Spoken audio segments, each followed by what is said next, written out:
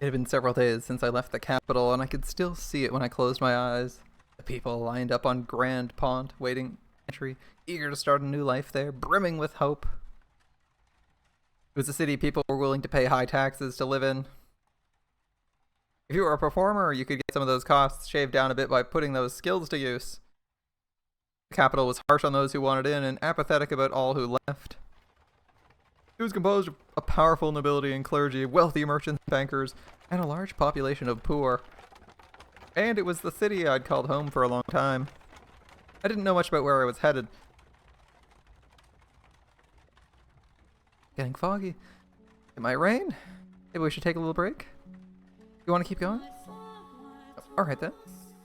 The coachman was frustratingly taciturn. He acted as though he'd gotten stuck transporting a prisoner. Although that was hardly a stretch. From his point of view, I was nothing more than a criminal. Even the times he would acknowledge I had said anything, he made no effort to hide the scorn in his eyes, pretend he didn't regret ever taking this job. And I would just fall silent again. The road was gradually getting narrower. We'd long since left the paved city roads behind, and we're now traveling along a couple worn-down grooves in the forest. How did I end up here? Why was I being subjected to this? I was done thinking about it. The more I thought on it, the less fair it seemed. The more I remembered, the worse it hurt. All I could do anymore was close my eyes and weather the storm. Deep within the dense woods, a mansion appeared before us, like the world fading into view after a dream. It didn't seem to be an especially large house, but it had obviously been constructed with a great deal of care, and it was, thankfully, not standing in ruins. Deep in the forest? The carriage came to a stop, and the coachman climbed down, signaling with his chin for me to get out. Thank you very much. You must be tired after such a long journey. This is the mansion I'm looking for, yes? The driver didn't even acknowledge me getting back into the carriage and setting off into the forest. He seemed to want to get as far away from here as quickly as possible. He could have said something. Oh well. That was about all I could say anyway. Oh well. I couldn't blame anyone for my being here, or for his wanting to get out. I should get going, I guess. Getting a better look at it, the house's windows were strangely enough all shuttered. It was probably dark as pitch inside. Does no one live here? But if that's the case, why was I placed my hand on the front door. Such a big door. What if I couldn't get in? I had no idea what else there was in that area. If the door didn't open, I would die out here in the forest. I've come to accept much, but I'm not ready to forfeit my life yet. Please open. Not locked, I guess. The music is quite loud right now. Feels like their audio mixing is a little bit questionable, but that's okay. Not locked, I guess. Deja vu. The door was heavy, and though it seemed to protest my attempts to enter, it opened much easier than I was expecting. I was worried over nothing. Looking in, I got the strangest impression that light was being swallowed up into the mansion's depths. Depths. Rather than going inside, it felt as though I was about to step outside the boundaries of this world. When I closed the door, it was so dark I couldn't even tell where I was walking. I wonder if the window's open. Though I managed to fumble my way over to a window, it was tightly shuttered and the shutters caked with rust. That's probably not getting it open without a fight. And I am still experiencing a sense of deja vu. Not a hint of light. I couldn't even see my hand waving in front of my face. It felt as though the floor would float from under me and I would sink into eternal darkness if I didn't watch my step. Fighting back that fear, I slowly walked forward, tracing the wall with my hand. There was a door at the end of the long corridor. I pulled it open and a wisp of bone-chilling air brushed past me, and my patience, or how loud the music is running low. So I'm just gonna turn it down again. Down to about 2/3. I figured you guys are probably getting impatient at that point too. Alright. It was too dark to see anything, but I could feel something different present in the area than the rest of the house. Uneasiness gripped me. Hello? Is anyone there? Please don't tell me it's actually abandoned. I suppose I can't know without looking around a bit more. My voice simply disappeared into the void, no response.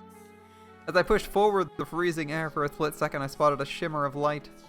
Squinting my eyes, I was able to make out a large window and unlike the others, it wasn't shuttered. What do we have here? Drapes? I see a light beyond. My chances were slim, I imagine, but if there was even a slight possibility of getting some light in here, it was worth a shot. So I pulled open the drapes. The next moment, faint but colorful light shone down on me. It was a stained glass window. From beyond the glass, I could hear the subtle pitter-patter of rain. It had finally started, it seemed. The different colors of light blended into a milky white, dim but wondrous. Pretty. It looks like an angel. How would someone cover this up? It's beautiful. With a little more light, it'd be... Please do not touch the drapes.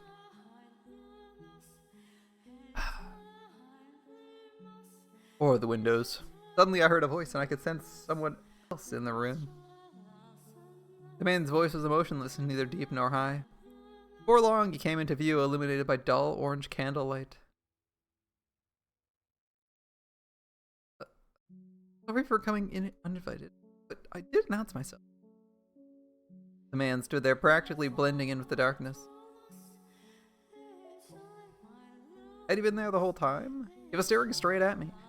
His gaze wavered slightly, but not enough for me to read anything. Then again, I could hardly make out any detail at all under the light of a single candle. The mansion? It is. Thank goodness, I was afraid it was deserted. I suspect you would have preferred it if the house were abandoned. Oh, not at all. I'd be scared to death staying in the dark mansion all by myself. Another thing to note is that I don't think the first 3 stories had any concrete displays of sorcery or magic. Right? We would have, like, no matter what, we'd have to make assumptions about someone having magic powers, but in 4, it was concrete. I think you probably should have seen it in that one where you're like, oh, there we go. Curse is not pure copium. He has magic death powers. Could have been another cat. No ill will intended. But I do think it could do with some light. That way you could see where you were walking. Sure, this room would look splendid, illuminated. Not necessary. I'd make do perfectly well as things are. You see when it's so dark. I have an abundance of candles and oil for lamps. I'm not in want of means creating light. Not your place to criticize my lifestyle. If you need light, you're free to leave. If you're in need of money, help yourself to some of the furniture. There's a village not far from here. Trade it for food, make your way to a larger town. I'm no longer able to freely return to the city. I can't go back there. Please don't chase me out. I see. And you asked this of me, aware of how people refer to this mansion? They say a witch lives here? Not merely a witch. First witch. If you remain here, you too shall likely suffer your own destruction. Worried for my well-being? Witch or not, my mind is made up. I was sent to this cursed witch's mansion to atone for my transgressions back in the city. It didn't matter what lived here, I had no choice. Which will strike you first, I wonder? Regret or the curse? You seem to be doing just fine. It's only a tale. The witch is real, very much so. It's not a legend nor a fairy tale. The witch. The witch's name was Morgana.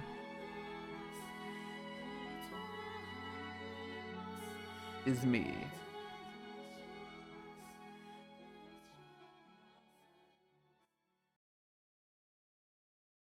Yes. That was our first encounter. It was nothing flowery or dramatic. It was rather laced with suspicion and wariness. We knew nothing about one another, and I had no interest in changing that. But nonetheless, that was where it all began. Where my history with her commenced.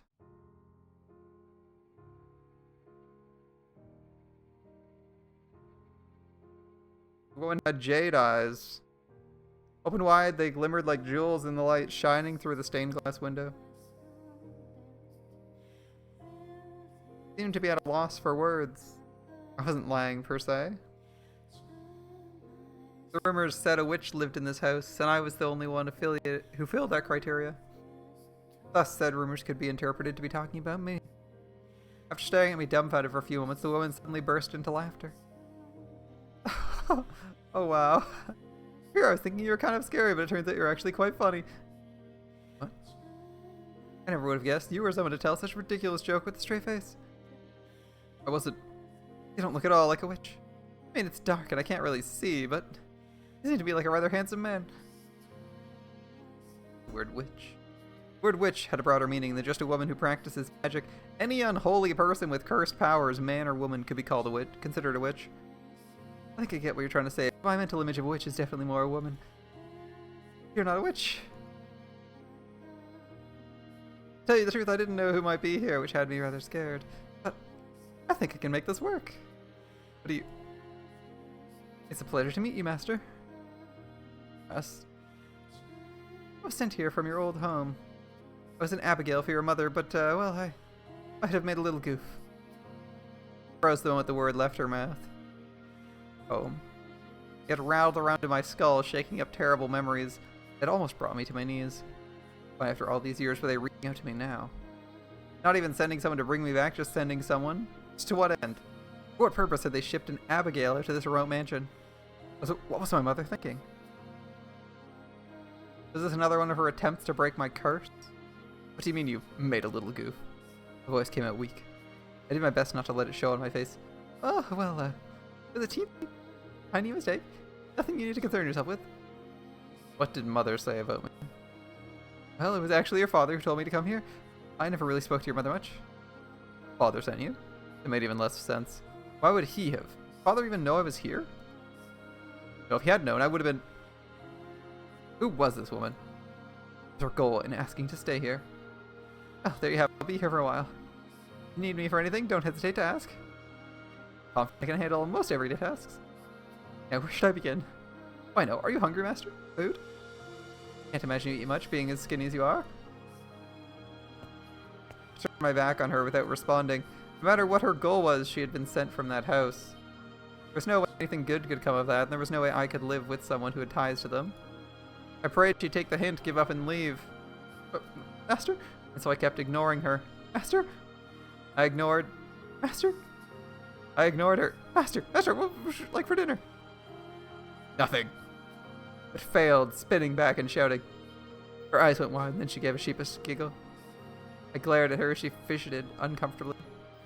Eating's one of the most basic human needs, so if you're hungry, you really should eat. I said I didn't want... What was that sound?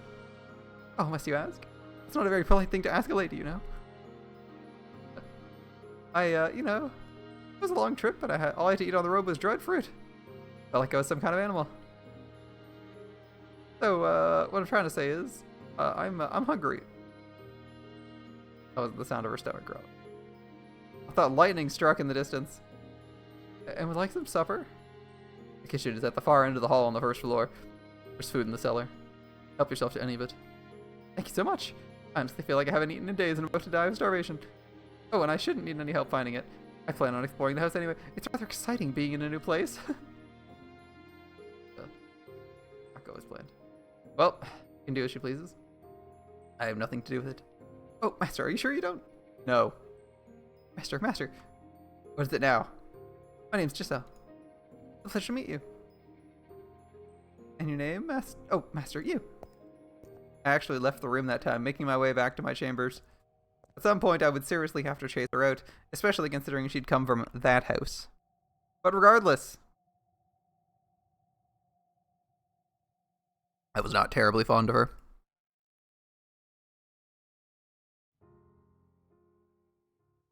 Master? Alright. I didn't really understand Michael, but that was probably because we were still essentially strangers. Having been sent to the mansion as reparation for my mistakes, I wasn't sure who I might find there. But I was tentatively convinced he wasn't a terrible person. He didn't do anything to me except stay away. He spent most of the time in his chambers. He told me to never enter under any circumstances. We rarely encountered one another in the halls. For that reason, I made an effort to be kind and cheerful on the sporadic occasions we did cross paths. Figured if I kept that up long enough, he'd warm up to me eventually. As new housemates, being able to enjoy our time together was obviously preferable to the alternatives. If I managed to break the ice, I hoped we'd be able to do some talking about the man. Him, me, something. I tried to keep working at it. The books incident. Michael didn't need me to take care of him. He handled his own day-to-day needs and activities by himself, and in fact, he didn't ask me for anything. An aristocrat who had no use for his servant. Hadn't met anyone like him before. Alright then. The only all I could do was clean. Wasn't sure how his room looked, but the rest of the house was quite frankly an absolute disaster. The dust was so heavy it was obvious it hadn't been touched in years. Get started. It couldn't be healthy to live in these conditions, so I set out to clean each room in the house one by one. That said, it wasn't going to be an easy task. Not because I was bad at cleaning, I consider myself quite good at it, but because it was near impossible to find all the dust and grime that needed cleaning under the flickering light of a candle. I can't understand how anyone sane can live in this dark. What's wrong with him? Maybe he's actually a vampire. God, wouldn't that be something? See it now, him sneaking out every night to suck the blood of pretty girls. This. That means I'm in trouble. Pretty sure that reference doesn't work in 1099. When was Bram Stoker's Dracula? Question. I thought that was like only a couple hundred years ago.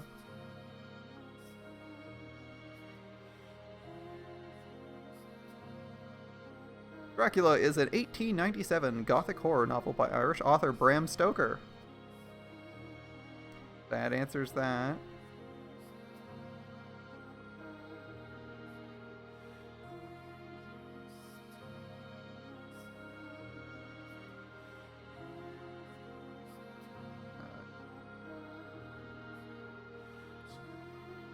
That's about all we have to say for that.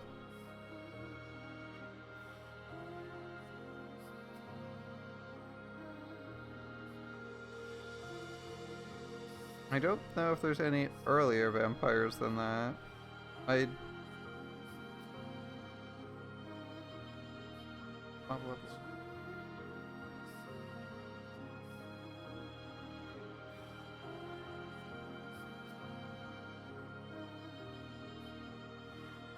Blah, blah, blah.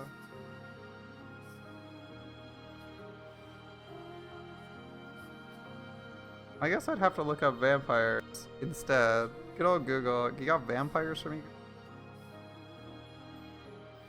I wanna know if there's an earlier reference to them.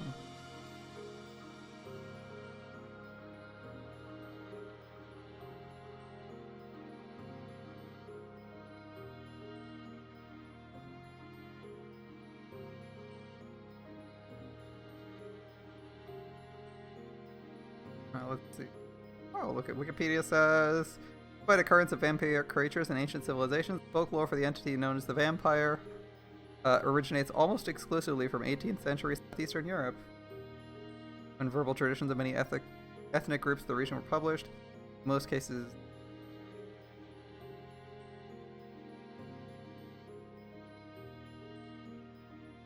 blah blah blah. Yeah, okay.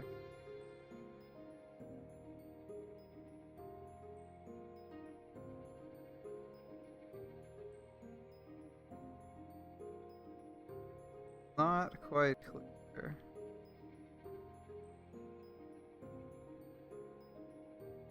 But it's dubious if it was a thing before the 18th century, so I think her claiming that you'd be a vampire is funny. That wouldn't work. I guess the author hadn't considered the fact that the foundation for vampires is actual vampires is only like 200-300 years. Oh, that means I'm in trouble. Look at me, I missed a one-woman comedy show here. Yep. I'm able to get them to warm to me though. Might give me a little more room to make some changes. Like opening windows, maybe? No light, no fresh air. No, thank you. Anyway, so I set the candlestick down and pulled up a chair to stand on, started wiping down the shelf. The chair's legs seemed to be uneven and it wobbled slightly beneath me. So many books. I wonder if they all belong to him. Any parchment was expensive, so it was rather astonishing seeing this many stacks of it in one place. There were even some books with bulky, extravagantly decorated covers. It does come from an esteemed family. I spent enough time in its family's home. It was a constant bustle of servants and guests, the exact opposite of this mansion. Why had he left his home? What had he done to be sent all the way out here to this remote mansion with less than savory reputation? I'll need to be careful not to overstep my bounds. I am a servant now. Servant. Ugh. Once the thought crossed my mind, I couldn't get it out. I'd always had a bad tendency to chase my curiosities as soon as they struck, pushing others to scratch the itch. Pushing to scratch the itch, no matter how many times my actions annoyed others. I couldn't do that here, though. I was simply a servant. If I got on Michael's bad side, I risked getting thrown out. I wonder what kind of books he's got here. So I attempted to distract myself, grabbed one of the books and attempted to pull it out. But the strings binding the parchment must have gotten tangled at the back. Whoa. The books on either side tilted back with it. Ah! And the entire row came crashing down on top of me. Ow. Oh, for Christ's sake.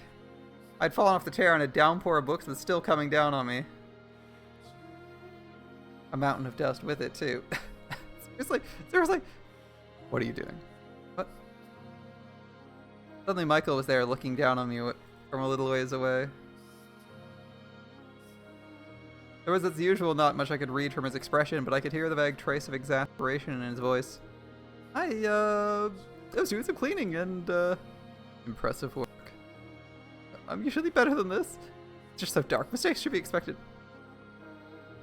I really think we should open the windows, Master. Get some light, some air flowing through here. I never asked you to clean anything. You did this entirely yourself. But there's so much dust. It can't be good for you. I am perfectly healthy. I do not. Had he even seen himself? No way, someone that skinny was perfectly healthy. You look like you have something to say. Can I make it my face in this darkness? You know. I want to be useful. Cleaning's about all I can do here, so, you know. I was sensing something else, but alright. He let it aside, stepped towards the pile of books, then reached his hand down for me. I suddenly felt a pang of embarrassment about the fact I was still splayed out on the floor, but I raised my hand to take his, only for him to pick up a book instead. Could at least help me up. You have legs, he said casually, returning the books to the top shelf. Maybe I was wrong. Maybe he was a terrible person. Maybe he was a terrible person. There is still time for him to become Vlad the Impaler. So, Master, are all these books yours? Stella asked, not a trace of remorse visible on her face, despite having made a mess of the room she was supposedly trying to clean. I give a curt nod. Really, that's impressive. It's been hard work getting them all here, huh? Got to be 100 books here. You'd fill a whole carriage at least. Get your own personal library. Been pouting only a few moments earlier, but her smile was back in short order. Her jade eyes were like little balls of curiosity, glittering in the faint candlelight. I'm not particularly fond of overly expressive, rather overly curious women. They not care that they trampled uninvited into other people's personal spaces? Or they're not even aware their actions were invasive. I averted my gaze from hers. I receive one roughly every month. Oh, I see. Wait. Turned back towards the shelves. I presume she understood the implications of what I just said, but the fact there were nearly 100 tomes here and I received only one a month. Huh. Stella fell silent. I couldn't blame her if she thought my circumstances, our family, or my life bizarre. But I didn't care what she thought of me. In fact, it was my advantage for her to be uncomfortable. I just needed her to stay quiet and keep my nose out of my business. There's more than I thought. Said not to her, but to myself. I had no reason to count the passage of time anymore. Only the books serve as a record of how long I've been here. 121!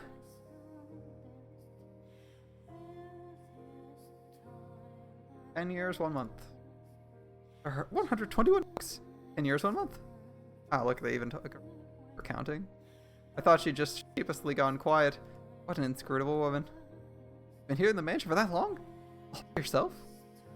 Truth was, there'd been times I wasn't alone, but Giselle had no need to know that.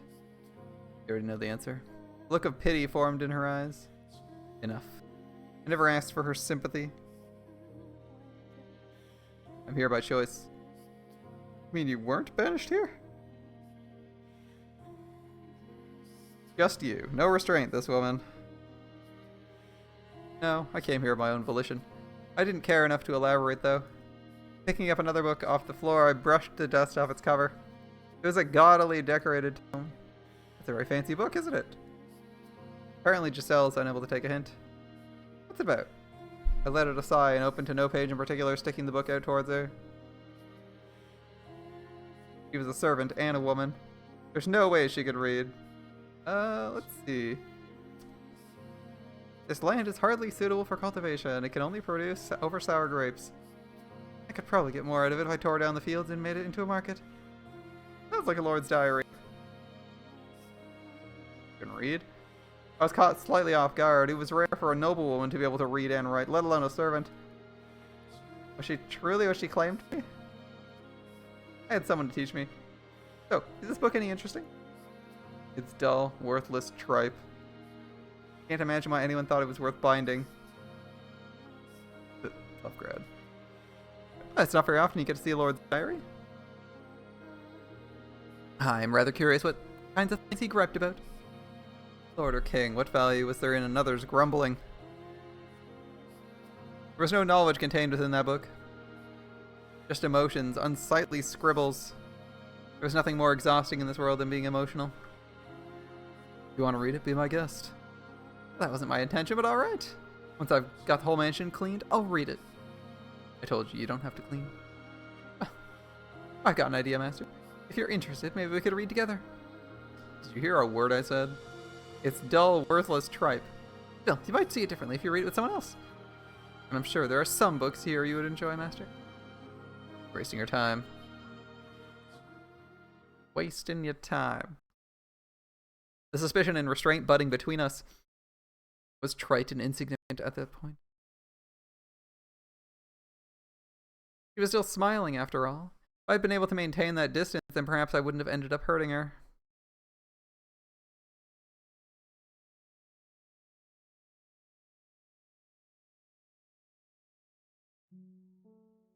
It had been a little under 2 weeks since I moved in with Michael. It keeps swapping sides. I think the flowers on the right being roses changed from something else to roses there when it changed narrator from Michael to Morgana. So though we lived in the same house, we rarely saw each other. On unlucky days, I wouldn't see him at all. I wasn't sure if he ate in his room or our schedules were simply misaligned, but we never had any meals together. Perhaps he was deliberately avoiding me. I know servant and master don't usually eat at the same table, but even so, he'd be a little less obvious about it. Am I really that much of a nuisance? I'm not doing anything inappropriate, am I? I'm being pleasant and sociable, aren't I? I haven't given him any reason not to like me, I think. I hope. He had never been very enthusiastic about my staying here, but I hadn't been given a choice. You know, I've been sent here by his family. Besides, with the negative thoughts, stay positive, yeah. He hasn't tried to chase me out yet, right. Just haven't broken the ice. I had to stay positive, optimistic, happy thoughts, and be myself. As long as I kept working at it with enough time, Michael would surely come around and not be so distant. I got a goal, let's get to work. First, supper, then ask him to have it with me. Gotta be proactive when it comes to the reclusive types. Alright, here we go. Or here would go, but we're almost out of supplies. Well, so much for that. The cellar was where the non-perishable food was stored. Dried foods, smoked meat, cheese, and a small scattering of root vegetables. Looking at this makes me feel like a soldier holding down a castle's fortifications. Had Michael really gone 10 years on nothing but this? I would have raised the white flag long ago. He said he hadn't left the mansion in those 10 years. I assume he at least goes out to get supplies, right? Running out of food's kind of a life or death matter. Can't believe he hasn't set foot outside even once in... What are you babbling on about? Oh, you... I assumed you were talking to someone. Huh? Does anyone else live here, Master? I haven't seen anyone. It's just the two of us. Alive, anyway. You mean there's ghosts? Something of the sort. Oh, there you go again with the jokes. Right, I'm not a child. You're not going to trick me like that. There are adults who believe in such things. I suppose, but I don't really believe in ghosts or demons or curses or anything like that. The church just tries to convince people that they're real so they can squeeze money out of them. Am I going to have to turn you over to the church? Blasphemy? No. I pray every day, honest. I don't particularly care either way. I'm returning to my chambers. What? Already? You didn't come down for food? I only came down because I heard voices. Moment then. Wait a second. What? Our stores are almost empty. What do you normally do when you need more food? I'll happily accompany you on a trip to the market. Oh, already? That was fun. There are 2 of us! I don't really eat that much, do I? Dim light, it was difficult to make out his expression, but I thought I could see a tinge of annoyance on his face. Hold your ground, Giselle. Do you want to get closer to him? Is that a parsnip? Michael was holding a tangled ball of roots. The reason I asked was because the parsnip looked like it was on the verge of total decomposition. Dude, there's still food. He then handed it to me. Wait, you want to eat that? It's clearly seen better days. You're gonna get sick. Or are you telling me you can survive on rotten vegetables? Of course I won't eat it. I just figured you were hardy enough to survive. What do you think I am? No, he's definitely a jerk. Or that the resulting diarrhea might reduce your appetite. Kidding, right? You can't be serious. Anyway, we should bury that outside. We can go purchase fresh supplies. I told you I don't go outside. Then how do you... Wait. A visitor? Who could it be? Perfect timing. Perfect timing. Your servant. Make yourself useful and go retrieve that package. It's not a delivery, but a wanderer. Chase them off. Package? Master? Hold on a second. What are you talking about? And he's gone. What kind of delivery is he expecting? Guess we're gonna find out. There's the package. Michael stood there unmoving, veiled in shadow. He glanced over at me and threw his gaze to the front door. At his command, raised the bar, pulling the door open. Blinded by the light. After nearly 2 weeks inside, the light from the setting sun almost blinded me. The world went white, my head pounding. Feels like this is very similar. A couple things changing, I guess. Instead of being a homeless person, she's a... homeless person accused of being a witch, she's a servant. But anyway.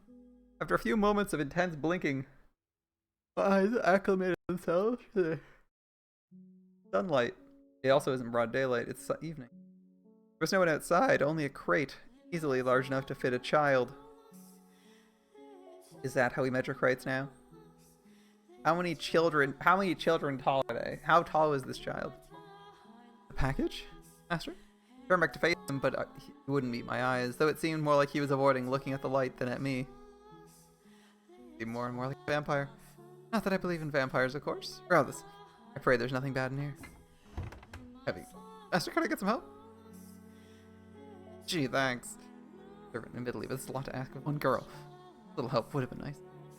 Once it's inside, close and bar the door. Said dispassionately, his head still turned towards the darkness.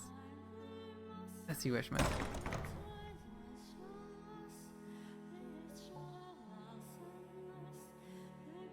Once the door was shut, I found myself sucked back into a world of darkness.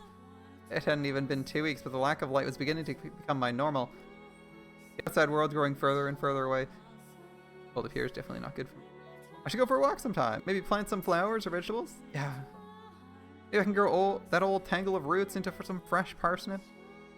What else do we even have to plant? It'd be great if there were some flower seeds.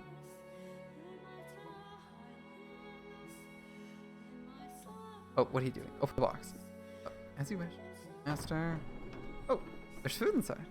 Inside the box was a burlap sack filled with berries, root vegetables, and smoked meats, as well as an assortment of bread, fruit, and wine. Aside from the fruit and bread, everything else was the same as what Michael kept in the cellar. And buried beneath the burlap sack was a single book. Come on. He really hasn't gone outside in 10 years. It appears you've begun to grasp the situation. Yeah, but why? It was delivered by someone from your house, Master, wasn't it? Servant, I assume. Why would they just leave without saying anything? No one wants to talk to a cursed man. In the past, they'd occasionally check in on me, but that hasn't happened recently. I think you're cursed. Ah, right, you don't believe in curses. And come up with your own explanation. An excuse for them to want to stay away from me. But for example, I killed someone, or maybe I'm insane. I couldn't. Regardless, I'm not normal. Bring the food down to the cellar. The book to the library. You are, of course, free to refuse and run off back into the woods. I'll do it. Alright then. You take care of that. Hey, what is it? I just noticed there's something else in here. Wrapped in cloth? What could it be? painting. For you to hang up somewhere in the house, I presume? So dark, I can't see it well, but I'm sure it's... Don't touch that. What? Michael, who kept his distance from me until that point, suddenly marched over and ripped the painting from my grasp. Master. His face was twisted into a look I'd never seen him make before. Was it indignation, disgust, hatred, panic? I couldn't tell, but there was more than enough negative pressure to cause me to flinch back. That painting perhaps something important? A landscape painting, muttered under his breath, the tension melting away from his face. I was left looking at his usual blank, impenetrable expression. His eyes were still fixated on the picture, staring at it unblinkingly. Why a landscape? Some kind of passive-aggressive message. Not anywhere nearby. Did they travel somewhere? Not that girl, so that's an improvement. Master? Oh, you're still here. Still here? Of course I'm still here. Who do you think asked you to take care of the package? Or you asked to take care of the package? What's with you? Running over and snatching the painting from me? You scared me. Could you maybe explain yourself? What's so special about that painting? I don't believe that's any of your business. Why? Of course it is. You ripped it out of my hands like I was some kind of thief. Afraid to know what that was all about. And maybe an apology where you're at it. Told me to open the box. So I did. All of a sudden you're angry. We are not equals. Do not mistake yourself for my friend. You have a right to know. You have no such thing. I have to be so rude. I'll say it again. Leave if you don't like it here. I never asked for you to be here. That was your wish. My wish? Are you out of your mind? I never asked for this. I never wished for it. Who in their right mind would want to be sent to some house in the middle of nowhere? Would ever want to go through that? Calm down, yourself. Can't get angry. Right, that is what I wanted. But I never wanted to make you mad. For us to argue like this. I just wanted to get to know you better, to get closer to you. I mean, it would make things smoother for the both of us. Make living together more enjoyable for us. Right? Would it? Wouldn't it? Probably. Green fleet. Listen carefully. It's very important for you to understand. Do not try to involve yourself with me. Do not go probing around for information. If you can't do that, leave. I completely shut out. The glare he was giving me and the standoffish aura he was emanating were reflected in his tone of voice. Why did he try to push me away like that?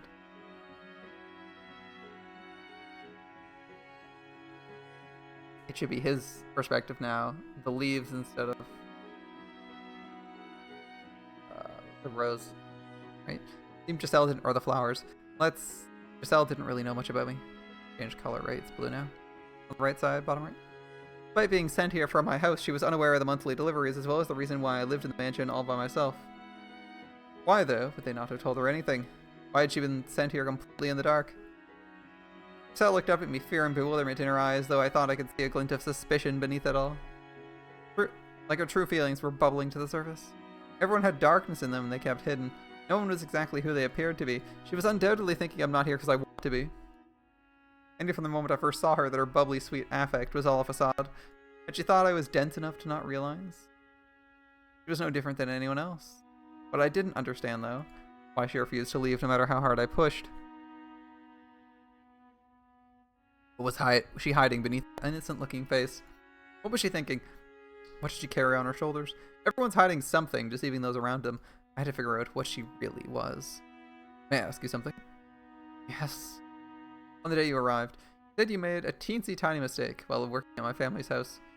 Tell me about that. What did you do at the Bollinger estate? In that moment, brief though it was, her disposition wavered. Fear? Terror? Perhaps anger? I couldn't tell. Nevertheless, it was abundantly clear it was a subject she had no interest in me breaching. And so she had borne her fangs. The smile she donned now was visibly forced. It's nothing you need to concern yourself with, Master. I promise, it was a significant little thing. Couldn't say. Why couldn't she tell me? What had she done there? What did the woman know about the house? What did she know about me? What was concealed beneath that smile of hers? I'm the master of this house, and you are a servant. Still refuse to tell me? Like I said, it's nothing. No reason to bother you. With mere servants, personal blunders, Master. What are you hiding?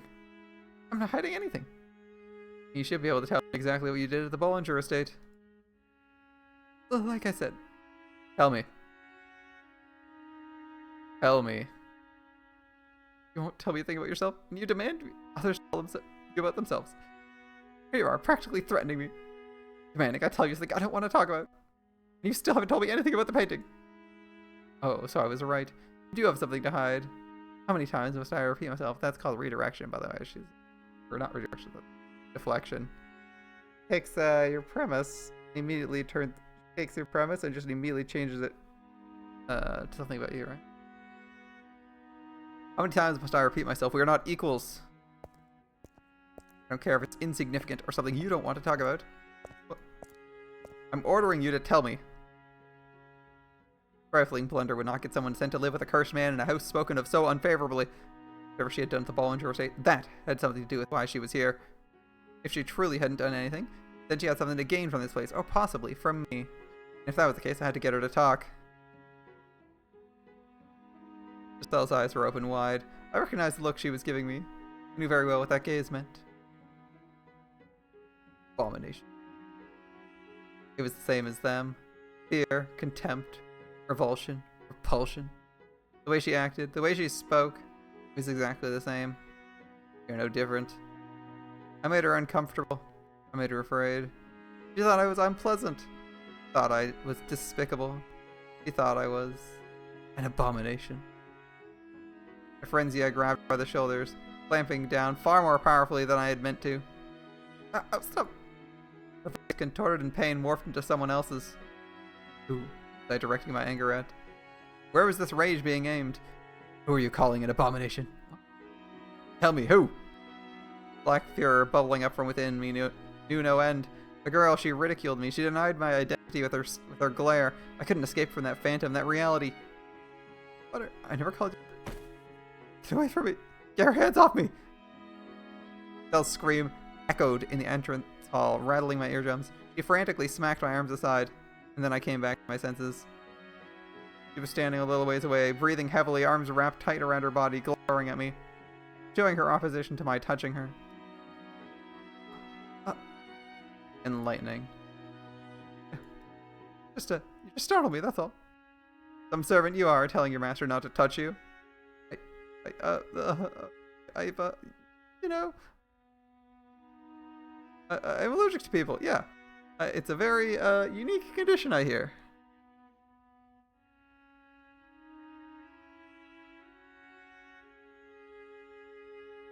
I mean, can you believe that? You know, some people get all red itchy when they touch a dog or a cat. Oh, it's like, yeah, except for people, I'm sorry. I wasn't trying to be disrespectful. Beg your forgiveness. Why don't you speak your mind? This is what's going through your mind right now. I have nothing to apologize for. No, that's not. I can somewhat sympathize with your plight. Being made to apologize even though you're hurting. I raised my hand against you first, after all. Did you forgive me? Sympathy does not equate to forgiveness. Yeah. You take care of the package. I'm heading back to my chambers. What is it? You're not going to make me leave after what I did? No, I'm not, for it would seem I can make you leave on your own whenever I so please.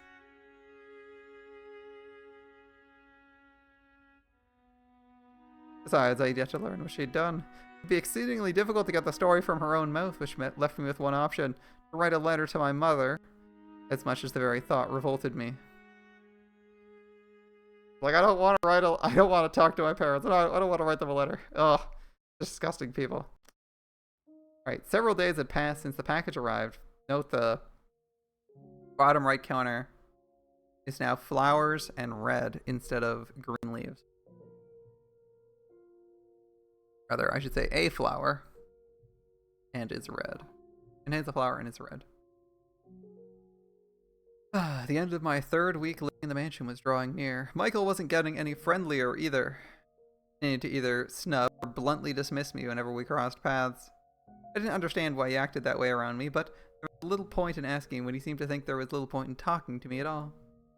So at first I had been sure there was some way to get him to warm up to me. The more time I spent in the mansion, the more my willpower began to feel like it was at its breaking point.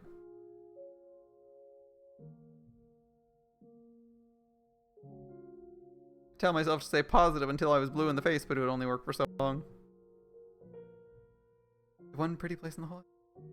I'm glad he hasn't covered it back up. Blue moonlight shone quietly through the stained glass window, vainly illuminating some of the room. I hadn't noticed until now, but the room with the stained glass window appeared to be modeled after a chapel. Rows of pews faced the window. I know, we already faced the window, below which that would used to be a pulpit. There was very little left of it, though, and an awkward length of silver was mounted to the pulpit's front face. It was, I assume, formerly a cross. Upon further reflection, rather than facing into the pews, seemed to be pointed at the pulpit, or rather, the cross hanging on it. Wasn't sure why there'd be a chapel in a mansion, but I had no one to ask about it. Perhaps this size, the statue of the Christ or Virgin Mary seems more appropriate. Very well made chapel, at any rate. I doubted Michael had it built for himself. There'd be no reason for him to cover the window if that were the case. Nor had I ever seen him come to pray. He's odd either. I'm not even sure if God really existed. Surely the world would be a much more pleasant, peaceful place. No unfair disparities in money or power. No senseless misfortune. I certainly wouldn't have found myself here either. But God was evidently quite fond of giving mankind trials. Probably tell me with a straight face that this was one too. Or perhaps he really had a false impression of it. He didn't actually give us anything. He merely sat back and watched from somewhere far, far away. It wasn't his job to bring peace to the world or ensure our laws were fair. That was mankind's responsibility. What are angels? No idea. We're getting internal monologues, but for the most part, the plot's been very close. Here's one. Maybe the Bible has the answers.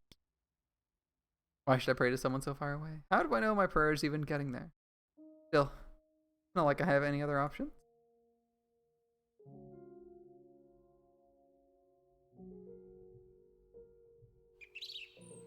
You work.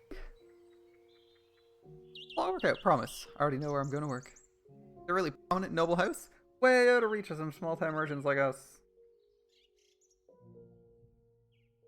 Never know, this could be my big break. I'm just kidding. I'm like so worried. I'll be just fine, honestly. I'll make enough money for us to get back on our feet. For goodness sake, I can handle it. Everything to me. Just wait, I'll make our family into something you can be proud of. I'll be fine. Yeah. Say bye to Mom for me. Probably won't be home for a while. Afraid I'm gonna make some careless mistake? I'm not that airheaded. I can be a refined, elegant young lady. No one don't even know what to believe anymore. You don't believe me? How about I give you a little Ahem. How are you doing this fine morning? Your morning beverage is ready. Prepare the utmost of care. How was that? Not bad, right? What? You think it sounded forced? I was the daughter of a merchant who ran a shop on the capital's main street. My father had passed away in a plague, so it was just me, my mother, and my older sister. It'd be a lie to say business was doing well. We struggled to squeak by day to day after taxes. We couldn't just abandon the shop and leave the capital either, so we tried to make the best of what we were able to in between the three of us. Then my sister fell in love with a moderately well-off aristocrat. My mom and I were supportive of her in her desire to marry, but their union almost fell apart because she was not suitable for him. Merchants were hardly the lowest class. What we lacked instead was wealth. We needed another source of money beyond what the shop took in. If only we had money, my sister could get married. If only we had money, my mom wouldn't have to work so hard. If only we had money. It was then that someone from the distinguished Bollinger estate approached me. He said they were in need of Abigails and would love to have me. He said if I agreed to work for them, the Bollinger estate would take care of my family. Generally speaking, noble houses take Abigails from other lower-ranked noble homes. It was unthinkable for someone of my status to receive such an offer, so I took it as a once-in-a-lifetime chance and accepted the offer. Just pray that nothing bad happens to my sister. That Mom's getting enough money to live comfortably. I can do. They're nobility. They have plenty of money. Spare some. The light shining through the stained glass window began to grow murky, fading into blackness. It felt like a message from on high that no, my prayers would not be answered. The bluish-white illumination shining down upon me disappeared as clouds blocked the moon. Come on. I don't even want to look at a sullied woman like me. I never asked to end up like this.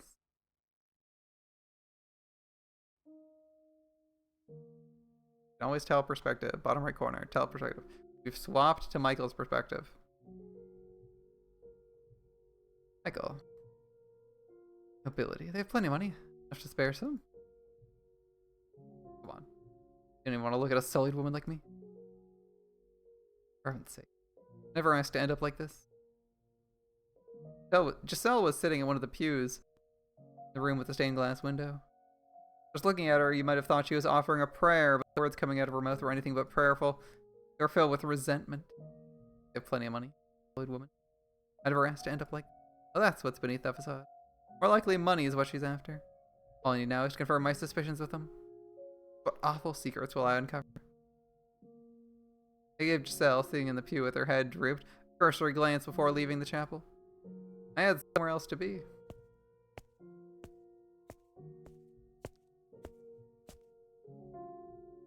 Bitterly cold outside air felt like dozens of needles flowing into my lungs. It had been so long since I stepped outside beyond the mansion's walls. A thick mist canopied the night sky, blocking out the moonlight. Naturally, the heavens did not rejoice at my leaving the house. It had been 10 years since I'd seen the mansion from the outside. It hadn't changed one bit. A gloomy scar upon the earth, shrouded in darkness. Hardly the kind of place someone would enthusiastically approach. Nevertheless, it was better than that house.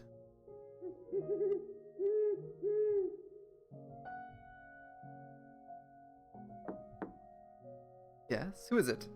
Michael. Michael? Bollinger? Just a moment. I'll be right there. Come in, it's a humble abode, but make yourself at home. Alright.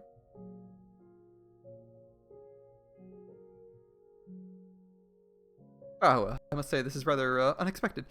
Just one word and I would have been up there in a heartbeat. How was I supposed to do that? I am regrettably fresh out of carrier pigeons. Yes, my apologies. The man living in a small cottage not far from the mansion had been hired by the Bollinger family, his job to watch over me. That said, we never actually interacted. He was tasked with keeping track of whether I was still alive and whether I remained in the mansion. The monthly package for my family was delivered to him, which he passed on to me. It was insipidly convoluted, but it was indicative of how much they wanted to avoid anyone learning about me. Well then, what can I do for you? The manservant was visibly rattled, afraid too. But not because of the difference in our social ranks. I had a pretty good idea what he had been told about me. He was afraid of me, or more specifically, my curse. People fear that which they cannot comprehend. Not just children, adults as well. They fear demons, witches, curses, anything impure or not of this world. But I'd long since gotten used to being viewed as such. It didn't sadden me, it didn't disappoint me, it didn't pain me. Some things were too foolish to concern yourself over. But certainly doesn't make me feel good either. I was on some level annoyed. That one's appearance at the mansion had created ripples in my once tranquil life.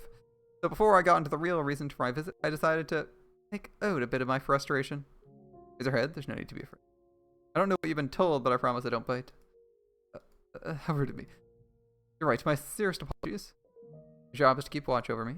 Your sight of me has you trembling. What do you do if I try to run? I'd have little trouble escaping. That would be quite unfortunate. Never tell your mother. I'm not sure that would end well at all. You could lose everything you've been paid so far. In fact, you might be lucky to get out with your life. Surely your mother would not... You are aware of who you're dealing with, right? Michael the Cursed, youngest son of the Bollinger family, who made a pact with the devil. I don't need a blade to take your life. You won't even make it back to report anything. Mercy, Lord Michael, please don't leave the mansion. Please spare me. Only joking. What? I don't have the power to kill by way of curse. The man fell silent, but the look on his face said, "Are cursed though, right? Someone's got an idea planted in their head. It's impossible to get rid of it. So cursed that anyone can see it. I need to be locked away in a dark mansion. I'm here because I had a question for you, not to warn you. I plan to run away. Yes, approximately 3 weeks ago, a black-haired woman came to the mansion. Tell me what you know about her. I was told there would be an Abigail coming. That's all. I don't know anything else about her. I swear, that's all I know. I haven't been told anything else. I believe you. I never thought they'd tell you anything. Right. You've been hired to observe me, that's all he was, a hired hand. You wouldn't be privy to Bollinger family internal affairs. Take this. A letter? I need you to deliver it to my mother. Could have just left it in the box for this month's package. I would have collected it when I dropped off the next one. I'm in urgent need of information. Will you do this for me? Yes, absolutely. I'll fetch the delivery boy tomorrow morning. Appreciate it. Good night. You take care.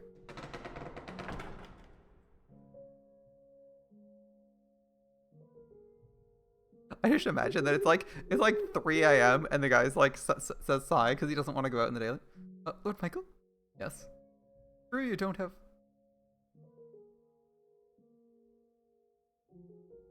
Like me, though your mouth shut so you can never open it again. Not at all. My sincerest apologies, Lord Michael.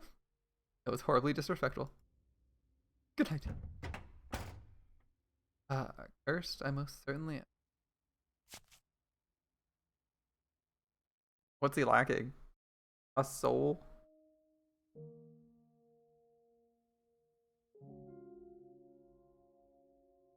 Mother's response arrived just 10 days later. The delivery boy must have pushed his horse quite hard. It was almost exactly a month after Giselle moved in.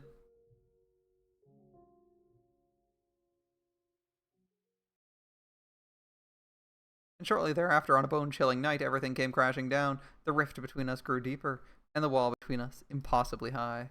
When I lay bare the scars in her chest, and mercilessly plunged my knife into them. Perspective swap? Ah, there we go, the flowers.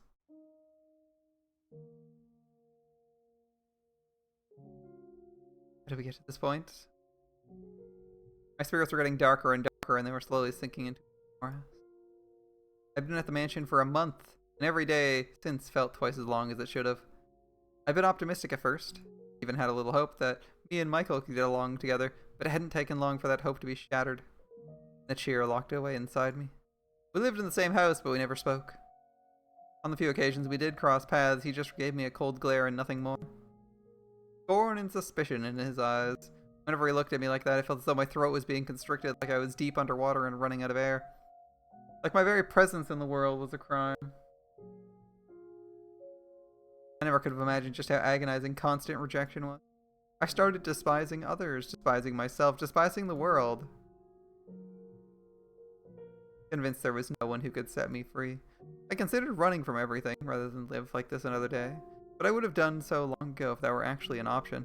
If they found out I had fled, that I had acted outside their wishes, my mom and sister would pay. I had succeeded in allowing my sister to get married and my mom to live comfortably. I'd given them happiness. I couldn't take that away from them again. Then after what I had to go through to do it. Getting way too depressing, Giselle. Pull yourself together. It's not who you are. Positive. The negativity didn't only come from my interactions with Michael either. No, there seemed to be some kind of terrible presence within the mansion that twisted the people's hearts. The mansion was in fact a bit of a local legend which I had been informed about before being sent here. People claimed it was cursed and that an evil witch had lived in it for many years. Michael joked he was the witch, but I didn't believe him. One to usually believe in magic or curses, but being here so long I can't help but wonder. Anyway. Things can't go on like this. If I was to remain in this house, the situation needed to improve. A lot. I was gonna lose my mind if things kept up as they were. I was ready to give up once. I'm gonna try closing the distance between us again.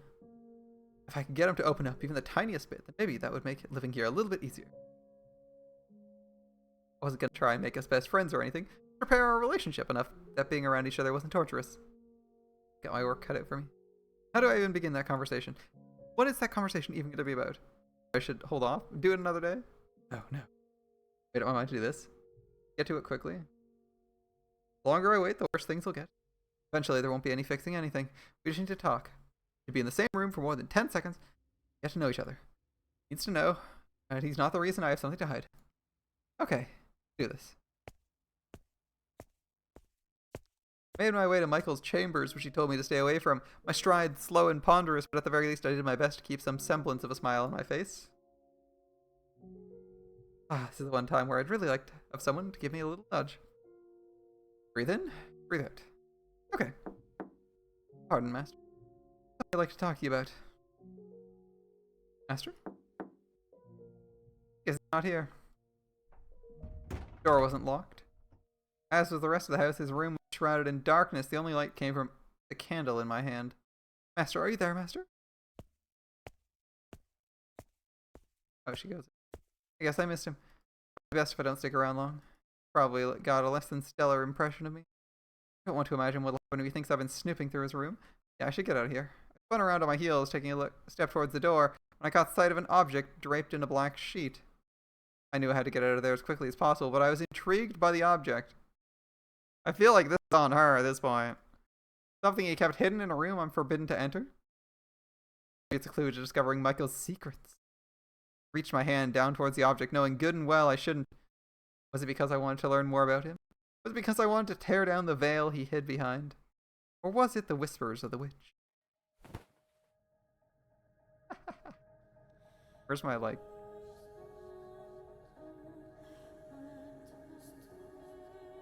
my, Beatrice laugh?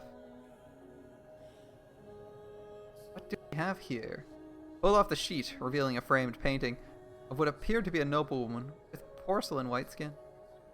What stood out about her, though, is the woman's hair. Pale as her skin. And then...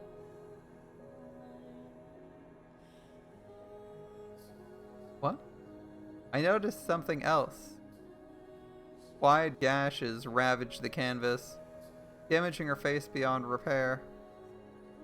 I imagined it had once been a painting of a beautiful woman, but there was hardly any trace of that left. The only feeling it inspired anymore was a deep chill.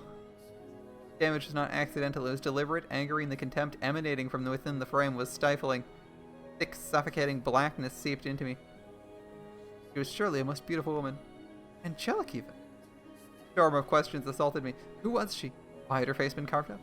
Why had the painting been covered? What happened? Who could have... There's only one person who could have done this. Michael, why on earth? Saw it, didn't you? Saw the painting, didn't you? You entered my room without permission? Saw the painting, didn't you? Angelic, you say? Nothing angelic about that damned woman. Trembled like some excuse, but no word. Nothing would come out of my mouth. All I could do was tremble.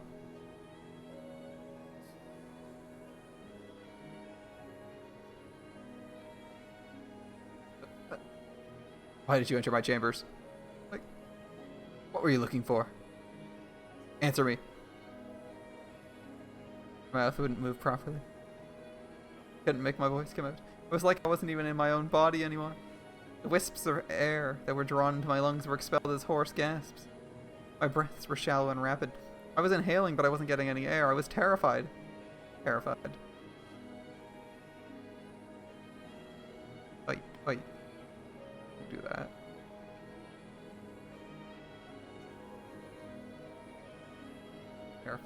Terrified, so damn terrified. Of his eyes, his voice, his feelings, the knife he was holding up to me. The terrible past I was chained to, the man's voice, the man's very flesh terrified me. What were you trying to find? What were you planning to do with it?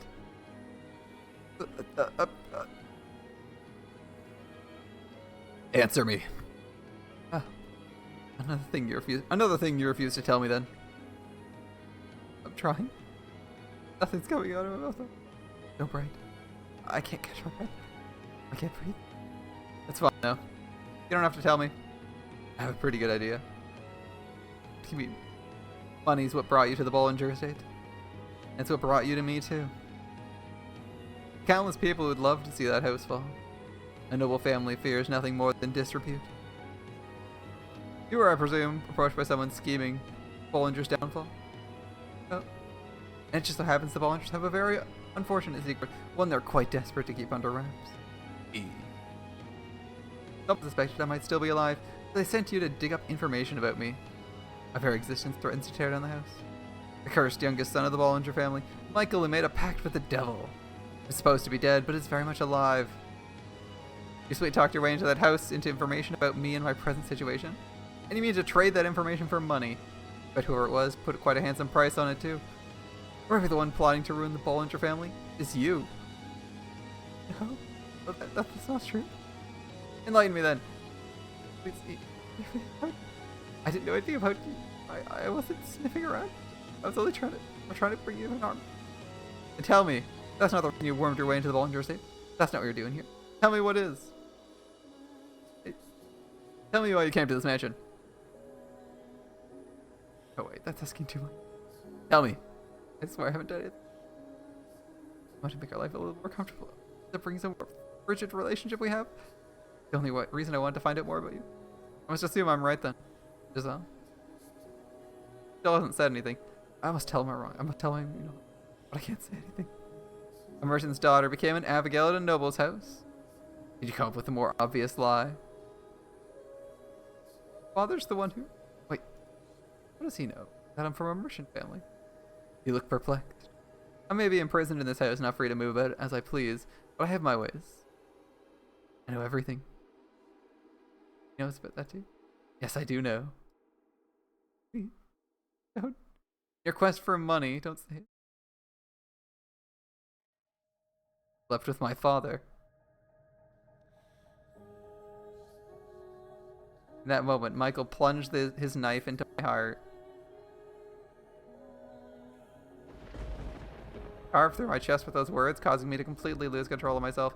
In a panicked frenzy and probably screaming all the way, I knocked the man aside, ran and ran and ran. I could hear a clap of thunder in the distance. Oh, how I wished a bolt of lightning would come crashing down on me. Maybe if God burned my tainted flesh with a divine thunderbolt, it would get rid of some of the filth. But the jagged streaks of light. Her phrasing, by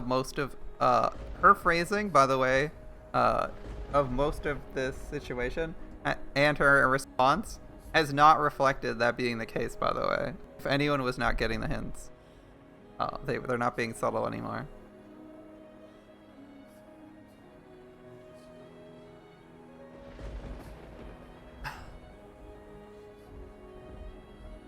She has described herself as filthy, spoiled, and I think was tainted in the list. I can't remember. Yeah, only creating restless grumbles in the sky, and she's actively avoiding mention of it.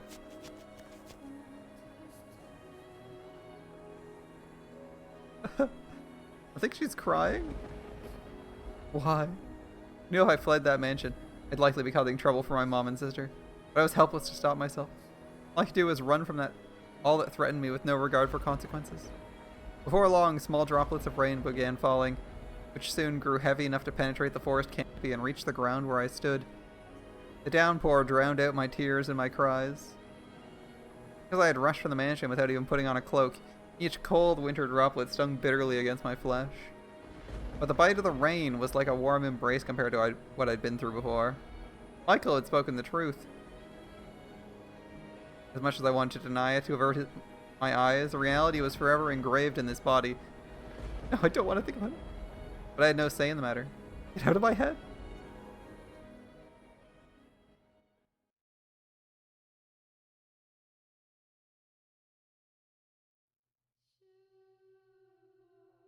Antonin. Over here, Giselle. Okay, may I ask why you asked me here so late at night, Master? Oh, I just wanted to have a little... Care for some wine? Come closer, I'll pour you a glass. I had this wine imported from up north. They use very hard water and like it rather tart, so it leaves quite the lasting impression on your tongue. And yet it goes down so easily, you just can't seem to stop. What do you say? Have a sip. Does your expertise as a trader allow you to evaluate a wine's quality without tasting it? No, but, please, Giselle, don't trample over my good graces. Very well then. Have a sip, Master, but no more. Have you ever considered growing out your hair? Having long hair made it difficult to do my job. You're not a merchant anymore, though. You deserve to look like the woman you truly are. I have no doubt longer hair would accentuate your natural beauty. Gorgeous shade of black, so deep a man could get lost in it for years. It would contrast the color of your skin fabulously. Highlight your eyes, your cheekbones, nape, shoulders, and chest. I should get going. Oh, but we're not done talking yet. I wouldn't want a lack of sleep to interfere with my ability to do work tomorrow. Thank you very much for the wine. It was delicious. No need to be so cold-hearted now. The moment I first laid eyes on you. Master, that's enough fooling around for one night. No, don't be afraid. I wouldn't do anything to hurt you. I simply want to express my love. Let go of me. I only came here to work, nothing more.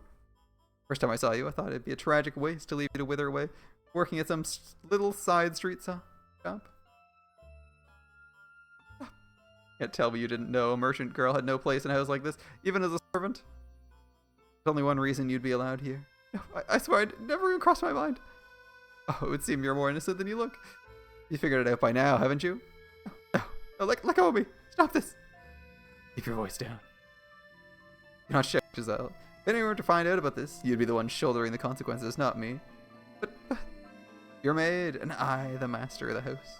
Whose word do you think holds more weight? Don't worry, I won't do anything to hurt you. I promise your family will be exceptionally well taken care of. Your mother will have the comfortable life you wanted for her. You know what will happen? You raise a fuss and make a fool of yourself. Not only will your family not get any of our money, and not only will your sister not get to marry, you'll all spend the rest of your lives in the streets. How could you be so... Blackmail? Blackmail? For a merchant's daughter, you don't know much about trade, do you? Let me give you a little lesson about market value. The goods you're after, Giselle, are not cheap. Understand? Let me see that beautiful body of yours. He was an older man, so I hadn't expected him to be very strong, but I couldn't break free of his grip and found myself entirely at his mercy. Beneath the gaudy outfits lay a hungry beast, and I was seeing the creature's true colors for the first time that day. The aging man ran his disgusting, slobbery tongue across my exposed skin. Everything he placed his hands upon withered away. Every piece of flesh he pressed his lips against putrefied, rotted, decayed, rankled. I trembled in revulsion, at which the man laughed, seemingly interpreting it as something else. I wonder what kind of place hell was. Hell's wardens only flayed and carved their prisoners. I'd have preferred that instead. I'd rather have been sliced into tiny little chunks and cast into the hellfire. I would have chosen eternal torment over being touched by this man on another second, but I didn't get to choose my hell. Eventually, he forced open the gates I'd been holding fast. Bred his festering death inside me. Listen to me, Giselle. It's in both of our interests to keep this between the two of us. If you can do that, I'll continue to do good by you and your family. Don't look at me like that, please. I'm thrilled to have you here in the house, Giselle. She has long since lost her mind. It's torture just being in the same room. My sons, they hardly ever come home. But you, Giselle, you give color to my dull life. You make it exciting once again. Now go back to your room. I'll be waiting here at the same time next week. I couldn't escape from that man's grasp. No, he used my family against me. Some weeks I'd just not go to his chambers, my one feeble means of resistance. When I did, he'd send another Abigail to come find me the next day. I couldn't ignore his summons when he got other people involved. And then when the two of us were alone, the mask would come off.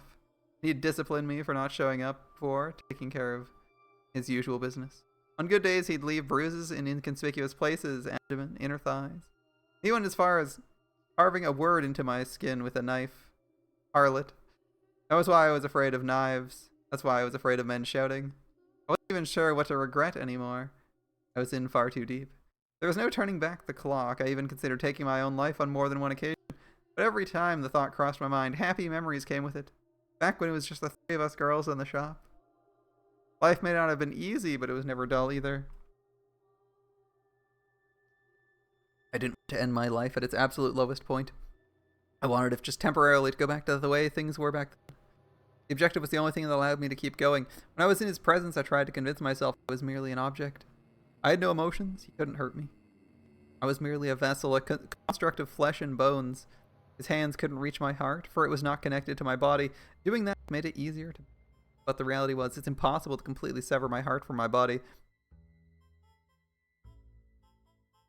You're Giselle, aren't you? One day the mistress of the estate stopped me in the halls. She had supposedly once been quite beautiful, and now she was only haggard and bony. Her skin dry, her eyes sunken, her hair faded and stripped of its luster. Her head down, her cracked lips barely moving as she spoke. Age didn't appear to be the only thing working its merciless magic on her either. There seemed to be something eating away at her from the inside too, something that would burst at the lightest touch. Yes, I'm Giselle. Is there something I can do for you? Mistress rarely ever left her chambers. I had been told it had been years since she attended the family supper. What would bring her to come looking for someone like me? Am I getting... Ah, mistress of the estate. I don't know why, but I read that as head maid. I wasn't sure I wanted to know the answer. You're having relations with my husband, aren't you? You are, aren't you? Wretched creature. Just telling me the truth. One of my trusty maids caught a glimpse of you through a crack in the door. She saw you with him, you filthy rat. You seduced my husband. You devil, you conniving witch. You don't get it, do you? You don't realize how grievous your sin is, do you?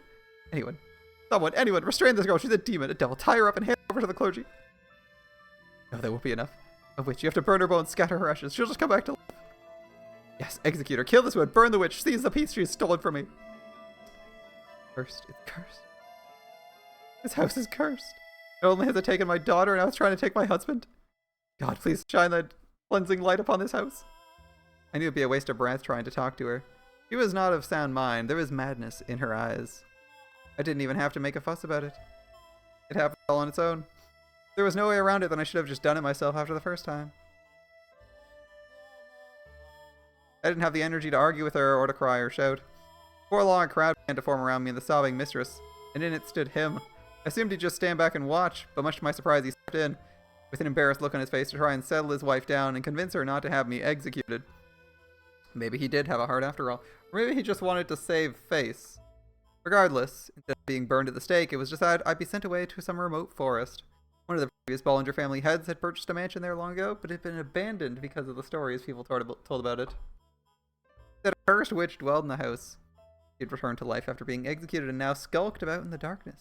The perfect place to banish a sinner. And so, accused of adultery, I was in a carriage on my way out of the capital the next day. Got my mom and sister alright. Two of them will believe in me, even if no one else does. Wooden wheels turned, carrying me away to that cursed mansion, and just a silent coachman and his single unsullied passenger. Looking out through the window, I could see the city walls slowly fading into the distance behind us. I doubted I'd ever set foot in this land again, ever cross the Grand Pont again. It was a saddening reality, but at the same time, I felt a surge of relief. I finally escaped from that house, finally escaped that man. Sense of freedom slightly lessened the weight of everything else I was feeling. Then we returned to our tour. A good while after we left the capital, the coachman handed me a letter.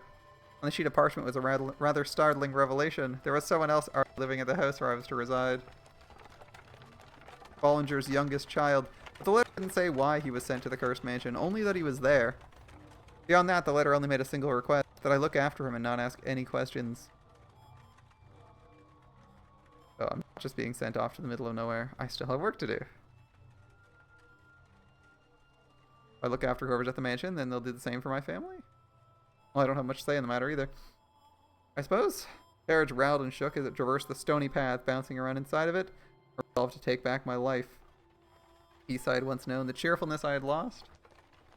To do so, I'd forget, lock away my memories, burn every terrible thing that happened to me, cast aside those memories and find my smile once. I have no idea who I'm going to find there. They couldn't possibly do anything worse to me. I'll greet them with a smile. Do my best to build up a decent relationship with them. I figured since both of us had been banished to the same cursed mansion, there'd probably be other things we had in common. And so I'd forget it all, get my life back. Smile back.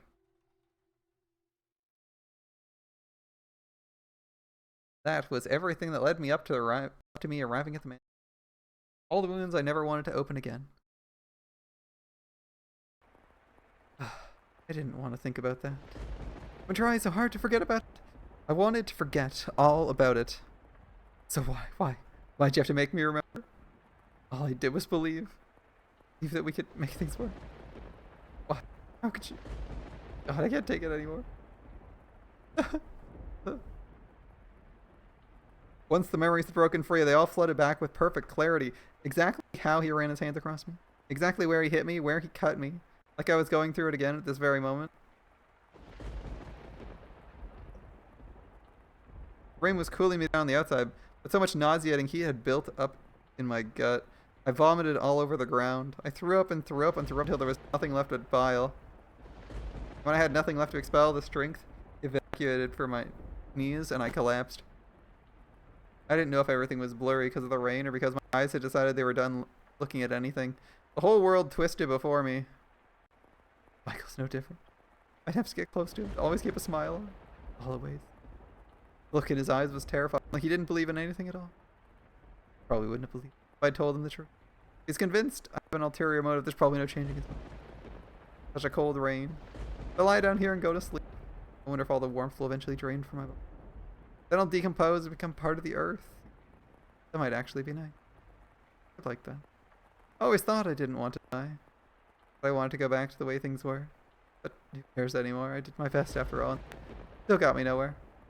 Fearful to sell, all just a farce. And when I'm dead, all my worry for my mom and my sister will fade away with me. God, I doubt you have a place for me on high. I am, after all, an unclean woman. I've given up on living altogether. But even if I can't get into heaven, it's okay. I just want relief. The rain pitter-pattered down through the leaves overhead, chilling my skin. The cold spread through my flesh and into my bones. My heart, lungs, and stomach freezing me like a block of ice. My consciousness drifted away from me, and the world slipped through my fingers. More than fear, I felt relief. Utter black. And that I was sure was the end of me.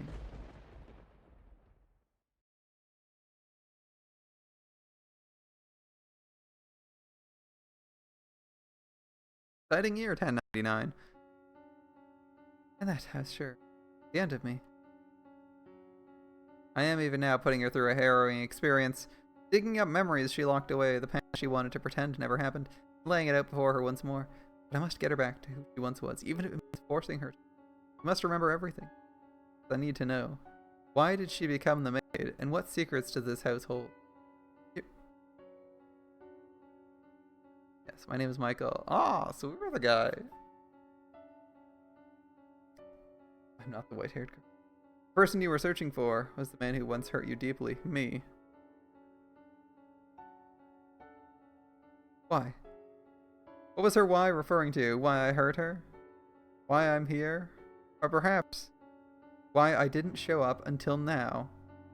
Not having an answer for her, I clenched her cold hands in mine. I wonder, were her hands this cold that night, too? There's still more we need to see now, though. It's still too soon for me to apologize when she's gotten everything back. Only then can I. Once she's reclaimed herself, that's what I must tell her. Now, let us return to our story has only just begun. No matter what we thought or what we desired, no matter what we lost or how much pain we suffered, we must not shut this door.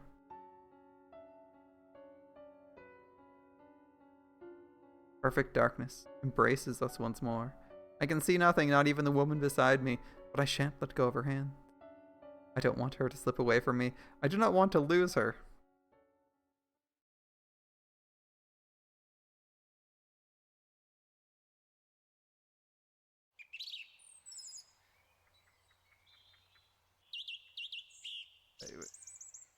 Stay with me. Stay with me. Are you alright?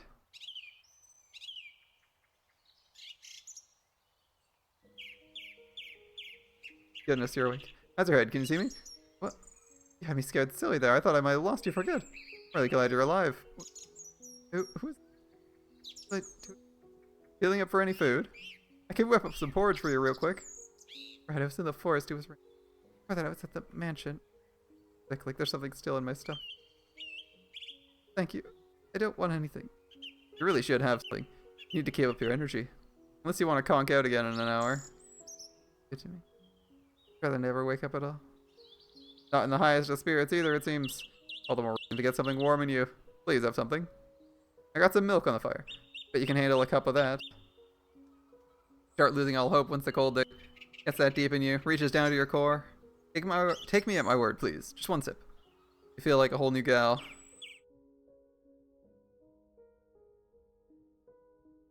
A heart-wrenchingly pleasant aroma wafted up with steam from within the wooden cup. Coming to the sweet smell, I lifted the cup to my lips for just one sip. The warmth that spread through me brought tears to my eyes. Perhaps there really was kindness in the world. A ripple spread across the surface of the milk. I heard a gentle sigh come from the man beside me. After which he said with a smile, "You should take it easy for the day." I'd lost the willpower to think about anything. I didn't care what happened to me or why I was here, who he was, or even where this was. I spent the whole day in bed, watching the sun slowly slide across the wooden floor.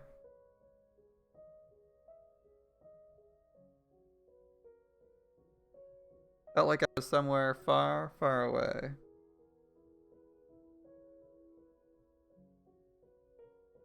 At times I felt like a lost child, and at times a sickly old woman on her deathbed. Watching the sun travel gave me renewed awareness of the passage of time. The fact that each moment went by was another moment I was alive. I realized then it had been a while since I'd gotten more than a brief glimpse at any sunlight. It almost surprised me how colorful the world seemed beneath the sun's light, something I didn't get much of in the dark mansion. Only after losing something do you realize how much you need it. Warm milk, the light shining through the window, and a bed that smelled like springtime. Those three things my heart slowly began to defrost. I started to regain the willpower to stand on my own 2 feet. Thank you for everything. You sure you're in any shape to be on your feet? Fine. That hurt. You looked pretty beat up to me. You look a lot better now, and you're talking a lot more cleanly than before. You've been very generous, despite having never met me before. For that, you have my deepest gratitude. Without your help, I'd no longer be in this world. I don't deserve your thanks. You're alive now because God's guidance made it so. God. I came across you early this morning as I was headed into the forest to hunt. Imagine my surprise seeing a young lady like you on the ground in my path. What were you doing in the forest? You don't have to tell me if you'd rather not. Everyone's got their own share of personal problems. You demand I talk? I have no reason to force you to do anything. You look like you've been to hell and back. I could tell just looking at you. Alan, do you have somewhere you can go? Somewhere to go? Of course I do. Can't go back to the capital or the mansion. No, why not stay here? Sure, it's a small village. We're self-sufficient. We all help each other out. No tax-hungry lords. No, we built the place up either. So we keep everything we make. We're pretty remote as a result, but the harvest isn't fantastic, but I'm sure you'll find it comfortable here. The rest of the villagers will be glad to have you. What do you say? Sorry, Mom. What I'm about to do might make the rest of the family's lives more difficult. But I don't want to have to feel any more pain. Oh, if I really wouldn't be inconveniencing you. If it's really okay, then yes, I'd like to stay here. That's great. I was loath to send you back out there in your current condition. I haven't introduced myself yet, have I? The name's Amadei. Just one lowly villager of many. I'm Giselle. Giselle, a beautiful name. If I'm not mistaken, there should be a vacant house. Clean it up and you can call it home. I couldn't possibly ask for that. I do others would like it if I just took a host for myself. That's not an issue. I'm the village's representative, more or less. Representative? Like the chief? Only a name, though. As I mentioned, we're not on any lord's maps, so I don't have much representing to do. The only reason I ended up in charge is I'm a bit more educated than anyone else. It was a long time ago, but I understudied with a priest. Because of that, I'm familiar with the Bible's teachings. So rather than a chief, people look at me more like a priest. Wouldn't be much fun if the church found out about that, though. They're liable to think I'm acting unordained. You believe in God, then? Quite the question. Of course God exists. He's always watching over us. That's why you survived, because he protected you. I understand your faith can waver when you're going through trials of tribulation, but those are the times that's most important. You keep sight of who you are. Right. Now you get some rest. Tomorrow I'll show you around the village. I really mean it. I really sincerely appreciate everything. Don't mention it, Giselle. This is your village now, so you don't need to act like a stranger anymore. Okay. Okay. So he's Amadei. He seems like a nice man. Maybe here I can live in peace. It'll be alright, I'm sure. Yeah. I wasn't silly enough to believe my life would be perfect, but I had found a tiny fragment of my lost hope. Well, I had once been ready to give up on absolutely everything. I felt like might be able to smile again eventually. Like I might be able to get back on my feet. And in order to do that, I had to cast aside my past once more. Forget everything that happened at the Ballinger estate. Forget everything that happened to that mansion. Forget about Michael. There was one niggling curiosity, though, I couldn't shake. Something he said before I left.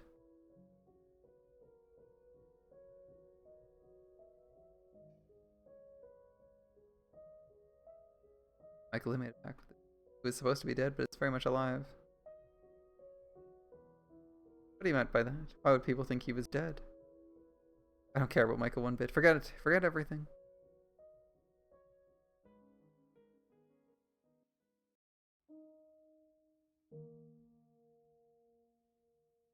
The house was, as it had always been, wrapped in a thick silence. Giselle's shadow, which had been lurking in the halls for about a month, was nowhere to be found. He hadn't come back since running off that day. My secret was still safe. Her efforts had in the end all been for naught.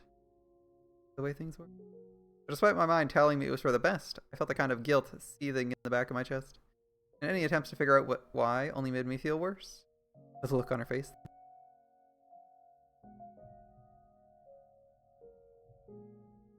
I don't know anything about you. I wasn't trying to bring you harm in any way. She's also like 100% lying about the sniffing around part. She's literally like going through his. She's literally going through his room, moving stuff around, trying to figure out more stuff about him. Is that really her just putting on an act that revealed they're scheming? She was screaming though and looked genuinely terrified when she knocked my hand away. Not falling for anything. I feel like I know that frenzied panic. Something doesn't add up.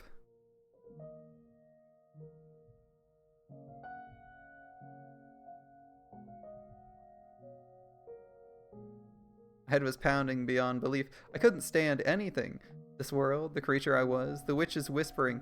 The archangel looking down upon me seemed to be cackling from somewhere far out of reach. The for whatever it was worth to escape from its gaze. I once again drew the drapes over the stained glass window.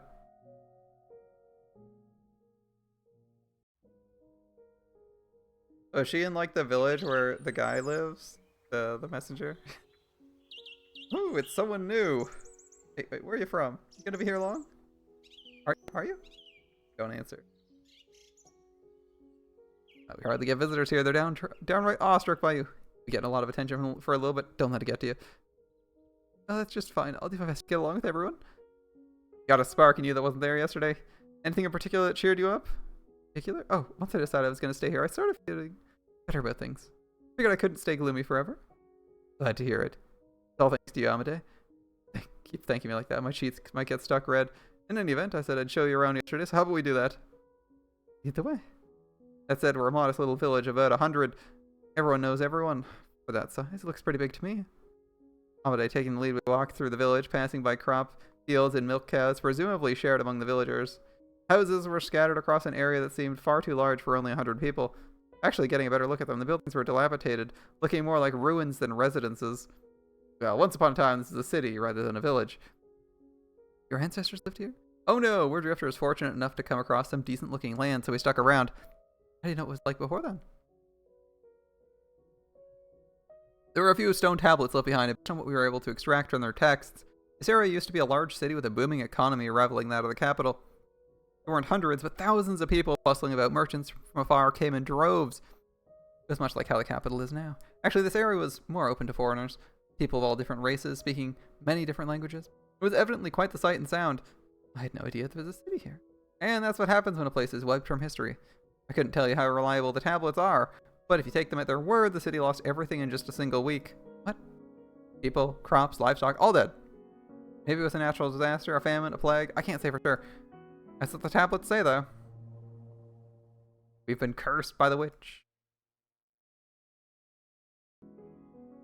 By the witch? Look over there. You see that river? There used to be a magnificent bridge crossing it, but there's hardly anything left of it. If you continue along the path beyond the fallen bridge, there's a forest, and that's where I found you. The deeper parts of the forest are so dense you can't see anything but tree trunks and leaves. It's an eerie place wrapped in a cloud of darkness. To make it through that, there's a mansion. It's said to be cursed. The witch who supposedly destroyed this city lives in the house deep in the forest.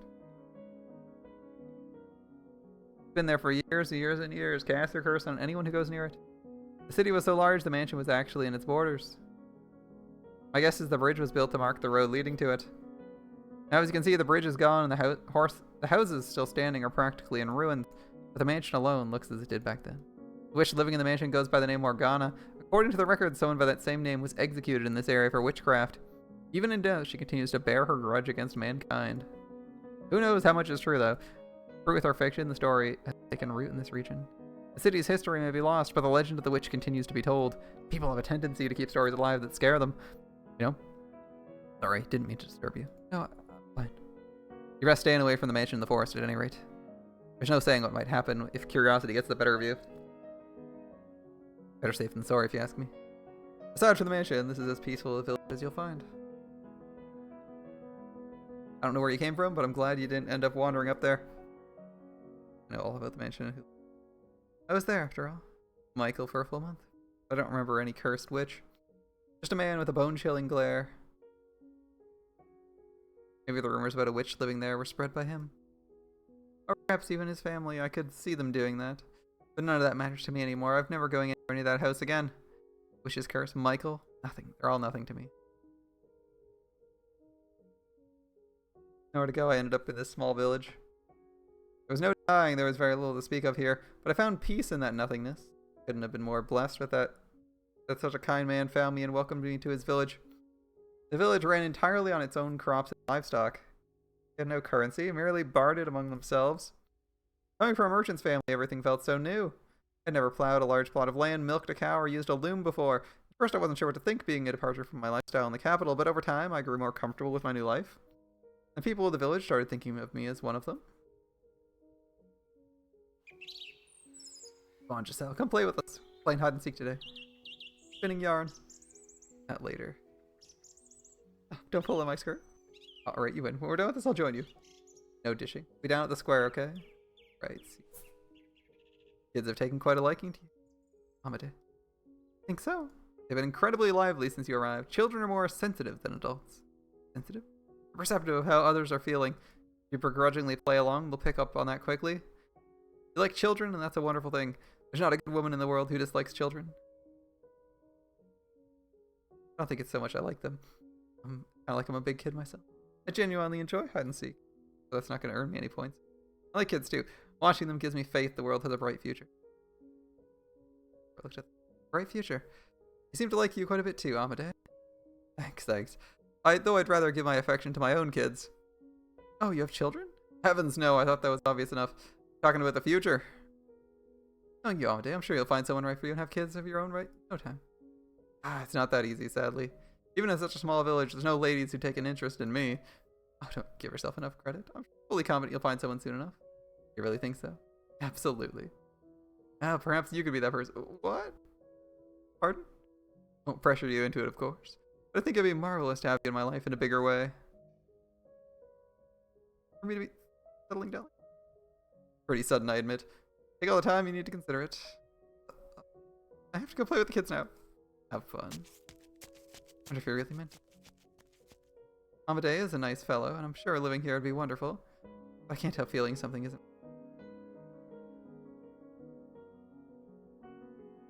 Why am I thinking about him now of all times? Man has no redeemable qualities, not one. It turned out Amade was serious about his proposition, and he brought it up every time we ran into each other.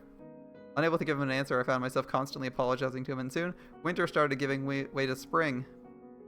On a day when the air was still at a brisk winter bite and budding seedlings battled to break through the earth, seams holding the village together began to come loose.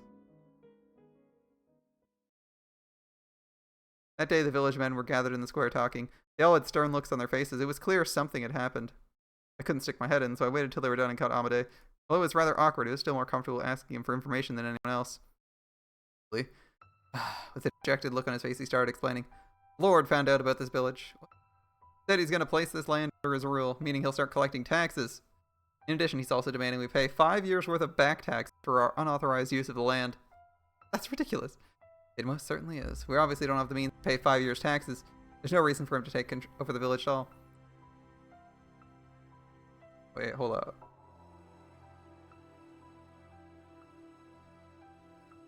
Okay, paying back taxes for land use is very stupid here.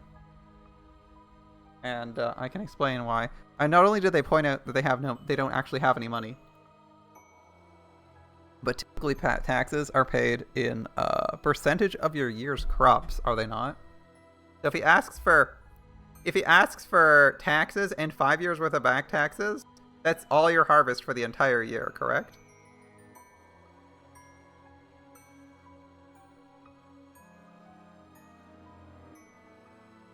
Or possibly multiple years.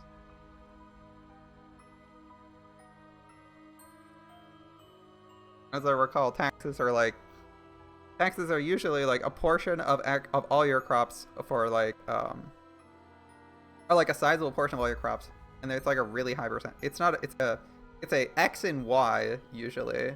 So if you multiply it by 5, it usually gets to be really stupid.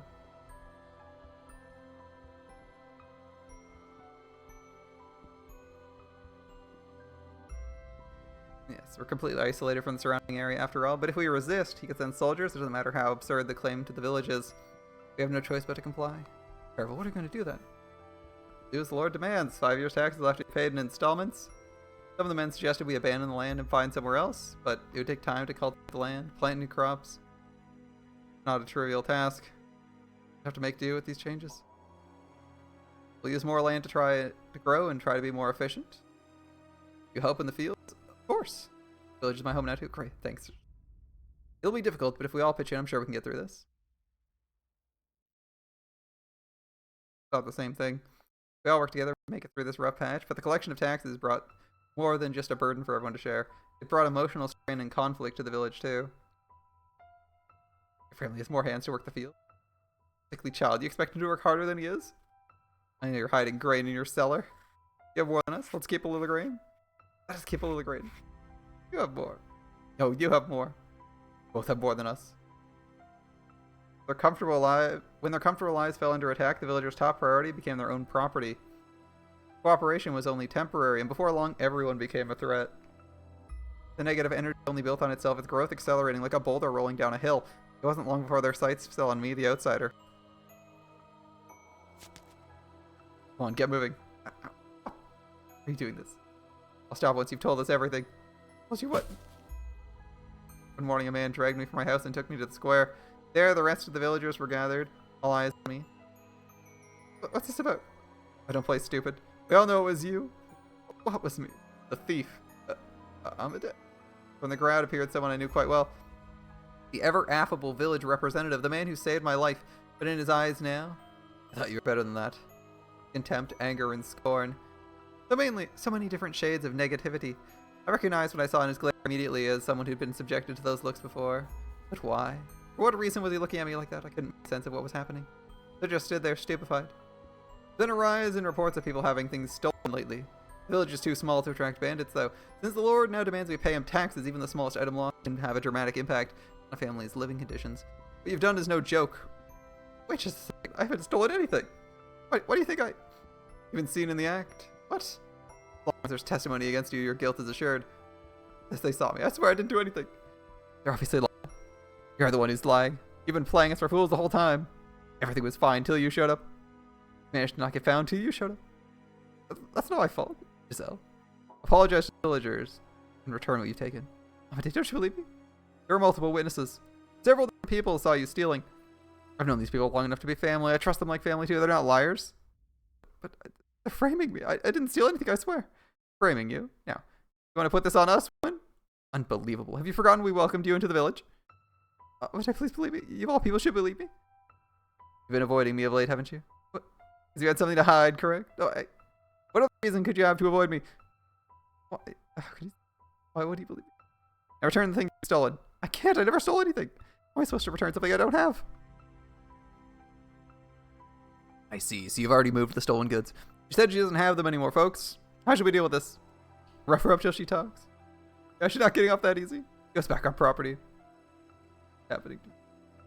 Harsh new rulership is driving these people mad. I need to get away from this village quick. Restrain her. Get your hands off me.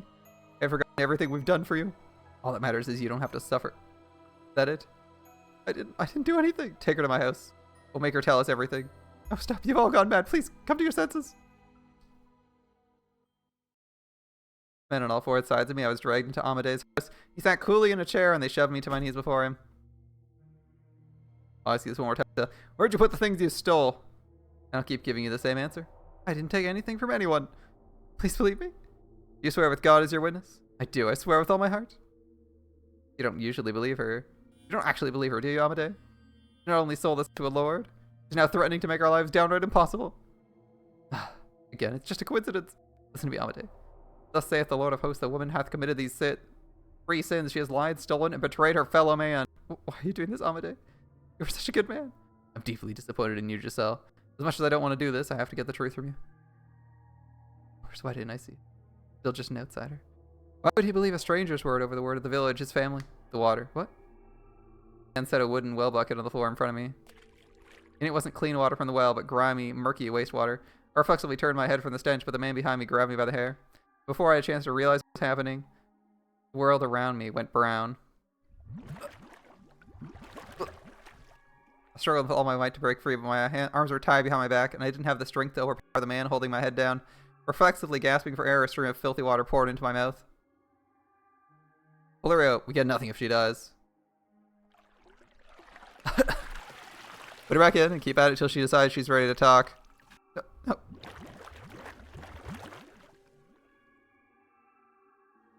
How unsightly.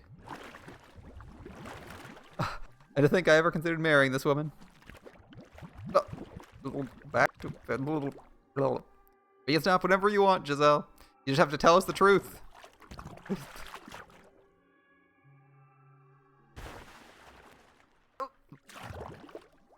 Stop. I was given no time to rest. My head shoved into the bucket, then pulled out just long enough for me to steal a breath before going back over and over again. Not a person in the room objected to the abuse I was receiving. I'd prayed for a good harvest with these people. They'd taught me how to use a loom and something I'd never touched before. We'd laughed together, lived together.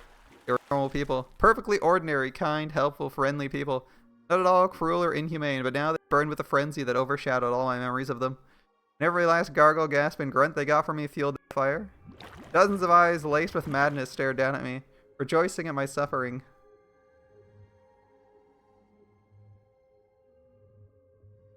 My consciousness was slipping away from me. I thought I could hear laughing and chattering, but it all passed through my ears as mere noise, nothing I could make sense of. Stay with me. Oh, thank goodness you're awake. Alright, I was in the forest, on the verge of death, and Amade found me in... I almost lost valuable manpower there. We were just discussing what to do about you, Giselle, and we decided to make you village property. Oh, you didn't say anything? You agreed to work for us. We'll put this whole nasty mess behind us.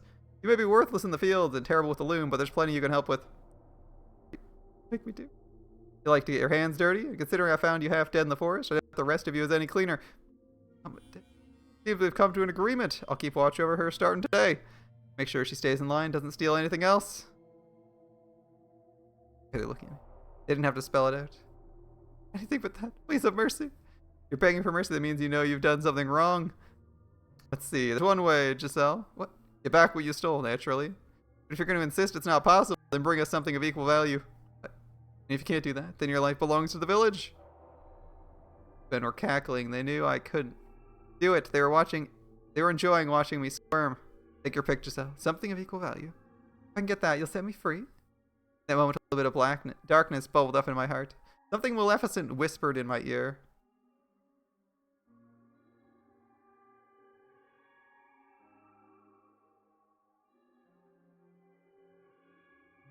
I think I know where you can get something worth some money. The mansion in the forest had some fairly valuable furniture in it. When did I become? You can steal some of that to sell for good money. Okay, cool. In the cursed mansion? You expect us to go there? Are you out of your mind? Anyone who goes near that house is killed by the witch's curse. There's no witch living there. There's no curse. Giselle, what do you know about that mansion? I lived there for a while. Well, for a month. You what? The son of a noble lives up there. He's human and he's alone. A noble? What's a noble doing this far from the city? I presume he was banished there. I was sent to the mansion from the capital to act as his servant. There was plenty of value in the house. Shelves lined with books. It should be more than enough to pay the Lord 5 years' worth of back taxes. You're saying true? I wouldn't lie. Its bewilderment spread through Amade's house. I was unable to look at anything but the floor. I couldn't stop trembling. To protect myself, I sold out Michael. You say there's just a single man living in that house? Only him. Alright, if I say that you're lying, you'll pay. Alright, everyone, you heard her. Tell the young men to get ready. We're going to go up to that mansion in the forest. Just to be safe, make sure everyone brings something they can use as a weapon. And you, Giselle, you're coming with us. You'll be leading the way. Listen to me, don't think you're about trying to run. Right.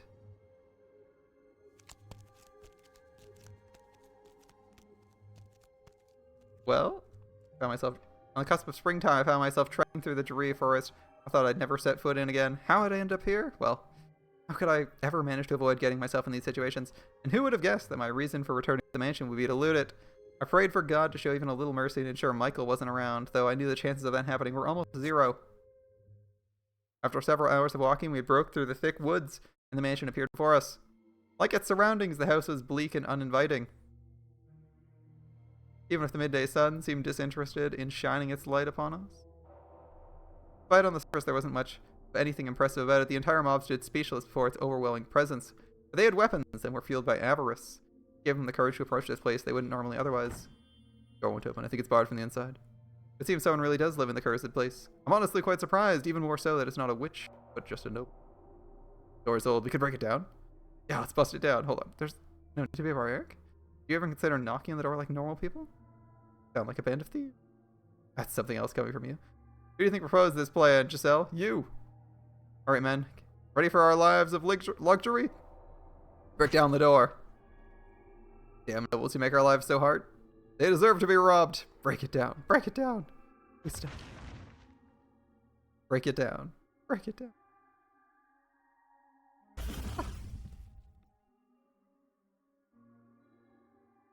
All the repressed emotions detonated. They battered the door again and again. And to be fair, Guy's family is demanding they pay 5 years of back taxes for a destitute village. So, you know what? I'm not feeling so bad. I'm not feeling so bad. We've only heard terrible things about these guys. About this family. I'm only feeling middlingly bad.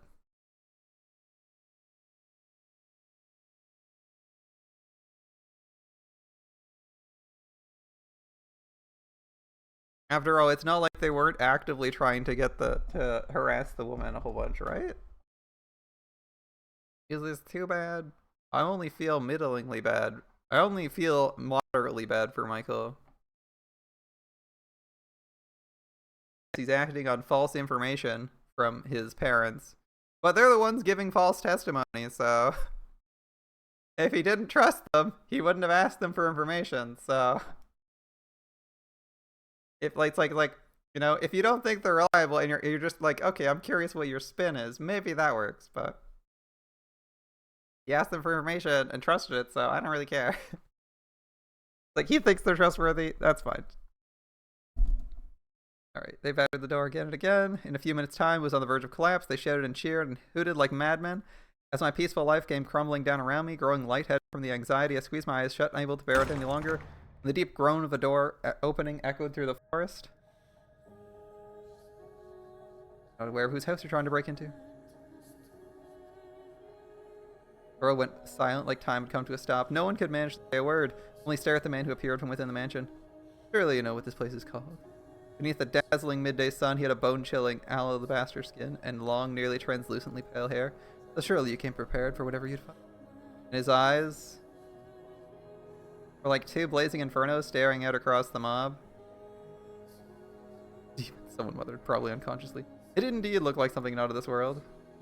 The demon. The rumors about this place were true. A cursed demon lives here. Demon? Michael? No, he's not cursed. I am cursed. Witch's curse is real. I inherit it in its entirety, as well as her purpose. A witch, a demon, a spirit impure. Call me what you wish. The truth shall not change. This man is rolling an intimidate check. And the smooth-brained villagers are failing. Are falling for it hard. I carry within me an eternal curse. Behold my flesh, pale as the moon. Man literally lives indoors 24/7. Okay. No red blood flows beneath his skin as it does yours. Behold my hair, utterly devoid of color. Offered up to the devil as part of our pact. Behold these crimson eyes, a symbol of the lifeblood spilled at my hands. I shall bring calamity upon you as the witch of legend. Never-ending famine, plague, catastrophe, suffering for generations. Until the moment of your death, you'll regret coming near this place. Have mercy, we're just... That woman, she brought us here, tempted us with promises of wealth. Deceived us, told us to pillage this house, we're innocent. Please have mercy on us.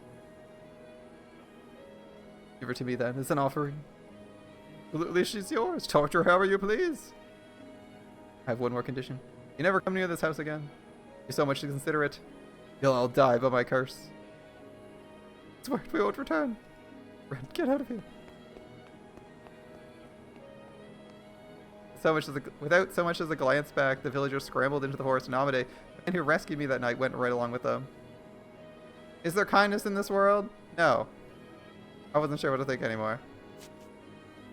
I don't think I'm helping you. Is there kindness in this world?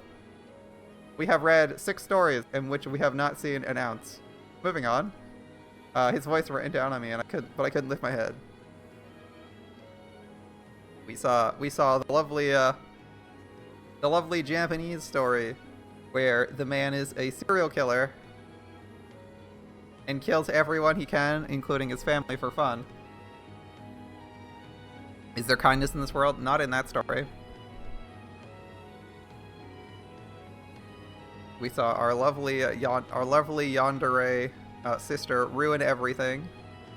So far, I'd say nobody's succeeded. We saw Mr. Abusive Husband. Probably not. This character's perspective, not really either. We haven't seen a nice person. But we'll keep going. His voice ran down on me, but I couldn't lift my head. There was such a gaping void in my chest. I had no idea what questions I should be asking anymore. What should I be angry about? What should I be sad about? Not even the first clue. Look at me. Look at me, Giselle. Tell me, is it true you returned to the mansion to plunder it? You brought those men here to rob me of my valuables? Answer me, Giselle. I persuaded them to steal from you. Are you really so desperate for money you resort to looting? How low will you go? Not only did you seduce my father, not only did you go digging for information about me, you brought a mob to this house. They were armed too. Were you trying to get me killed? It would have been nice if some of them died. Answer me, Giselle. Not even gonna defend yourself? That was also terrible at speaking. Your scheme failed, so you're retreating into silence. For God's sake, you sicken me. I'm done with you. I'm done. Leave this place and never show your face here again. He shouted at me and I stared into his fiery red eyes. Somewhat inappropriate thought crossed my mind. So we can get emotional like anyone else. And my heart, stripped raw and cast out to sea, finally sunk deep enough to be crushed by the pressure. You want me gone? Kill me. You can do that, can't you? You can use your curse to kill me, can't you? Then do it right here. Use your power and take my life. If you don't want to do that, stab me with your knife. Kill me. Kill me! I'm done. I can't take it. I'm through with this whole world. No one believes a single word I say. No one cares one bit about how I feel. They just walk all over me laughing. Why? Tell me, why is this happening to me? I never stole anything. I try my best to look happy. I thought everything would work out if I keep smiling. I believed that would make things better, but nothing ever got better. What did I do? What did I ever do? All I ever did was believe. Try my best to survive. Wear a smile, but everything is going to be my fault. If everything's going to be my fault, and I have to deal with that for the rest of my life, then I'm done. I don't want to live anymore. I don't want to live in this world anymore. Calm down. I don't follow what you're saying. I understand that you desire money, so you brought them up. Before that, you used my fault. You wouldn't believe me if I haven't told you the real story. You take your family's word over mine. You don't have any idea what I went through there. How hard it was just to keep myself together. I never wanted riches. All I wanted was a decent enough wage to allow my family to live comfortably. That's all I wanted. But that man, he used my family against me. He made me. Maybe forced me. He raped me. What? Again and again, no matter how much I resisted, he wouldn't stop. Again and again. He threatened me, beat me, cut me with a knife, over and over again. What, my father? My father raped you? No one would believe me. I did nothing wrong. You don't believe me either, do you? So I'm done. I don't want this body anymore. I don't want to live like this anymore. I can't take it anymore. Help me. Set me free. Kill me. Kill me already. Use your curse and kill me. Kill me. And then she starts screaming. Give me a moment. I need time to process this. You're doing, can't you? Kill me already. Kill me now. Kill me, damn it. Give me time so we can talk this through. I want to hear everything from the beginning. Ah! Inside, let's go inside and talk. The light hurts my eyes.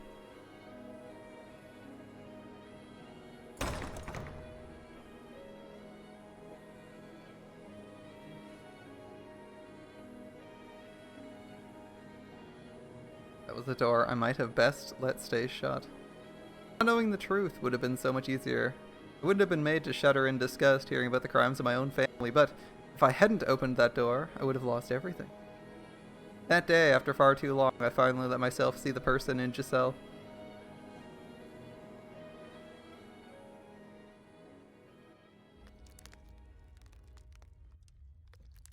Giselle didn't recover for some time after I managed to get her inside. Unsure what else I could do for her, I had her sit by the fireplace and sit in silence as she sobbed.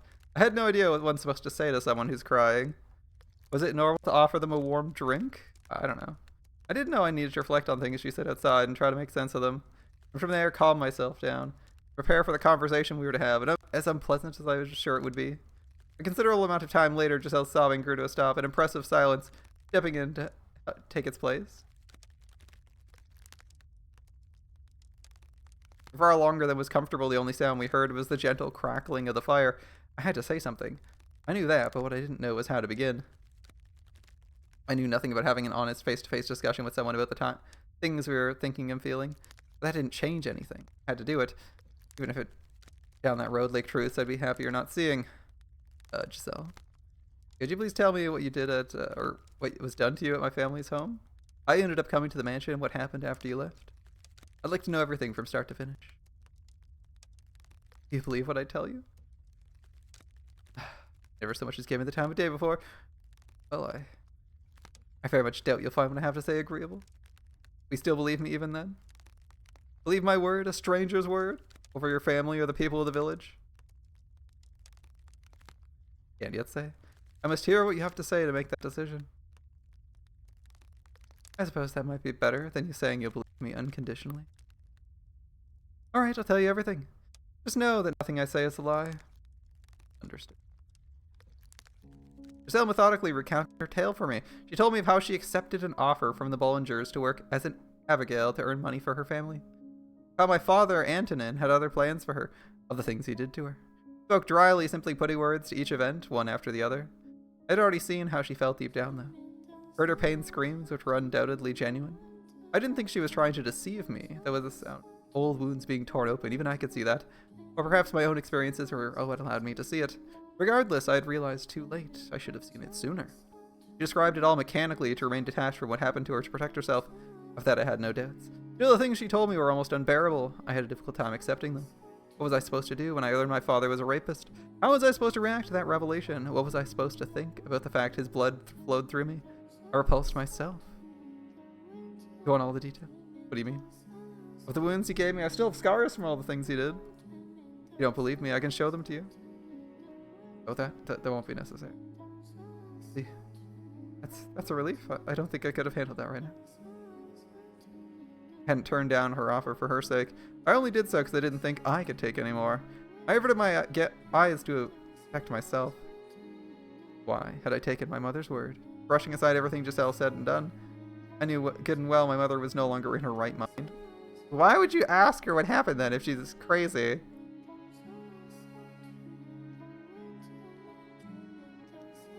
It's like, you know, some people, like, let's leave the crazy part. You know, there's some people who will, like, always spin something in, like, a specific way. Or think they're never at fault. And if you know these people at all, you kind of just, like, you hear them tell something and you know it's, like, not what happened. Especially when they're telling a story of what something, actually happened that you were there for. And you hear them, like, spinning it like it was the most epic thing that ever happened. And you're like, it was so mid at the time. And no one cares. It's always so weird. So, having him be aware that his mom is, like, loony and never tells accurate and rarely accurately recounts things, and was, like, actually batshit insane. Why would you believe her, like, anything she said? You'd be like, okay, that's not useful. Like, I think the only thing, from my perspective, if I have friends that are, like, super unreliable with it, the only thing you can, like, confirm is, like, whether or not the event took place. So, like, I would contact this person, ask what happened, and I would try my best to basically only take away the information. Would be like, if the person was actually ever at the Bollinger estate and hired at all. Like, were they ever actually at the estate and sent to me, or was this person lying about that? Like, that'd be useful information, I guess. But, like, the actual events would be, like, so dubious. Like, because there's like, some people, like, they break up with someone, and they go from them being, like, the best perfect boyfriend or girlfriend or whatever to being, like, the worst person that's ever existed. And, like, every other day they were, like, super mega, they're like, they just, like, it seems like they go from perfect to being, like, the most abusive, horrible person ever. And you're like, was this true? It seemed like yesterday that was not the case. And it's like, they're like lying, like, that's like, they lie about, like, that story. So, like, when you see people like that, I feel like, you just, like, don't have any information. Like, they speak lots of words, but you actually receive zero information, because you immediately have to go, okay, so this person's the kind of person who does this. That means I have literally no clue about anything about their like SO personal relationship. They're probably making like 90% of the stuff, and you just kind of say, okay, they had a relationship, it ended. There's my actual takeaway. Good and well, my mother was no longer in her right mind, so why had I thought her letter the truth? I don't know either. Why had I been unable to think rationally? Sure, I believe several factors: my childhood, my past, the witch's whispers, and above all, my own character. Consumed with distrust for everything. I had to face it now, to open my eyes once more, to look at everything I'd pretended away until now. I wasn't completely blameless for her suffering after all. Please continue, if you will.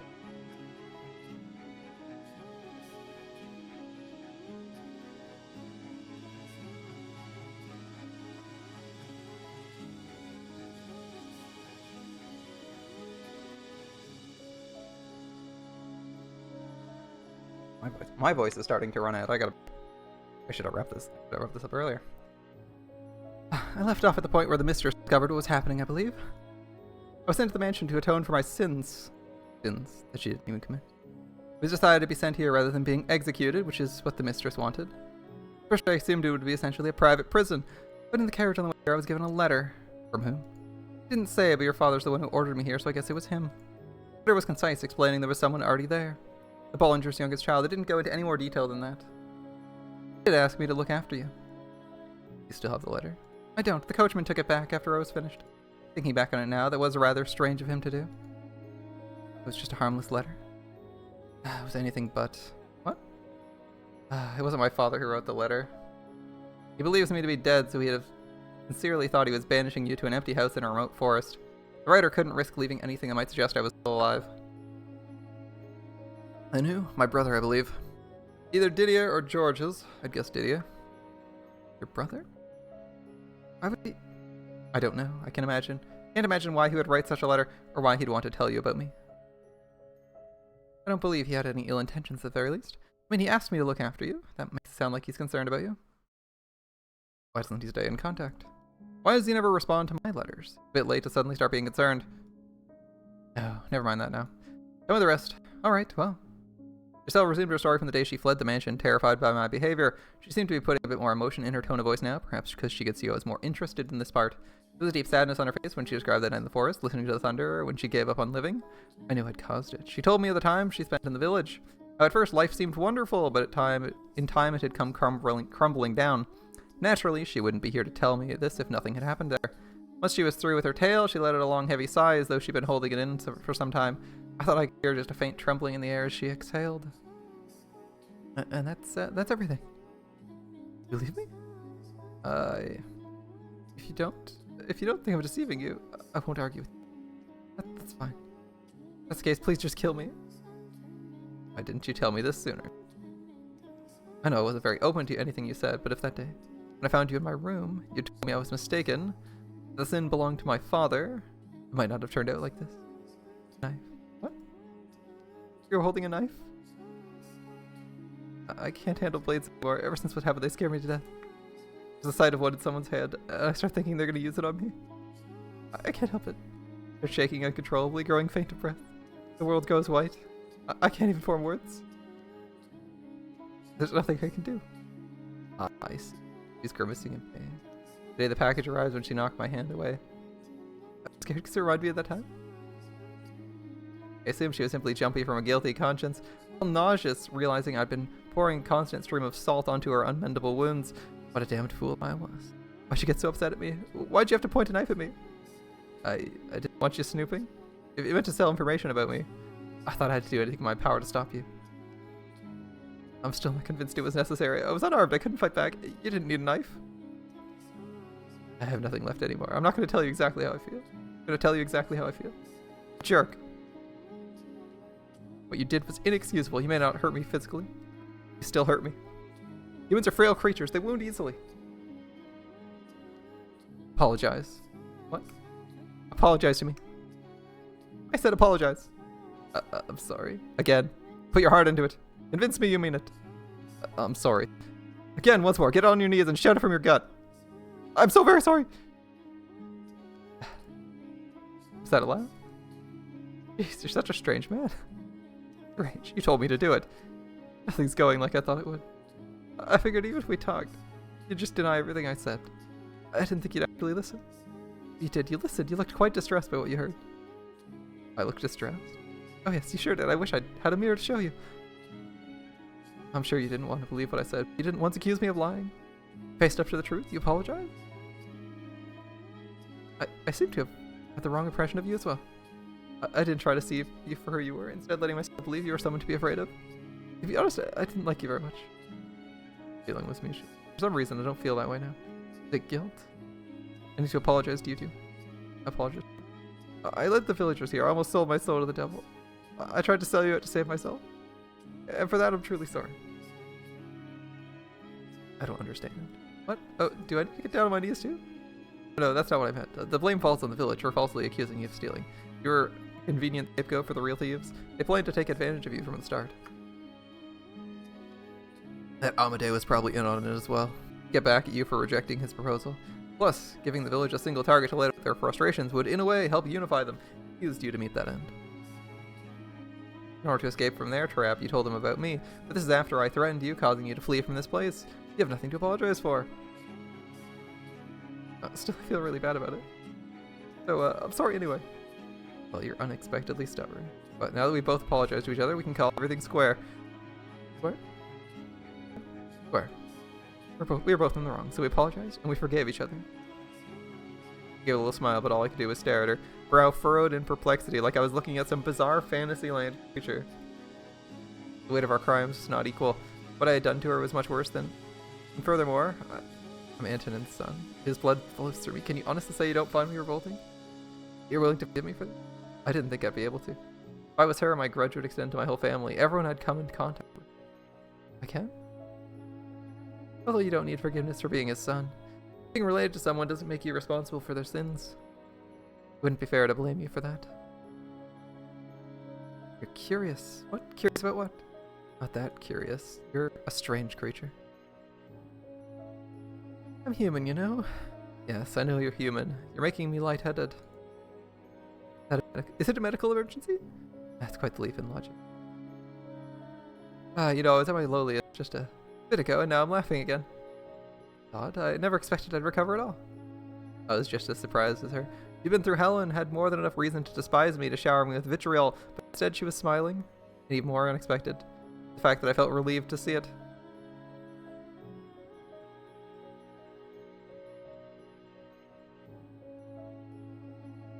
Swap to her perspective. Really, truly wished I'd gotten to know him sooner.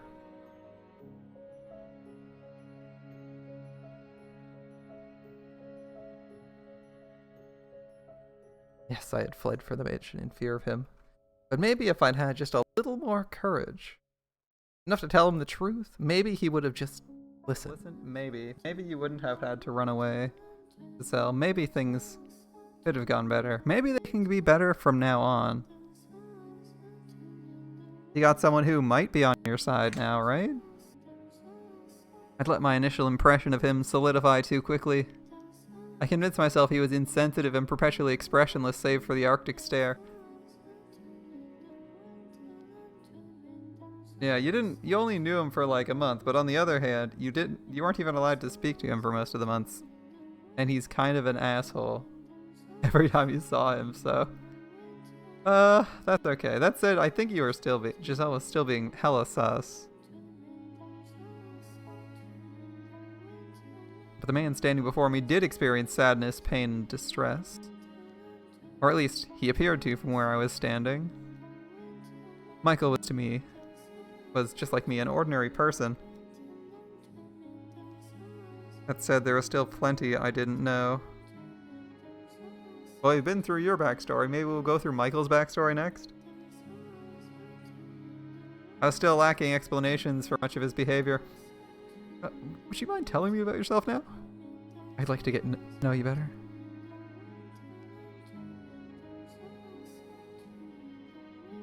What are you doing here in this mansion all alone? Why do you call yourself cursed? I mean, to be fair, he does have red eyes and white hair. He's the sussy boy. I told you everything. It's only fair you do the same. I have no interest in using your information for anything. I have no reason to. Or are you gonna keep pushing the master and servant line? You still think I have no need to know? Be quiet, for the love of God, stop talking already. You always pick the worst time. It's true, she does have terrible time. It's like shares her sad tale. So, now tell me your tale. Do it now. You have no excuses. And you're like, bruh. Can we not save that for tomorrow? Excuse me. What do you mean I always pick the worst time? No, I wasn't. Unbelievable. It's just when I was starting to think you might actually be a decent human being. Then you go and spout this. No, I wasn't talking to you. Who else could it have been? I was talking, you know. I have a condition that forces me to vocalize objections to my own thoughts. What? I've never heard that one before. Okay.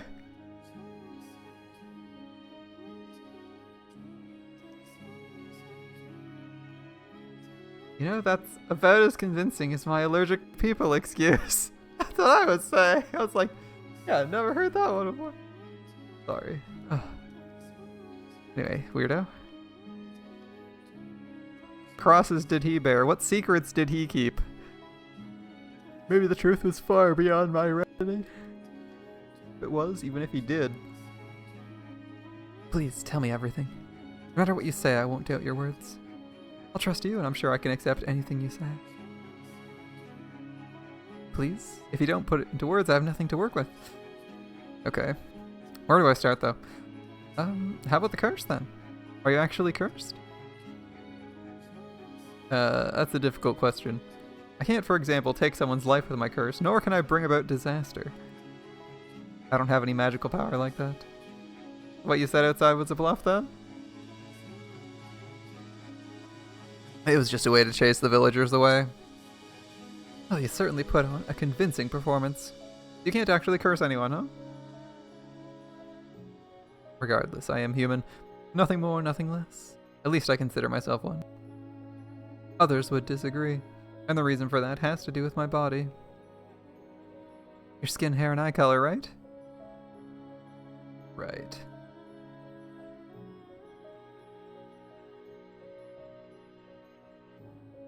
Like, I have anime coloration disease. It's rough. We're able to take your eyes and hair and skin all take on weird colorations that aren't natural. Seeing Michael under the sun, he certainly wasn't what most people would consider normal. Awe-inspiring, in fact. Giving birth to me, it broke my mother. Or no, I drove her mad. Not only do I appear inhuman, I'm oversensitive to sunlight. Well, a little light through the window isn't much of a problem. I can't be outside directly under the sun for more than a couple hours. Wait, so he's the one who has the anti-sunlight problem, not the woman in white? When she realized I couldn't go out into the sun, my mother started thinking I was possessed by a demon. So she banished me to the mansion until my curse was broken. That was 10 years ago. Just because you look different from them? Family's reputation was at stake, too. If other noble houses realized they were giving refuge to an unholy creature, it would destroy the Bollingers. You saw how the villagers reacted. They called me a demon when they saw me. I suspect the rumors about the mansion played a part in that. Nobody thought the house was cursed, they wouldn't have. I'm sure you were afraid as well. You saw me and thought I was not of this world, that I looked like a demon? No, I know. I thought you looked like an angel. A what? Well, I at least thought you looked more like an angel than a demon. I never once crossed my mind you might be evil. But I understand your situation now. Because of your appearance, you've lived alone in this dark mansion for 10 years. It was never really an inconvenience. They bring me all the supplies I need. Liar. Have you never considered running away? That's not an option. Because of the sun? No, I could move during the night if I really wanted to. I'm being watched. To ensure I don't leave. Watched? I can't allow anyone to find out that I'm alive, particularly at the Bollinger estate. If I were to run and they were to find out, I probably would be killed. If only I didn't stand out so much, I might be able to stay out of sight easier.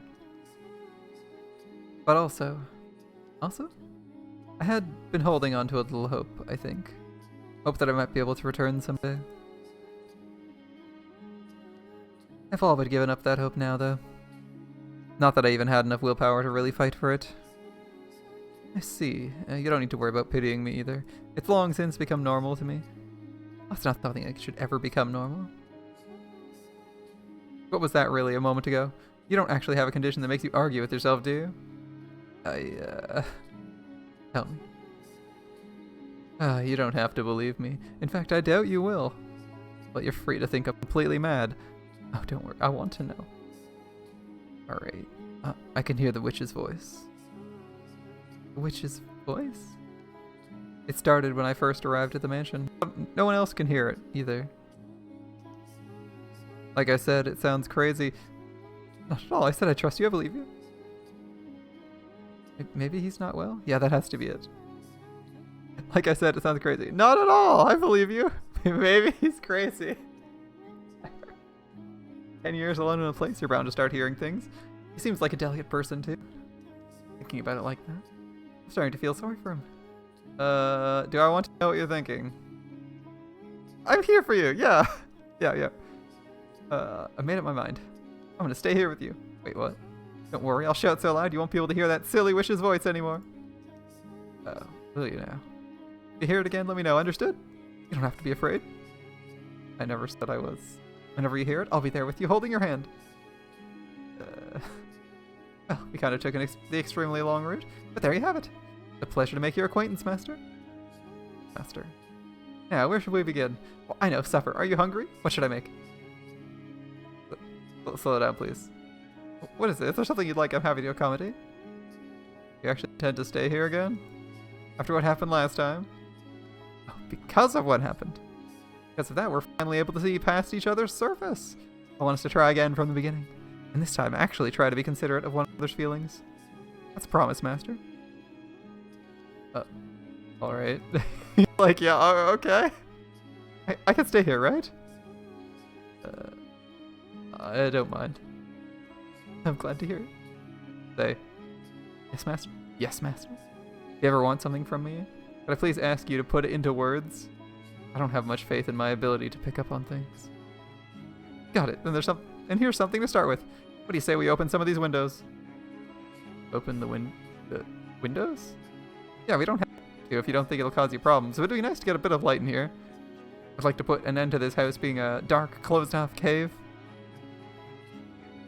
I was not the one who barred the windows. You weren't? They were like this when I arrived. Made it seem like a very appropriate place to lock me away. Well, I'm sensitive to light, yes. As I mentioned, a little sun through the windows shouldn't cause any problems. Alright then, can I ask you to help me open them? Well, let's both lighten this place up.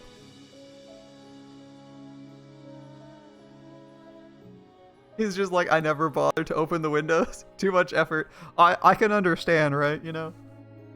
I had to do the opposite. I had to put up curtains. After a few moments of silence, Michael gave me a curt nod. Well, we couldn't do anything about the windows that had been boarded up. The two of us forced to open the ones that were just covered by rusted over shutters. When we got the first one open, a beautiful stream of light like nothing I'd ever seen before.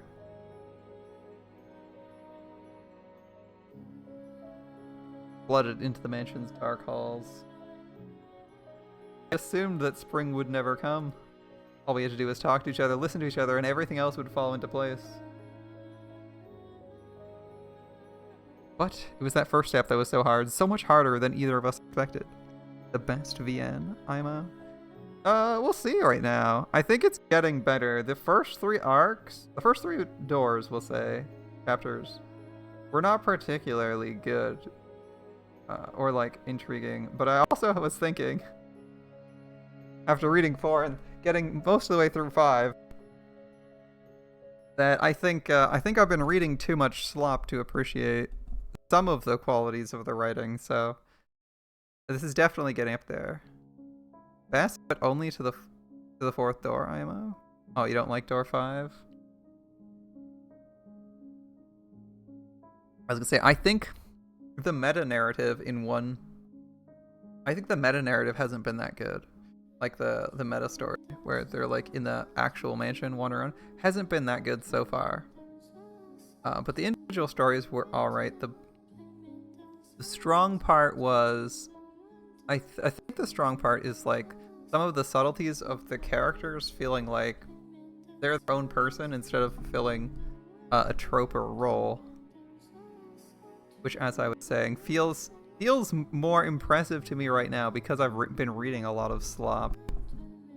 My latest a lot of the stuff I've been reading lately has been like mediocre manhwas, and I gotta say, at most of those, very tropey. Characters just exist to be like in the an enemy exists to be cut down, and the enemy because the plot demands them be an enemy. They don't really have an internal motivation other than like being the bad guy, which is why I kind of appreciated the end of the fourth door. Like I appreciated the fourth door being like, oh, I like when I saw the fourth door, the random evil villagers that came to kill you, I was just like accepted that as fact. I kind of appreciated having to think back on that and being like, wait, that was kind of stupid. And every other time, the opponents have been like in the first 3 doors, all the enemies are people with motives, right? Like your sister in the first door, we could say, is your enemy, and she clearly has a motive. She's a crazy yandere, right? And then in like the second door, the main character is kind of conflicted. Like he's battling with himself, but like all the people most of the people he's killing have their own motivations and backstories or reasons for being there, right? Like we got an explanation from like the first merchant about what he was doing here, what he was doing, why he was there. Obviously, what's her face? Pauline comes in, and Pauline has her own backstory and is like half the story. History must end on the fourth door. Yeah. And then we're on this one, and it feels like all the characters in this one are also independently motivated through things that are relevant to them, which is also nice. Like having all the characters act on their own motives and not be like incredibly flat is kind of nice. It's kind of nice, and I wasn't immediately appreciating that. I still think the stories themselves are not like perfect, but I think I am rating this. I think I'm starting to rate the story higher and higher as I've been going.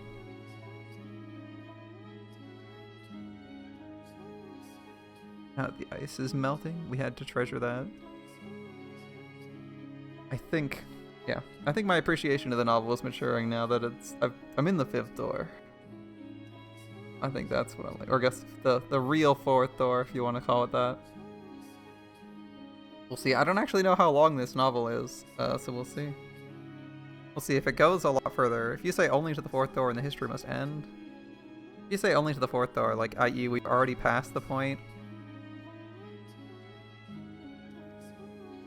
4th door, the story seems more true.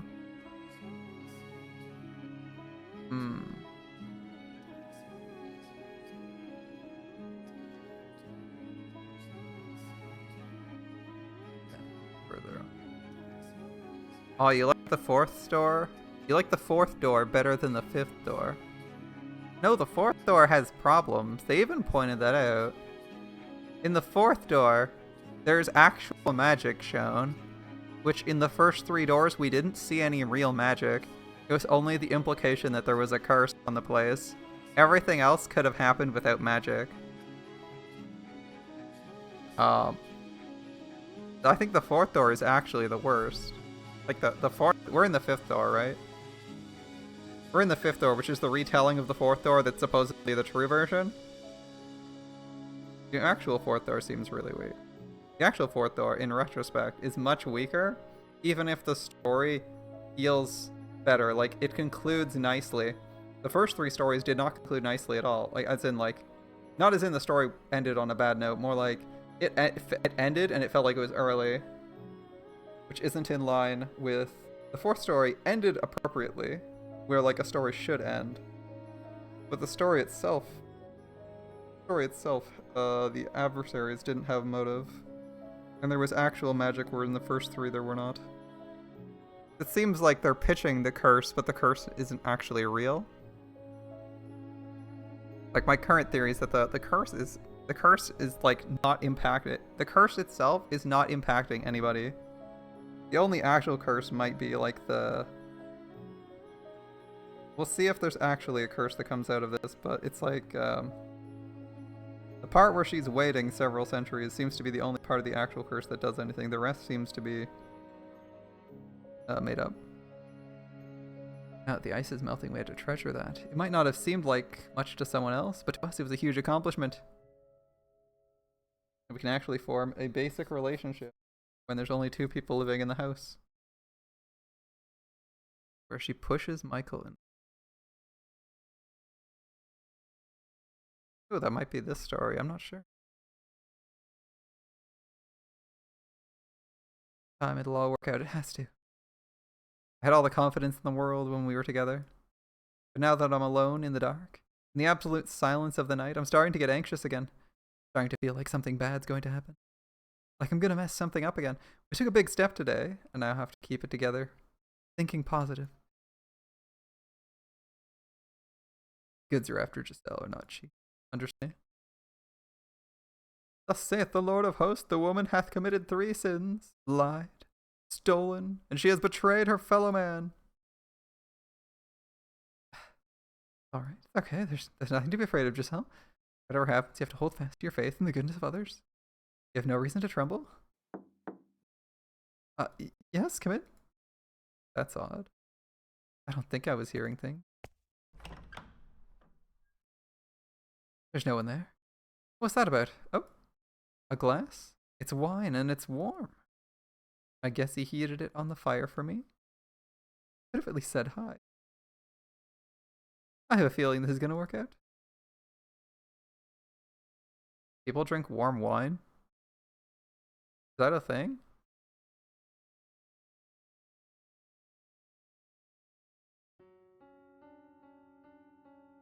The light shining in through the windows is swallowed whole by the darkness, as if to say our time together never actually existed. Saw it though. Together we watched the light crack open the darkness. I'm begging you, please remember. Please find yourself. Please, Giselle, don't let the things you felt, the warmth that fell over us, remain lost to you. I might have seen that most beautiful light. Well, are these truly my memories? Could they not be someone else's tale? Like all the others we've seen so far? It was so bright and energetic. I'm neither of them. Besides, the maid needs not a tale of her own. It isn't a story, these are memories. Mine and your memories, no one else. It was all very much real, as were the kinder, happier days that came next. Kinder, happier days? Those words create a strange warmness with. But at the same time, they make me indescribably anxious. Is there really happiness to be found down that road? Even if our past doesn't lead to happiness, it couldn't be worse than where we are now. Come, Giselle, to the spring that made us more than just strangers.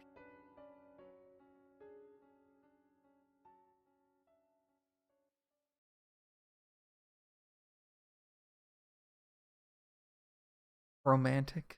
A spring romance? Here we go. Master, come on, get up. Up with you. Master! See, what did I tell you? So much nicer in here with a little light.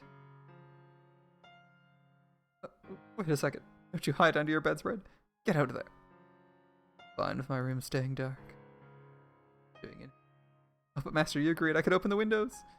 I did, yes. Don't worry, I put the curtains up. If it gets too bright, you can draw them. Mornings take the best part of being outside and squeeze them all into the same few hours. You don't have to go outside in the sunlight for it either. Just listen to all the wonderful sounds. The joyous songs of birds, the swaying of the trees, the rustling of leaves.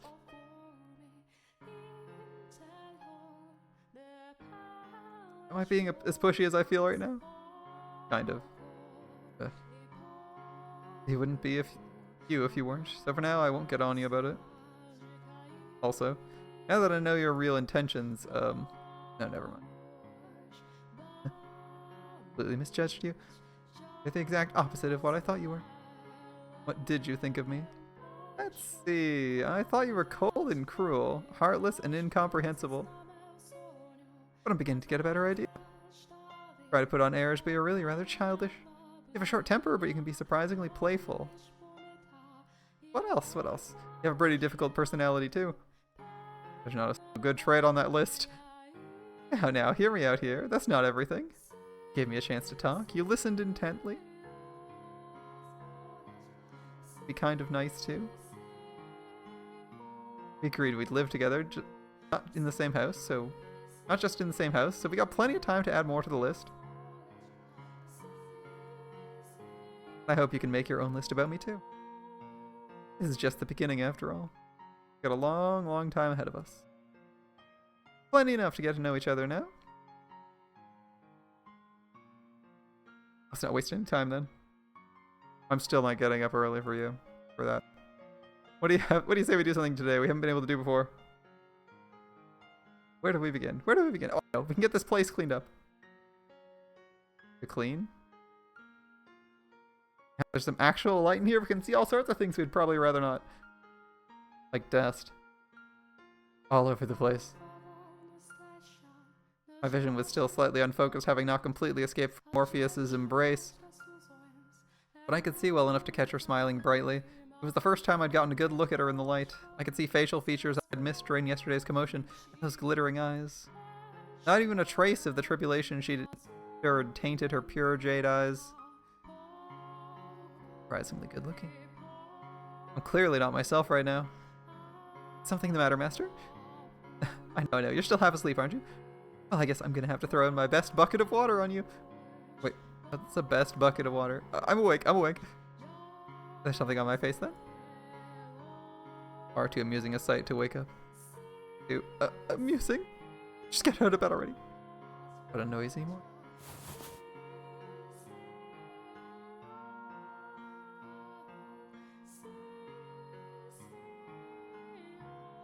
I got my first decent look at Michael's face under the light that morning. Watching him stifle a yawn as he crawled out of bed. All the little details I hadn't been able to pick up on in the darkness, his expressions, mannerisms, and the way he looked at me. I could see facial features I'd missed during yesterday's commotion, and those vivid, all-consuming red eyes. I was probably, no, almost certainly, making a really dumb face at him. Just me, or is he kind of, no, very pretty? How could I have not noticed until now? I can't look him in the eyes. Oh no, he's hot. Yes, what can I do for you? Is there something on my face? What? No, Huh? Hair monster? No, your hair, it's really long, like, way too long. Oh. Is that any way for a servant to speak to her master? Just kidding. I don't have any interest in holding your status against you anymore. I see. Really hard to tell if he's joking or not. About that cleaning, may I wash my face first? You're gonna help? As I just said, I'm not gonna act like I'm superior to you anymore. What are you snickering about? Can't help it, I'm happy. Alright. My hair really does bother you, you can cut it. I can cut it? Of course, I'll give you the best haircut you've ever had. I should warn you, you want to stay perfectly still. I'm a monster with a pair of scissors. My sister always said, you're as likely to lose an ear as you were your hair whenever I cut it. That's not a glowing endorsement, Giselle. You stay away from me.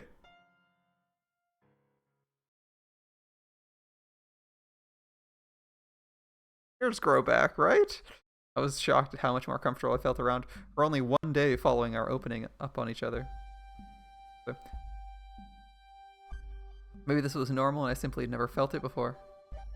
I like how they use the flowers and the leaves in the bottom right to tell you whose perspective we're reading from. Oh, I didn't know. I thought it would take years of work to get close enough to someone to be able to have a conversation without picking apart every little detail. But here I was, a day later, already there. Was that how it usually worked? Did people normally get close and draw apart so freely? I didn't find it unpleasant to have someone else around. It was a strange feeling. All that friction had dissipated in an instant. It was like we'd known each other for years. Though not entirely willingly, we began sharing meals, something I had always done by myself. I see you shoving aside that parsnip. Eat everything. Do you have any idea why there was so much rotting parsnip in the cellar? I don't care for it. You could at least pretend to be ashamed. You're not a kid. Don't be so picky. Not good for you. Hasn't caused any problems thus far. Will soon enough. I believe. You have limited supplies and you won't eat your vegetables? Oh, question. I got an idea. Is the list of supplies sent by your family set in stone? Meaning? I was just wondering if it was possible to make requests. If I could, I would just go on a shopping trip. Perish the thought. The only village around here is the one you came from. Right. Hey, are you saying that out of concern for... Who would ever be concerned about you? I just want to be able to sleep well at night. And I'm not interested in throwing more servants to the lions. No, you're a whole lot simpler of a person than I first thought. What's that supposed to mean? Oh, nothing. Back to your question about the delivery. Yes, you can. I haven't made any requests recently, but you can write what you want on a sheet of parchment, or, if we don't have any, something similar, put it in the box and leave it outside. As long as your request is not completely unreasonable, it should arrive with the next package. Request potatoes instead of parsnips.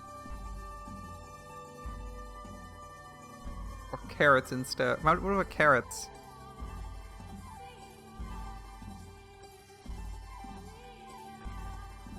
I don't want any short-lived vegetables. They get food once a month, so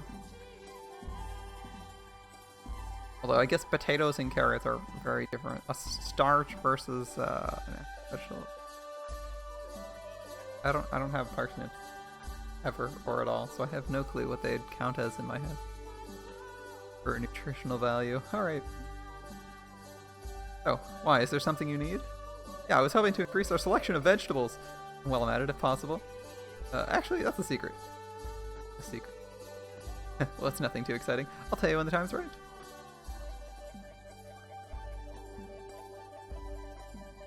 Yeah, we need like, we need eggs and flour. We need to make a cake. My relationship with Michael gradually transitioned from master and servant to something closer to friends. Is this like gonna be like 2 days? Note the red flower? Red with flowers. He was still my master, but he allowed me almost complete freedom.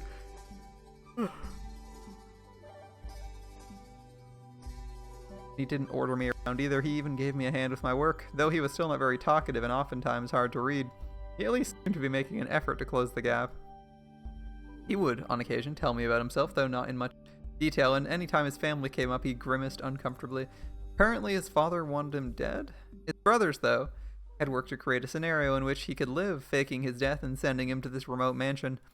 I never encountered Michael's brothers while at his family's estate, but assuming he was right, and it was one of them who'd given me the letter, they were likely our only allies at the house. I don't know what he's thinking. It's been 10 years, Michael had muttered. To which I replied, have faith. It was better to believe in something, even if it felt silly and unreasonable, than to lose faith in everything. My being able to find renewed belief in the kindness of people was what allowed me to start smiling again, after all. If I was able to have that faith, I was able to enjoy life once more. It wasn't a text. An exciting or thrilling life. It was a humble, simple one with the two of us. I wouldn't trade that light for anything.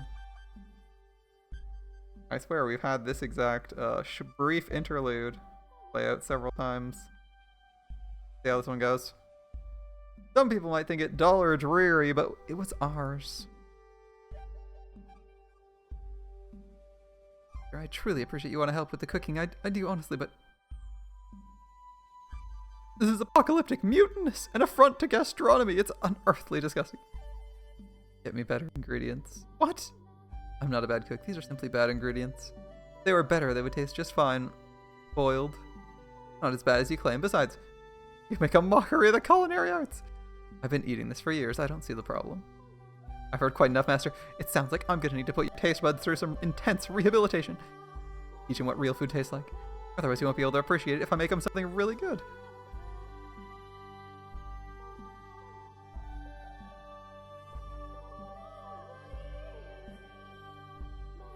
Hold the chair steady for me, will you?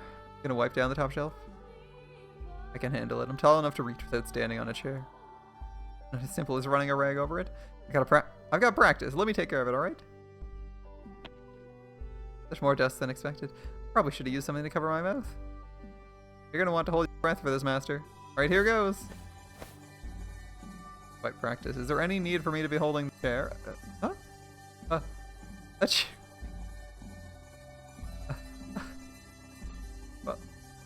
Hold the chair, hold the chair! Alright, I didn't think there would be that much dust. Thanks for holding the... Master? Hand is, it's on my chest. I know it was an accident. Right, it was, it's fine, really. My fault anyway. Completely, totally fine. I can't even look her in her eyes. Could it be any more painfully awkward? Don't worry about it, Master. Honestly, I should be apologizing for subjecting you to that. Better said than done. I have to do something. With this stifling awkwardness. For one, it was only for a moment. I barely recognized what it was. Or realized what it was. But that's not the issue. I need some clever way to brush all this aside. Something witty. It tells her I'm not bothered at all. I'm not concerned. In fact, I see no reason to be concerned at all.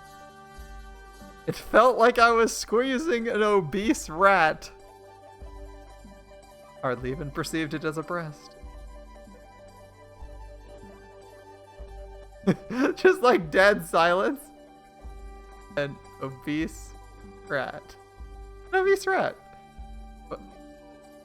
How utterly insensitive can you be? I'm gonna rip off every last hair from your head.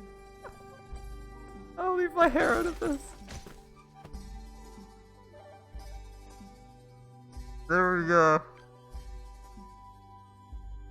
An obese rat. She's no Raiko. True. But I feel like you could have said something other than an obese rat. On the other hand, you know, rats can be cool pets. I had a friend who had a couple pet rats. They were cool to play around with.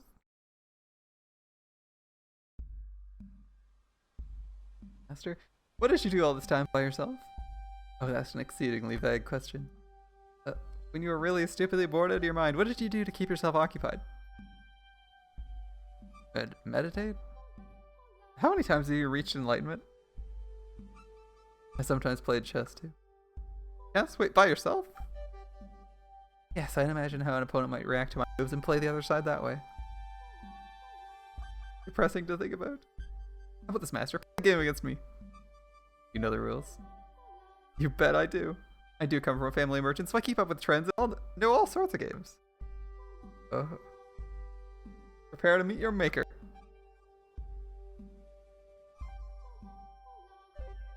Who am I supposed to prepare to meet again?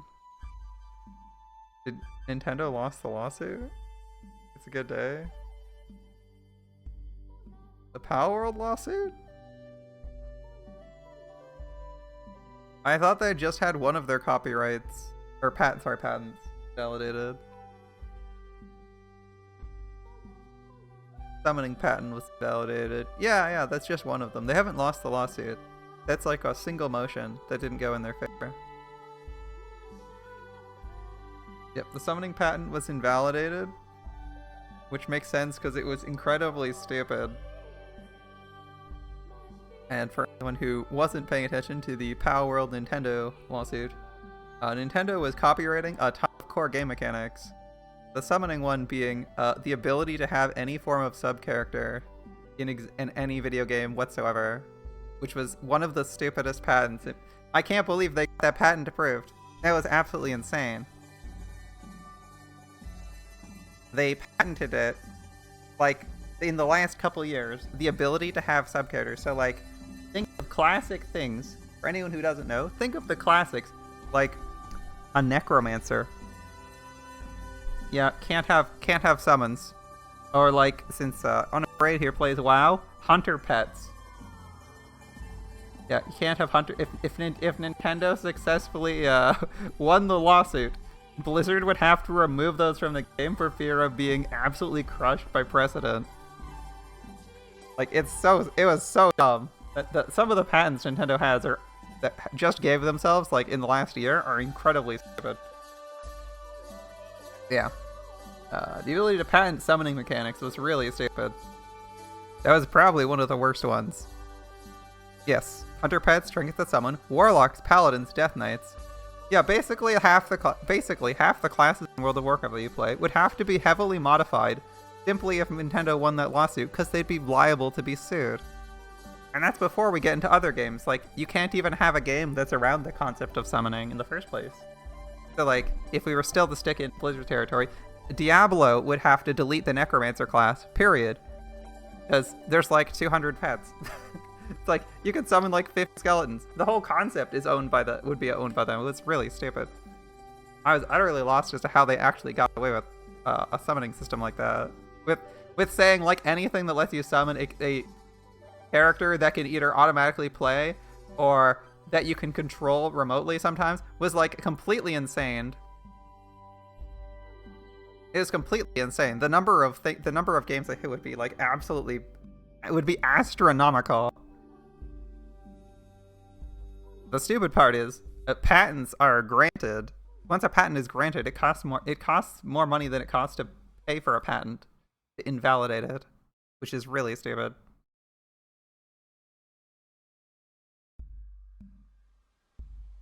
And I'd also say that if they manage to win one of their like patents for a game they made in 2015 that's using mechanics from other games, that's mechanic isn't even original thing. If they manage to win on that, that would be really stupid.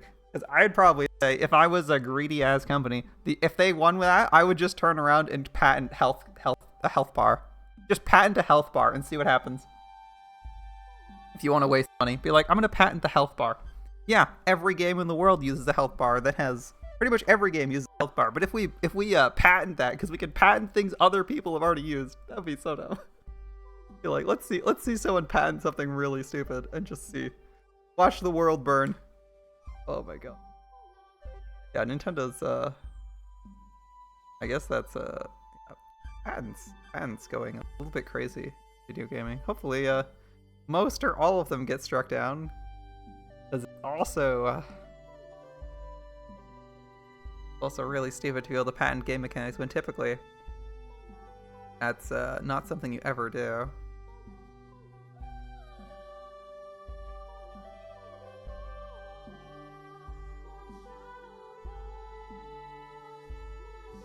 Ping pong patent moving up.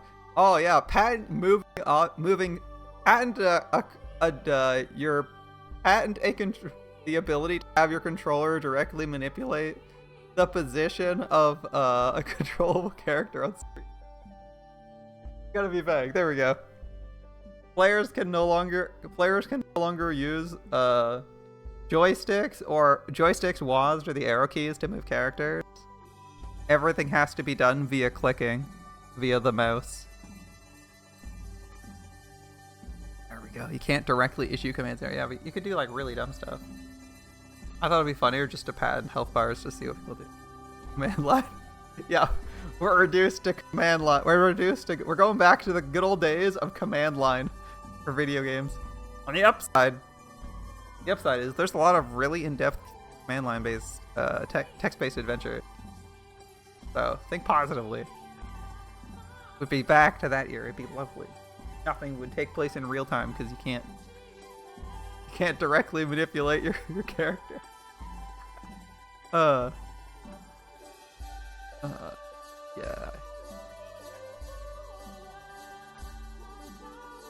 So you say. Yeah. The Power lawsuit is dumb for lots of reasons. Lots of reasons.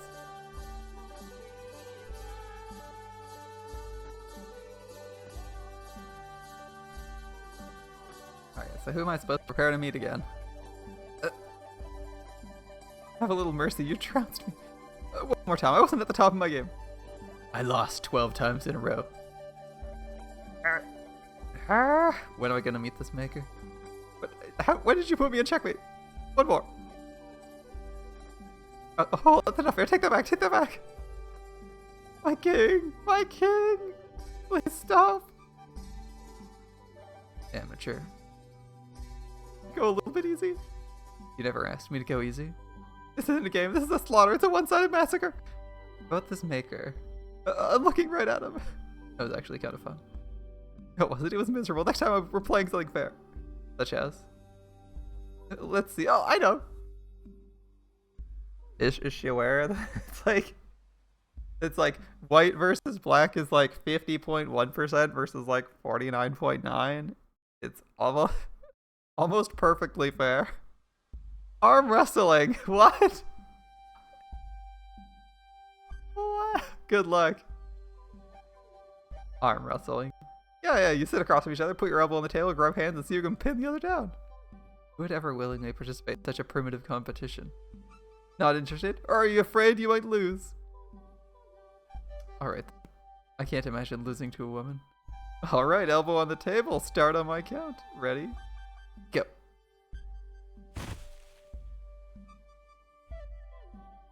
Victory! Victory!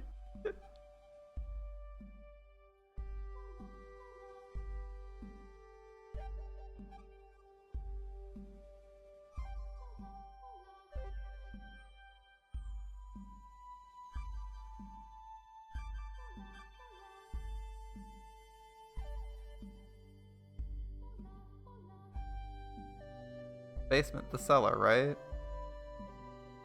We're getting a montage. This is the montage. Budget montage, guys.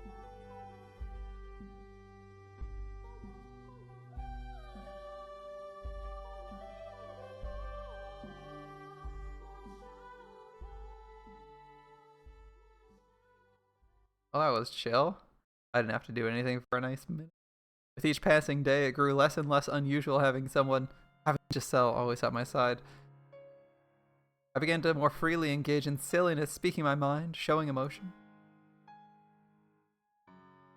I could say her name and Giselle would turn around and smile at me, an unimaginable sight not long ago. For 10 years I had lived alone. Solitude had been my normal. That was very rapidly changing at her hands. We were continually getting closer, yes, but not in the romantic sense. If I had to describe it, I'd say good friends was probably the most apt. And then, time continued to press on, our relationship remaining relatively stable. Eventually summer came, bringing with it the longest period of sunlight I'd experienced in many years. Then the leaves began falling from the trees, and before long the world grew cold and dreary. That winter, the fireplace was never without a crackling blaze in its belly. The boiled wine we drank was undoubtedly middling and cheap. But, she said with a smile, I've never had wine this good before. And though I didn't say anything, I felt the same way. The sun set much earlier. And having stopped using candles, we found ourselves habitually gathering around the fireplace when it grew dark.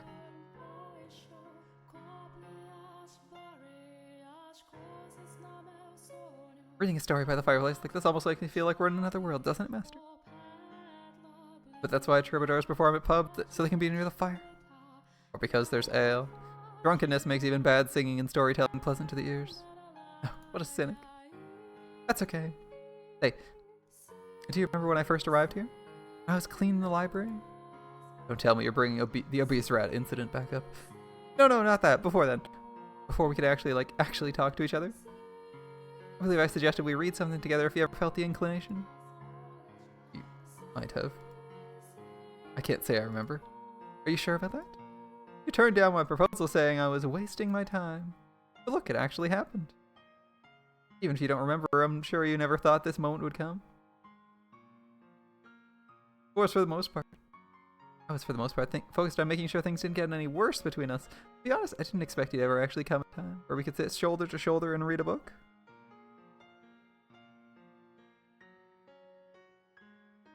You never know how things might pan out. I actually do remember. I remember how I tried to push her away, how I mistrusted her. It was nothing but hostile to her. People change. Perhaps if they can, so can the future. Maybe I can hope that like our friendship, there's a chance the future might take a turn for the better. Something the matter? I don't care much for hypotheticals. But if by some chance, if I were someday to be able to return to that house, did that time come? The house is home. Even if it didn't happen until after my father was gone, it wouldn't erase what he'd done to her there. He acts like nothing's wrong though. I don't know. Have her wounds healed or do they still remain? Did that time come? Should that time come, if the day comes, I'll do what I can to ensure you have a comfortable life in the city. I won't be able to inherit the estate. I can work something out. I see. Thank you. But if you'd be comfortable doing so, I'd be pleased if you were to join me. I mean, as a servant. As a servant. Yes, a servant. We're short on hands. I see. Servant. Do I really need to repeat myself? Yes, as a servant. Alright, I think I will. I'd like to accompany you, Master. Exciting. I'm sure a wonderful future awaits us. I pray so. None of the last stories have ended well. What do you mean? Why would you say something like, oh, I'm sure a wonderful future awaits us? Now back to the story. I believe we had gotten to the point where the knight set out to defeat the monster and save the princess. I bet he was a big, buff, muscular knight. Let's not talk about how muscular he was. His arms were like tree trunks. Alright, she let out a gentle laugh, and I thought I smelled something sweet on her breath. Was it her scent, or perhaps my imagination? I had no way of knowing. We sat so close, even the slightest shift seemed sufficient to allow me to hear the sound of her heartbeat, causing mine to accelerate. Curiosities flooded my mind. What might she be thinking about right now? What does she think about me? As much as I tried to banish them, I frustratingly failed. I was just getting caught up in the moment. I just briefly lost my way. And though I tried to convince myself otherwise, it was all in vain. When had my pulse gotten so rapid? When had my skin gotten so flushed?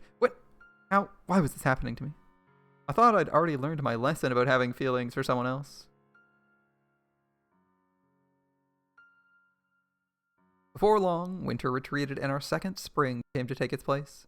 A full year had passed since we had resumed living together, and I don't think it was my imagination that this year felt much warmer than last. Spring seemed to have arrived a bit earlier than in previous years. One night, when the breeze carried on it a pleasant residual warmth, Giselle escorted me out to the garden. Oh, come on, Master, hurry up. Yep, it's been a full year. Middle of the night, what's so important? I just found it myself. I couldn't wait until morning. A rose, it bloomed. A rose? Blossoming rose? Giselle had, over the past year, cleaned up the nest of weeds that had been strangling the garden. Off to the side of a small plot of turned soil swaying in the wind beneath the moonlight was a single red rose. When did you? This year I requested flower seeds. I just couldn't get them to grow. I was starting to think they never would. Look, it's only one, but it did. I had no idea. Of course you didn't. I didn't tell you. Why would you keep it from me? I wanted to make it a gift for you. What? Why? Roses make wonderful gifts, supposedly. No, that's not what I meant. Why me? I haven't given you anything.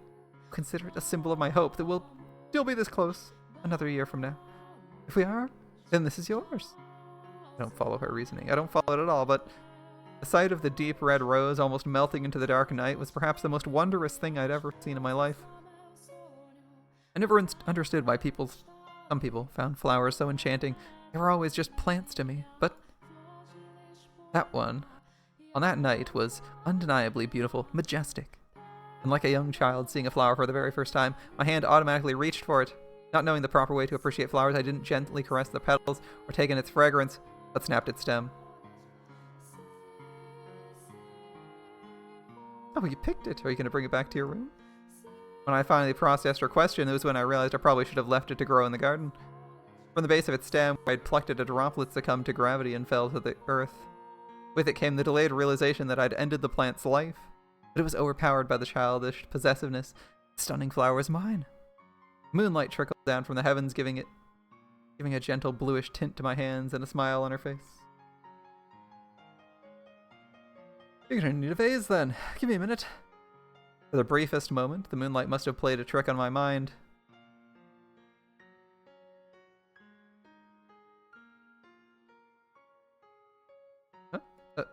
Master? What on earth am I doing? A look of bewilderment filled Giselle's face, just inches from mine, which hammered in the reality of what I'd just done. The thought had crossed my mind that perhaps her black hair might prove a good backdrop for the rose, but it was supposed to remain a simple fancy. What was that about? An excuse. I need a good excuse. A drawing. A drawing? Right, I'd like you to preserve it on canvas. What? What? I mean, a rose on its own does not make a very compelling picture. I'd like to include you as an accessory. Wait, you want to draw me too? Merely as a background element. You're slightly more interesting than a vase, after all. I've never seen you draw anything before. I just never got the urge.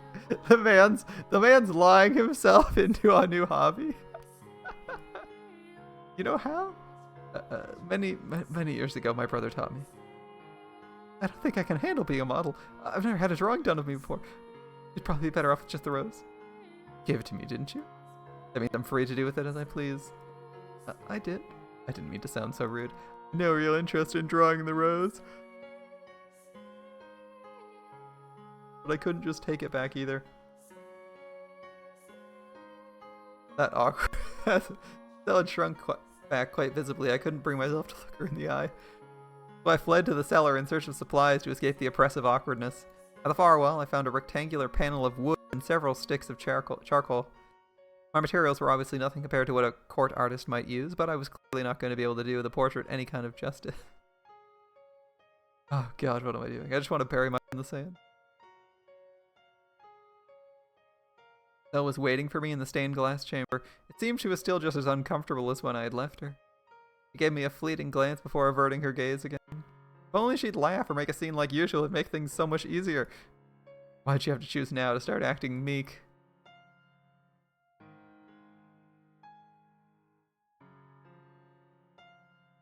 What should I be doing?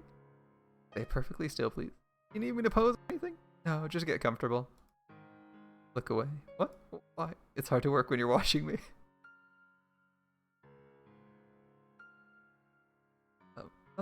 What? I feel like I have to sneeze. Hold it in, please. Oh, what now? Can I see it?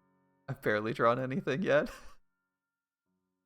As long as our eyes didn't meet, I was able to observe her, and my gaze was quite clearly not focused on the rose, but Giselle. At first I regretted my in-the-moment proposition, but I was beginning to think it hadn't been such a bad idea. Without some sort of pretext, I'd never have been able to examine her so intently. I didn't have that kind of courage. Like me? What was like me? Did I prefer being a sharp-tongued, unapproachable recluse? Was that what I wanted to strive for? Giselle was like a gale. Her mere presence dispersed the gloomy cloud that always hovered around me. Thinking about it, it's practically a miracle that we ever ended up so comfortable around each other. And she's still here right now. Light from the moon spilled through the stained glass window, taking on a multitude of pale tones before falling on her white skin and jade eyes. I'd stopped sketching at some point. I was gonna say, he's probably not drawing much. My goodness. Goodness me, what in the world was going on? One of my roses had finally bloomed, which I thought would put a smile on Michael's face, but rather than improve his mood, it made him go all strange. And if they wanted to draw something. I'd never seen Michael draw anything before. I can't sit. I tried to sneak peeks of him in every once in a while, but any time our eyes met, he gave me a stern, look that way stare. I ended up spending a lot of time looking at the archangel in the stained glass window. What could he be thinking? Could this be thanks for the rose? I'm pretty sure he's not the type who'd consider drawing an expression of gratitude, though. I'm wrong about that. It'll turn my whole world upside down. Maybe he wanted to draw... Not possible. I would turn the world upside down even faster. He couldn't. Close, to be sure. That kind of close, right? That makes it sound like Michael's attracted to me. There's no way. There's absolutely no way. He compares me to an obese rat and calls me an amateur at chess while laughing while he crushes me. That's not what this is, right? Right? Oh yes. It's not too much trouble. If it's too much trouble, you're free to leave. This might take a very long time to complete. No trouble. You had a very stern look on your face is all. I was doing that bad a job of hiding it. I don't want to force you to do anything you don't want. Foolish of me to ask you this. Sorry. It's no trouble, I mean it. Just took me by surprise, that's all. Not even that great of an artist to begin with. Not a talent I was blessed with. If I'm being honest with myself, I can't imagine anyone would be pleased to have bad art drawn of them. But getting so negative about it. I wasn't the only one making a face. His head turned slightly downward, a forlorn shimmer in his eyes. I'd never seen him make that face before. He resembled a child who'd just been scorned by his mother. I wasn't all that angry or just pleased with him. I was just fine, honestly. I'd had to get that through to him. I am pleased, no matter how it turns out. He drew it for me, master. Whether it's good or bad is irrelevant. I would... But the moonlight shining through the stained glass, so enchanting. I lost myself in it. Be happy with anything drawn for me by the man I love. For an instant, time froze. By the time I realized what I had said, my mind had gone blank and I couldn't form a coherent thought. I mean, like, you know, like family. Yeah, you're an older brother to me. Like, love. Yeah, like love for a brother. Yeah, yeah, that's what I meant. That wasn't a slip of the tongue. No. Say something, Master. Give me your usual exasperated sigh. Come on, come on. Give me your best good grief. And hurl me out the window. Where's the yare? Come on, please. Show me some disappointment. Master? When the wood panel he was using as a canvas and the charcoal in his hand crashed to the hard chapel floor, the clattering was so loud I jumped. I didn't have the presence of mind to wonder why he'd knocked over the canvas, or why his hands appeared to be shaking. Let me help you with that. I stepped towards him. And when I did, the moonlight shining down upon us intensified, and our gazes of jade and ruby intertwined. Look at that, both at the same time.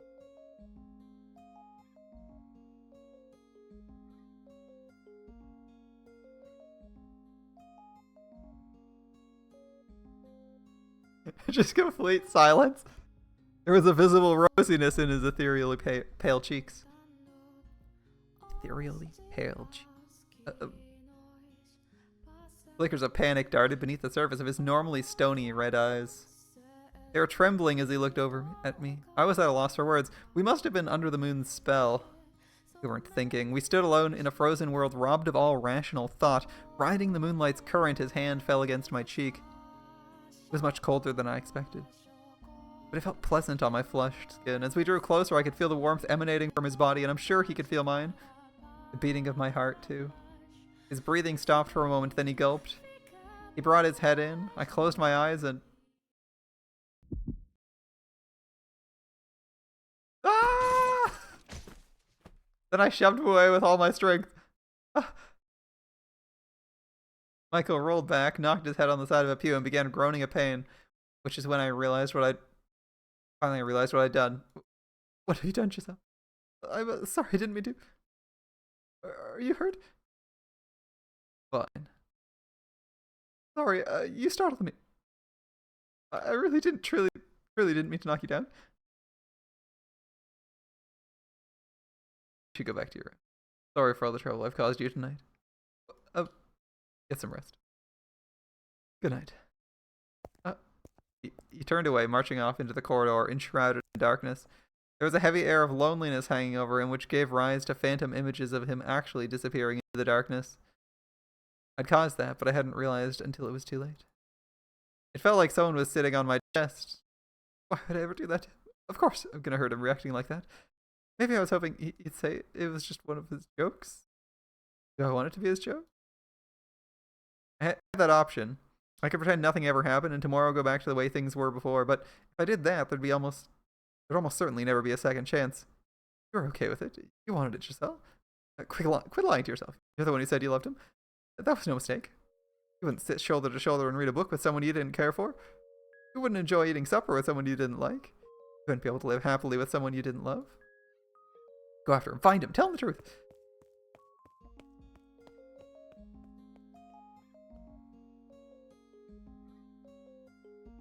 What am I doing, for God's sake? Not in my right mind. Something about me was off today. I couldn't control myself. I'm saying things I didn't mean, doing things I didn't intend to. I'd never meant to do that, but at this point I had no choice but to admit my feelings. I couldn't pretend I didn't know what they were anymore. How long had I felt this way? A week, a month, 6? Or perhaps full year? Had they already developed when we started anew? The when didn't matter. Change the facts. I was still attracted to her regardless of when it had begun. But she pushed me away, quite literally. I sighed at myself. Why should I be disappointed? She was nothing like me. I was reclusive and unsociable. She was the exact opposite. She was the kind of person who would confidently tell someone how she felt. She'd done exactly that. That I was like a brother. But I hadn't listened. As a matter of fact, I have been any presumptuous. I don't deserve to love anyone. It's better this way. Master.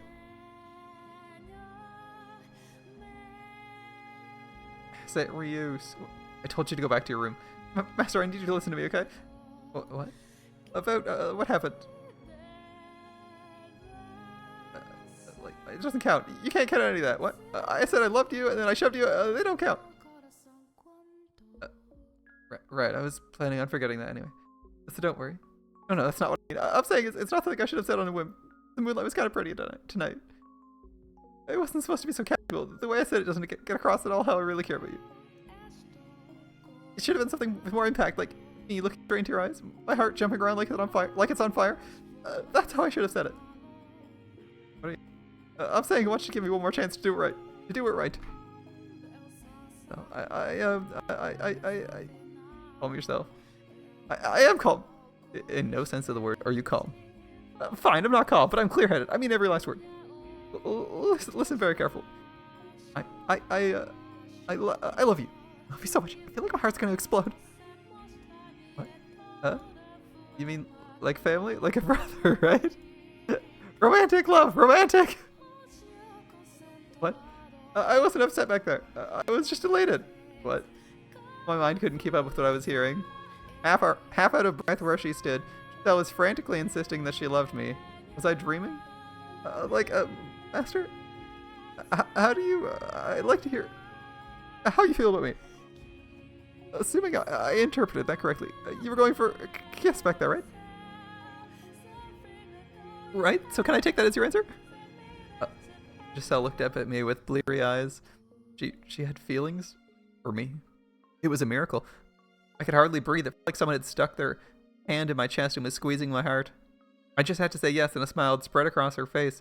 I could bring her joy. All it would take was a single word. I had no reason to say no.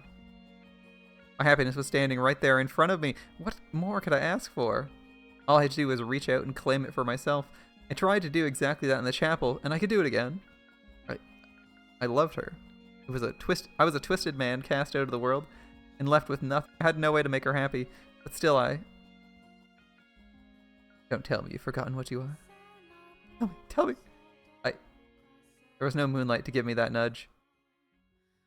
Do not feel that way about you. What? I got confused for a moment. I apologize for the misunderstanding that seems to have caused. All the color drained from her like a flower, wilting before my eyes. Heavy sigh spilled from her lips. Her jade eyes swayed lifelessly back and forth. I hadn't thought mere love could possibly have such weight, but she looked as though I just told her she was to be executed. I see. I'm sorry. I let it get to my head. Sorry you're making such a racket. Really, God, what was I thinking? Got way ahead of myself. Her faux energy hurt to watch. I had hurt her, and this was the result. You wanted to protect yourself, even if it meant hurting her. But look where it got you. You would have been better off just going with it. Because when she learned the truth, she'd have pushed you away anyway. I'm sorry. I'll be going now. Sorry for barging in on you like that. She made her way into the shadows towards the door. There it is. You did it. You preserved your peace. I got the feeling she'd never again turn back. Her mistake was ever getting close to anyone. What I'd always wanted was right there in front of me, and I was so close to obtaining it. And you pushed her away. I actually did love her. She'd never know the real you. She'd never love the real you. She couldn't. You're disgusting. I can't believe you actually had the gall to fall for me. Good night, Master. She was leaving. I wanted her here, and she was leaving. I simply had to acknowledge my feelings, and she'd come back. Was I really content to let her go? In my weakness, I mistreated her and hurt her. I let her go, and was I about to lose her? Even though she said she loved me, I felt the same way. Wait, please don't go. Voice is shaking like a scared child's. What are you hoping to tell her like that? She was different. She was probably, no, she absolutely was nothing like anyone in my past. It won't be any different. I decided I'd try just one more time. I believe in myself and believe in someone else. I lied. Giselle, from the bottom of my heart, don't regret this. No, I won't. I sincerely love you.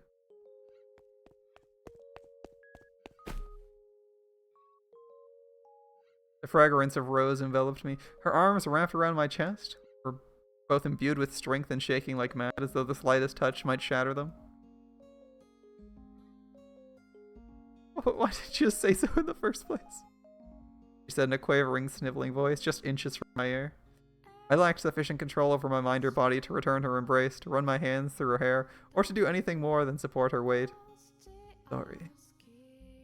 You're a bully brute. You don't get to play this one off as a joke. Dearly.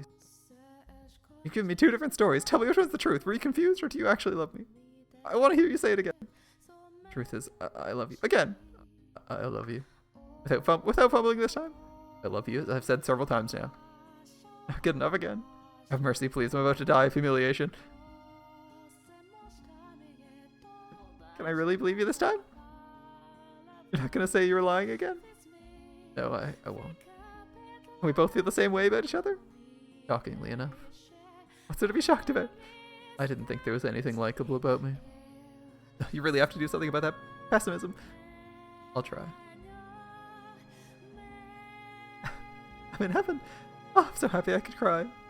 You are. All over me. Oh, thank goodness. Thank goodness. When you first said no, everything went black. I wasn't sure what I would do anymore. I'd lost all hope. I really do feel bad about that, but you had a change of heart. Now you're willing to have me? Yes. And everything I bring with me? That was the idea. Absolutely everything, right? You're pushing that point rather hard. I have a request. Something I don't think I could ask you anytime but now, while we're in the moment. I'll do anything so long as it is within my ability. Tell me, what is it? Will you look at my naked body? What? More specifically, my scars? You're gonna have to see them eventually. In which case, I'd like that to be now. A year ago, I'd refused to look at her scars. I'd been certain I wouldn't be able to accept what they represented. The abuse my father subjected her to, if possible. I would have preferred never having to face that. But I, more than anyone, needed to know. It was my responsibility. I had to accept reality, not grimace or avert my eyes. I had to face up to what had been done to her. Okay. Oh, he didn't stammer there. He just said okay after a delay. I couldn't bring myself to look at her as she hesitantly disrobed. Well, this is going nicely, I suppose. I think the story's lasting a lot longer than the Done Door 4 too. We can enjoy the romance, but I'm actually thinking, when do things tumble downhill like in the last 4 stories? Things gotta go bad. Things are gonna go bad at some point, right? It doesn't just end nicely. If it does, it'd be surprising though. That would be like the unexpected twist where suddenly it's like, oh, it actually all turned out well. I don't think that's the case though. The sound of her clothes rustling made me feel as though I was doing something incredibly improper. As much as I tried to feign calm, I was so tense, my joints were practically creaky and my heart felt like it was being stepped on. I feel like made of stone. I'm ready. You can turn around. I'll count to 10. She's laughing at me. Feel a whole lot better seeing you nervous. So nervous. Turning around. Okay.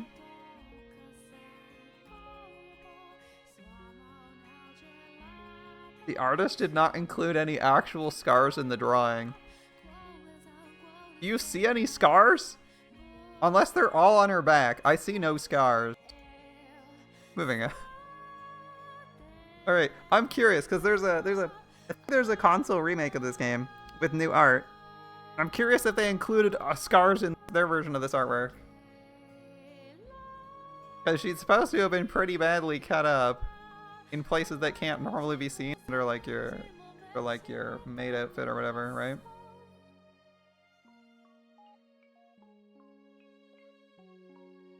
There's supposed to be like a few words cut into her, but her head was tilted down just enough to keep me from making out her expression, but she couldn't hide the pink flush spreading across her cheeks. It contrasted well against her white but not excessively pale skin, as did her jet black hair. Sorry, it's not anything to look at. In what way? Was this not a pleasant sight? I'd never been more entranced by anything in my entire life. It was stunning. I had no measure of comparison, but I was certain the same sight of any other woman in the world would not have had the same effect on me. I could say as much with confidence despite having never seen another woman nude. Hypnotized, I couldn't take my eyes off the gentle curves of her body. Were I more socially inclined, perhaps I would have told her she was pretty, which probably would have brought a sheepish smile to her face. And though I wanted to, my throat was dry as dust. All I could manage to produce were incoherent rasps. Please, say something? I'm hideous, aren't I? You're not hideous. You mean it? Why would you think so? Not unclean, not in the slightest. Even seeing this? Her eyes slid downwards, a trace of fear lurking just beneath the surface. Following her lead, I dropped my gaze to her lower body, and there I saw her scars. Ah, they're only on her leg. Swollen red and black gashes, still not healed after more than a year, defiled her white flesh. As she described for me, the lines were arranged to form letters carved into her skin. Ah, that's why she said I'd have to see them finish. My instincts told me these were wounds she would carry for the rest of her life.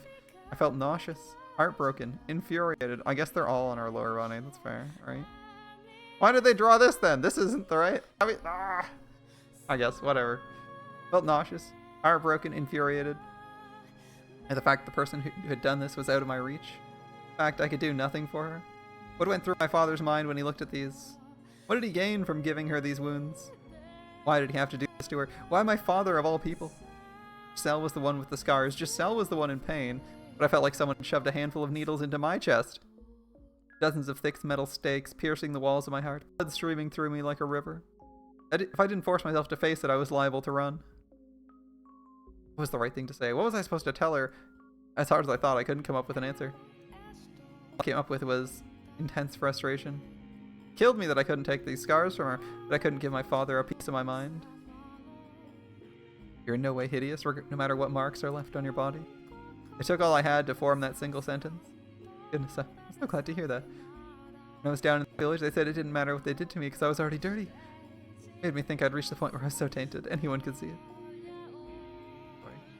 Why would you apologize? You were frowning really intensely. I thought I might have made you mad. No, I'm not angry at you. I'm angry at my father, the villagers, and myself. May I touch them? My hands were trembling, but I knew I wouldn't be doing her any favors by hesitating. As soon as my fingertips brushed her skin, she shuddered.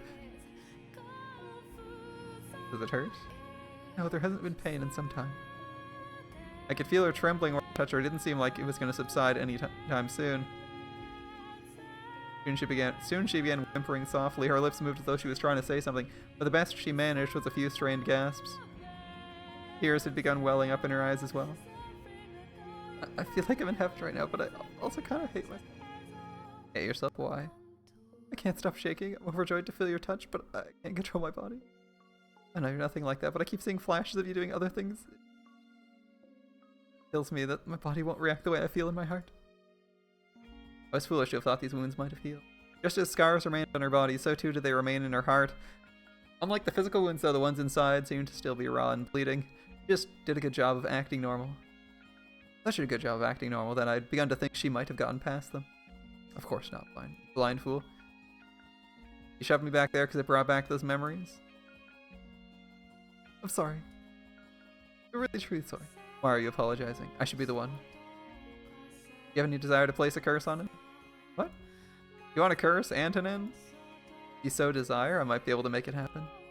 Cast a curse on him, perhaps even a fatal one. Ignore the fact he's my father. I don't consider that man family anymore.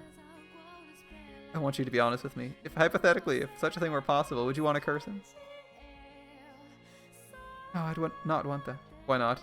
You have every right to take revenge for what the man did. He deserves punishment. He inflicted so much pain, you're still shaking more than a year later, and you can just let him get away with it? Out of the goodness of your heart? Hypothetically, if you wanted to curse him, I wouldn't do it even hypothetically. Not out of the goodness of my heart. Just a coward. A coward? Curses were real, and if he were to die by one, I'd never be able to forget. My resentment for him took his life. That'd mean he damaged me so permanently I was never able to get past it. I don't want that. I want to be able to forget. I'm still shaking now, but one day I'll be able to proclaim proudly it no longer has any control over me. I appreciate the sentiment, setting aside your choice of method. You asked out of concern, and that's more than enough for me. A soft smile spread across her lips, but all it inspired in me was powerlessness. She was putting on an act. The sentiment really more than enough? Of course not. Not when she was still trembling so much, but what was I to do? Was I unable to leave the house and helpless against the will of the Bollingers to do? I was incapable of assuaging her pain, wasn't I? I couldn't do anything, could I? Before I throw in the towel, I need to take some time to think. Stop running from the problem. Figure out a real way to give her what she wants. That doesn't involve curses and angry words. It has to be something only I can do. So, I took the hand that had been tracing her scars and slid it around her waist. Even now, her trembling showed no signs of abating. I'll never, the one thing I could do, hurt you again. To wrap her trembling body in my arms. I want you here with me.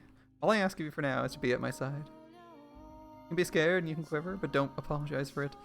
Please don't feel bad for it. Promise not to turn my head away from your pain. What I ask of you, try not to keep it buried. I have no power or influence. I don't know all the right things to say. I'm a man with nothing to his name. But one thing I do have is a heartfelt desire to do whatever I can for you. As soon as I tightened my grip around her waist, she lurched forward, throwing her arms around me. Muffled whimpers resonated against my shoulder, where she'd buried her head. Eventually they grew into unfettered sobs. My bedchamber was enveloped in the sound of weeping. She cried like a little child. The usually strong-willed, cheerful, optimistic Giselle wailed from the depths of her soul. This past year, she had constantly been nudging me forward. It was always her leading the way. There had undoubtedly been moments where she wanted to cry like this, but couldn't. So starting now, I was going to try and support her too. I was sure I'd mess something up, and I had little experience being caring. I'd probably anger her, stress her out, and probably make her cry, but I'd found my resolve, overcome my hesitation. I was sure I could do it. But I could create a place where she could find peace. I could surely. Giselle didn't stop crying till the sun began peeking over the horizon. I had, just as I said, not looked away, simply holding her in silence. She had a decidedly not childlike frame, but she seemed incredibly small in my arms.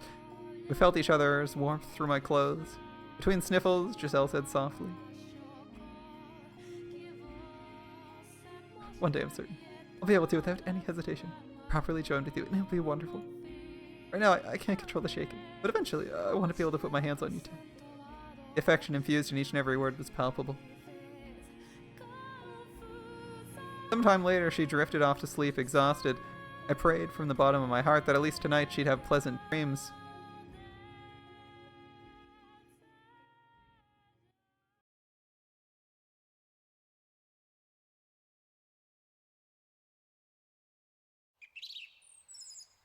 Morning? No, afternoon. Faster! Good morning. Good. Oh, come on, put a little more oomph into it. I'm just I'm gonna say, last night was something, Master. I didn't know you had that in you. Just thinking about it. Ow! Hey, that hurt. What was that for? I was struck with an insatiable urge to whack you. Whatever happened to your heartfelt desire to do what you can for me? I don't think hitting me counts. You're tough enough to get over a little bonk. You were being so nice yesterday. Where'd that go? Would you like to explain why you're making dirty jokes first thing in the morning? Yeah, just...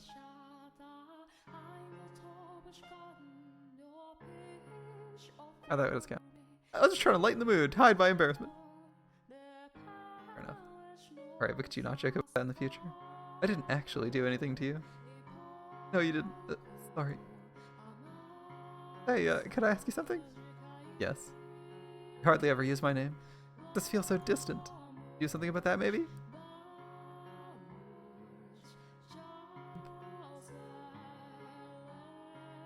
No, that's not you at all. Just go with my name, please. We've graduated from a master-servant relationship to a romantic relationship, but that is a bit much. Romantic relationship. But exactly, so in honor of the new us, let's make this last, alright? Michael? Alright.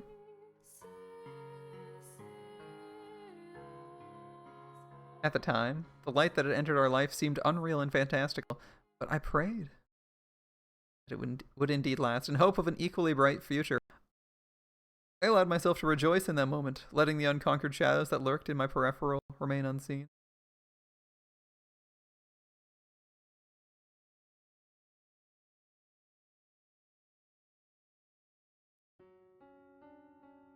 Blackness consumes the once colorful face, and Giselle still stands before me as she did within the door, but I struggle to reconcile the two scenes. They're both real, they're both her. The lively, spunky girl of the past and the lifeless girl of the present are both Giselle. Hardly feels like that's the case. As different as they seem, they are both her. Why don't stop there? It was a wonderful story. They overcame their troubles, they lived happily ever after. Is that not good enough? Could not be worse than where we are now. All we have to do then is erase the now. Throw everything away and start over from where it was better. You were able to bear them because they weren't your tragedies. It goes for more than just me. Actually, as a matter of fact, those words apply even better to her than me. The ending is already set in stone. It's already happened. What point is there in watching it again? All that accomplishes is making me relive it all. The ending has not been written. We're both here now, which means our end still lies ahead of us. Then, can I ask you to promise not to let go of my hand, no matter what? No matter what happens, you mustn't let go of my hand. Ah, now I understand. It was a request, even if she didn't perceive it as such. In place of a verbal response, I squeeze her hand in mine. I know where this tale is heading, towards tragedy.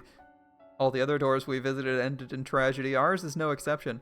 But perhaps what's waiting at the end of this one, even more dire than I imagine.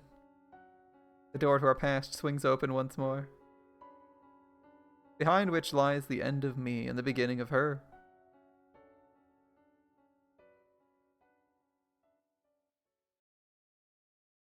Like nothing good comes from going past the nice spot here. We know how it goes. All of these are tragedies. Matters when. A month had passed since the night with the rose.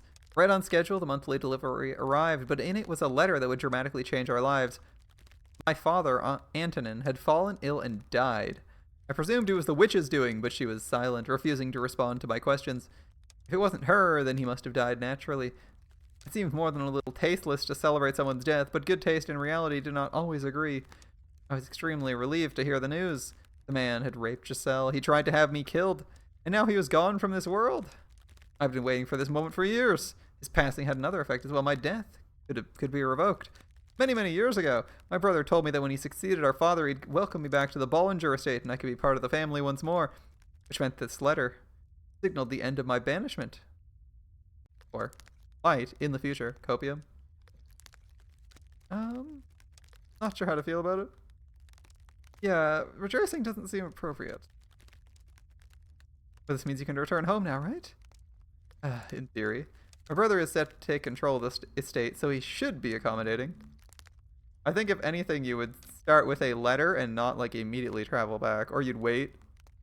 Or, given that they relay things once a month, it would probably be wait a month. See if you get anything. If you don't, then go visit the guy and give a letter. You can send letter. Have a letter sent. Right? Should be accommodating. I'm gonna write a letter. Have them send us a carriage. It's much too long a distance to walk. Oh, alright. What should we do first when we get back to the capital?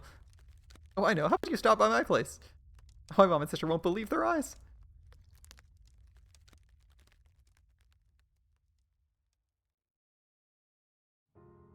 My time in this mansion was almost at its end. The future I'd only vaguely envisioned was now within my reach.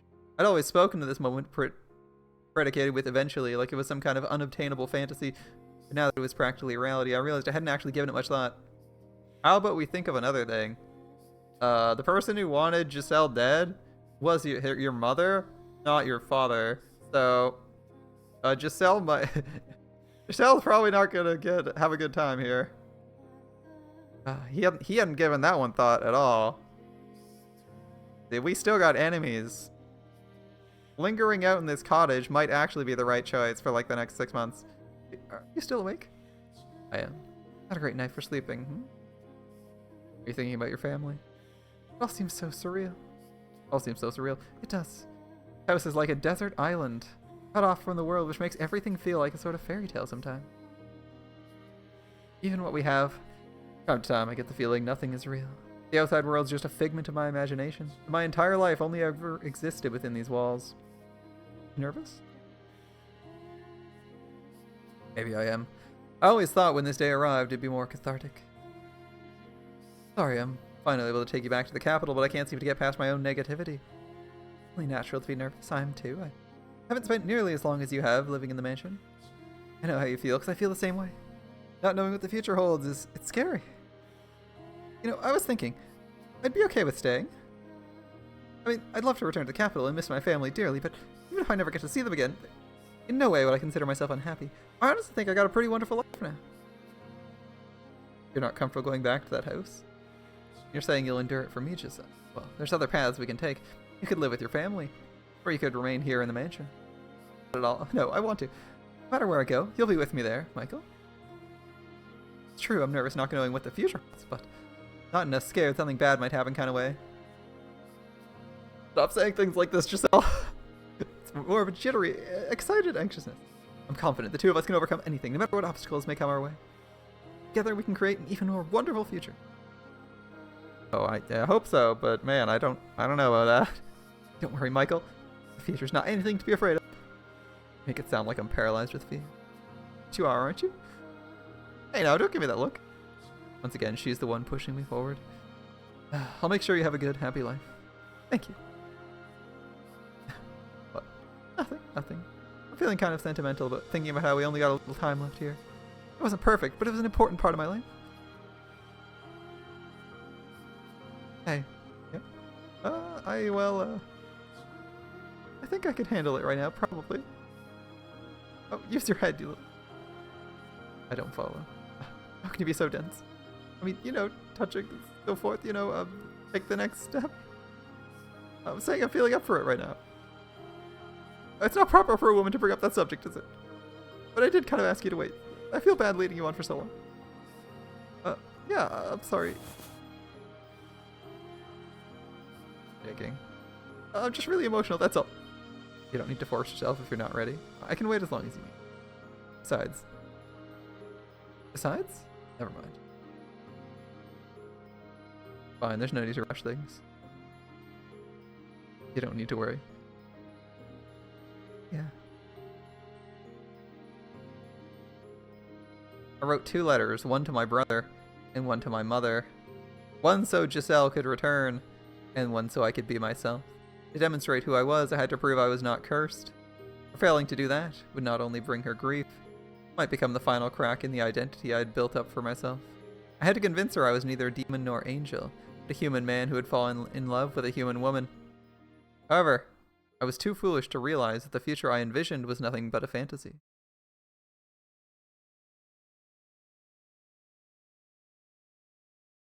Had I been able to grasp that, maybe I could have taken her somewhere far away, where no one knew who we were. Things might have turned out differently. I mean, I did say it's not going to end well. He's too happy. Only bad things follow. Really foggy out lately. I'd rather if we left when it was clear. It'd be terrible if the coachman rolled the carriage because he couldn't see where we were going. If there wasn't so much fog, I probably would have been able to see little columns of orange evening sunlight fighting their way through the trees. But the milky white mist seemed to swallow up all the light, leaving nothing for the surrounding area. It was rather dreary weather. I wonder when they'll be here. Although, if they never do show up, that's okay too.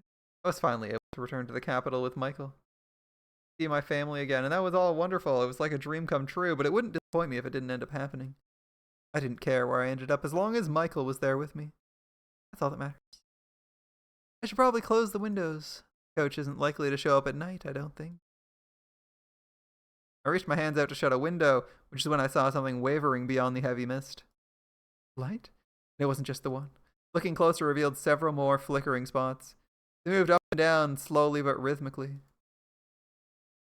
As more and more people came into view, my mind began seeing them as people carrying torches. They're coming this way? They'd be our escort back to the capital. So, what? As soon as I thought there sure are a lot, popped into my head, something whizzed past my cheek. What was that? What? It was an arrow. Giselle! What? The arrow had flown through the window and pierced the opposite wall. Had Michael not knocked me out of the way... Giselle, are you okay? Fine, but what's going on? Never mind that. Right now we need to run. Wait, Michael! No, there's no time to talk. Stay out of sight of the windows. Got it. Grabbed my hand and broke into a run. A relentless storm of arrows showered through the windows as we'd worked so hard to get open a year ago. This wasn't what we went through all that effort for. Once I open the front door, run. We have to get as far from this house as quickly as we can. Why is there only one door on this house? It's a mansion. I've like... It's a small mansion. They only have one door? What? You know what? I'm going to assume they didn't get around to opening the back door.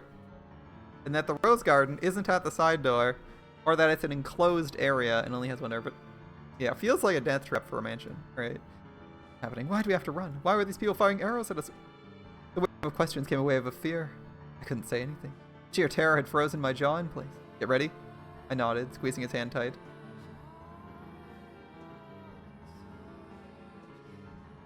I knew it would just be another obstacle to his safe escape, but I didn't want to let go of his hand. I was afraid if I did, I'd never be able to hold it again.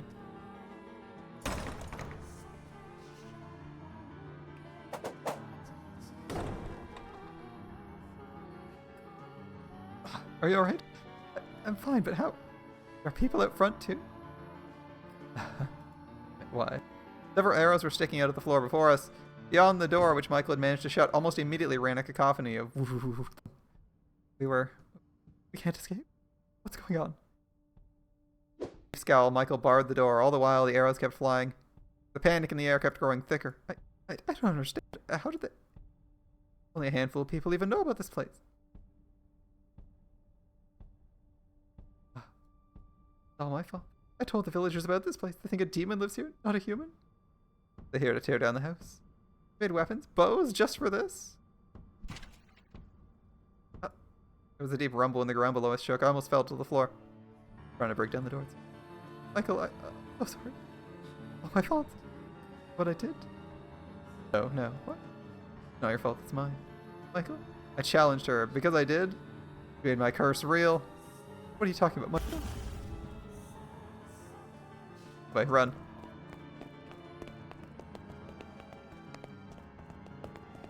Michael dragged me through the mansion's corridors till we reached the chamber with the stained glass window. Far into the room sat a small door. Where does it lead? I've been aware of the door's presence but never went inside it. Something about it seemed different from the rest of the house. I wasn't sure how to describe it exactly, but it felt like shadows had taken root here. The observation tower. A tower? But if we go up there, we're putting ourselves in a corner. No matter where we go, they have us trapped. But there's a chance that up here. He didn't finish that thought, however. He opened the door, leading me into the tower. His face deathly pale. Deathly pale. We've already seen this, right? He's gonna die, 100%. Up we go.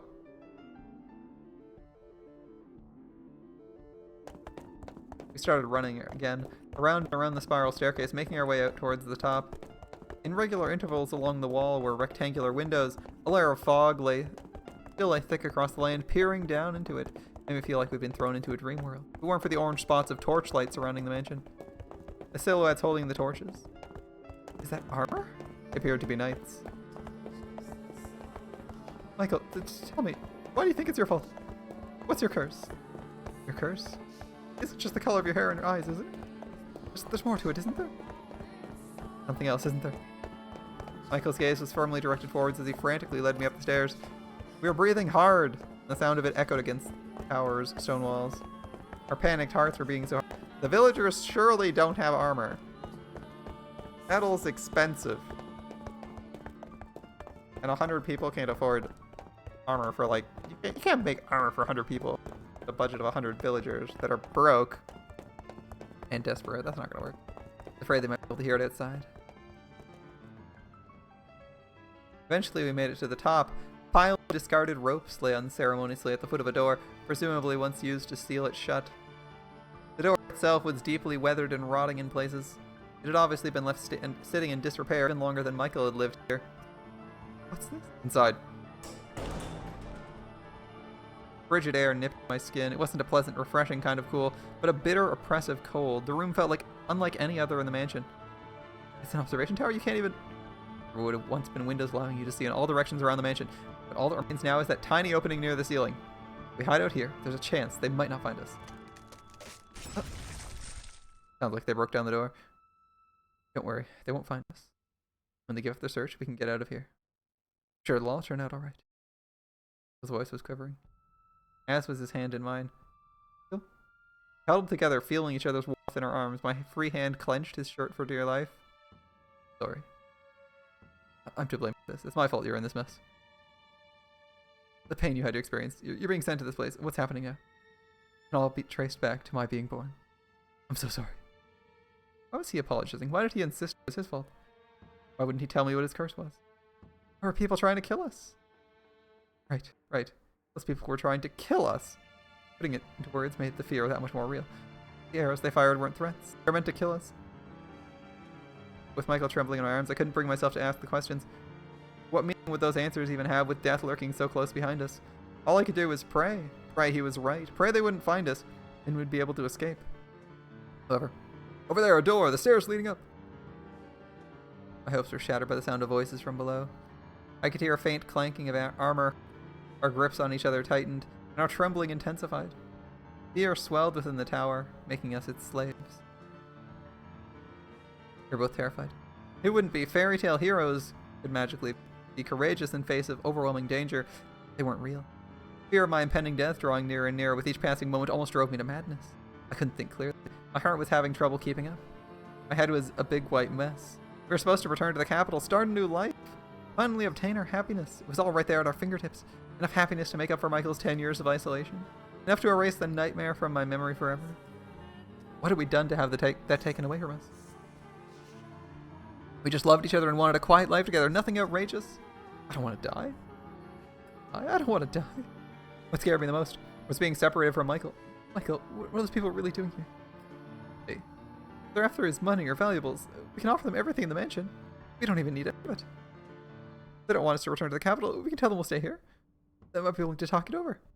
I don't care if I lose everything else. As long as I have you, I can survive anywhere. All that mattered was that we had our lives. As long as the two of us still breathed.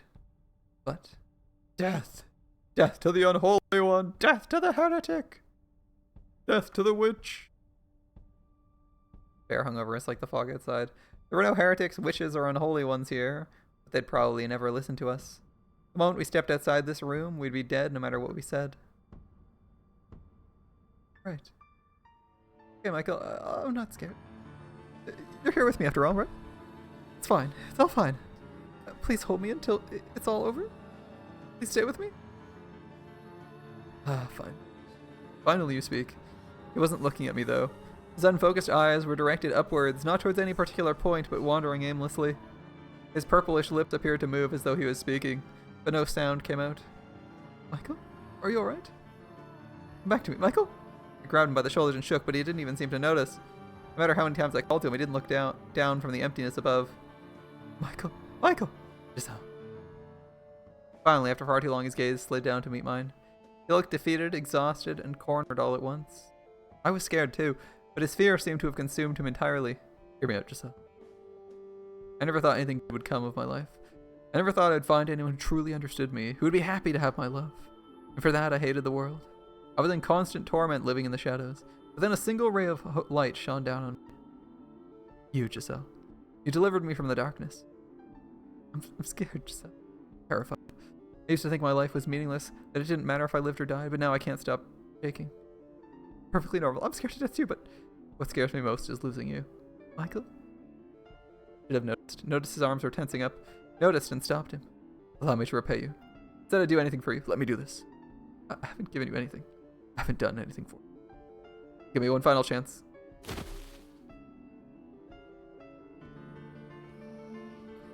Michael?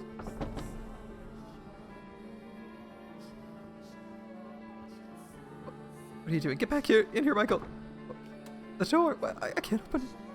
I shoved on the door, trying to go after him, but it wouldn't budge even the slightest. It was as though there had never been a door there at all. Merely a wall disguised as one. It wasn't someone holding it shut from the other side either. I pushed and pulled with all my might, but I couldn't even manage to eke out the tiniest crack. Michael, what did you do to the door? Come on back, get back in here. I don't want to lose you either. Say something. Michael, you're out there, aren't you? Please don't do anything rash. They're gonna kill you if you're out there. Giselle, the witch, told me. What? That she'd ensure your safety. Michael, she isn't real. There's no witch talking to you. It's all in your head. A figment of your imagination created to alleviate your loneliness. Rest assured, she does not lie. Michael! Listen, you're a wonderful woman, Giselle. Spirited, true to yourself, and deeply sympathetic. You're not to blame for how difficult your life has been. Most of the fault lies with me and a bit of bad fortune. But that's all behind you now. Once this is over, you can start anew. What are you talking about? Survive, live a good, fulfilling life. Move past this, live your life, and always love your family. I know you can do it. That is my wish for you. No, I don't want that. I want to be with you. No one else but you. I don't want to let you die. There it is. Death to the heretic. Death to the heretic. Death to the heretic. Get back in here, Michael. Open the door. It's my choice to live on with you. I'd rather... Scars will heal. Find a nice man. Have a wonderful family. Why? Thank you, Giselle, for bringing light into my world. Don't say that. But if there's a next life, I hope you don't mind if I pray we're able to meet again. That we can find each other once more in another world. Michael! Michael. It is our holy duty of knights of the church to deliver punishment unto a heathen who made a pact with the devil. Come on, Michael, open the door. You're sentenced to death, your body to be hanged on the cross for 3 days and nights, wherein your unholy flesh shall be purified by the fires of heaven. Wait, why? What are you doing here? Open the door. Michael, please, listen to me. You can hear me out there, can't you? And thou be executed. Any final words? Who is it you're sentencing? Michael Bollinger? A demon child, naturally. Or a witch, perhaps. Yep, open the door. Why would you open it? He has that unholy or unpure. He's perfectly normal human. He's a sweet man. I'm the witch. The witch is in here. I'm the one you want to execute. Kill me. Execute me. Now I see Giselle. This world. Kill him.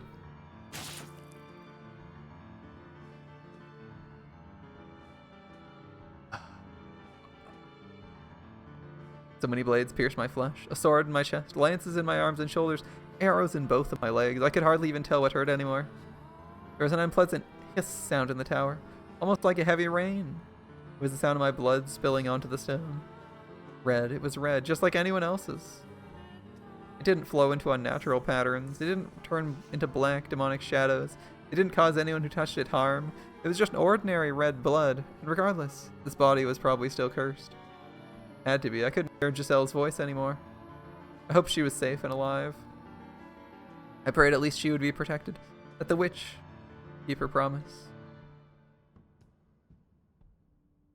And it was getting dark. Light was quickly departing from my world.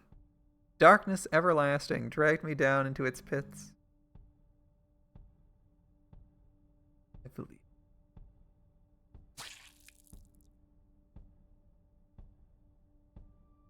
Michael! Michael! Say something. Talk to me. What's going on? What's going on out there? It can't be happening. An impossibly heavy thud came from beyond the door, and with it Michael fell silent. Then intermittent squelching sounds as something slid down the door. No, it can't be. Why? Why? I pounded on the door with all my strength, but it refused to give. The skin on my hands eventually going raw and beginning to seep blood.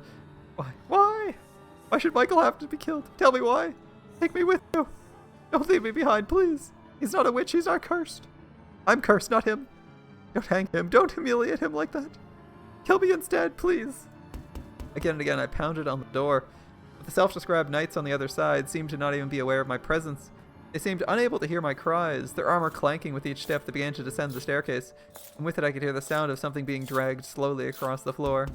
No, don't take him away. Don't take Michael away from me. Stop! I'm begging you! My pleas were in vain. My hope was for naught. The knights took him away. Took him somewhere out of my reach for all eternity. Don't take him away from me!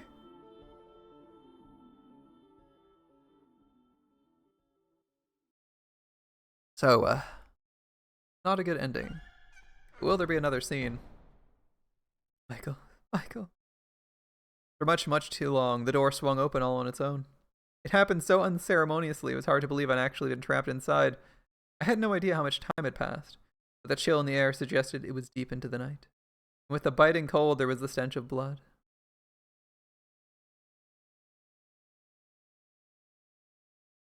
Why? Why? Michael, I never wanted this. Ah! He's screaming. I'm not gonna scream into your ears for this, so just imagine some unholy wailing. You didn't understand at all, Michael. You didn't know the depths of my feelings for you. You didn't know how intensely I wanted you. How fervently I loved you. I was never going to be able to find someone else. Live happily with them. It had to be you. The thought of anyone else touching me terrified me. You just didn't understand. I don't want to live in this stupid world. The time I spent with you truly was the happiest time of my life.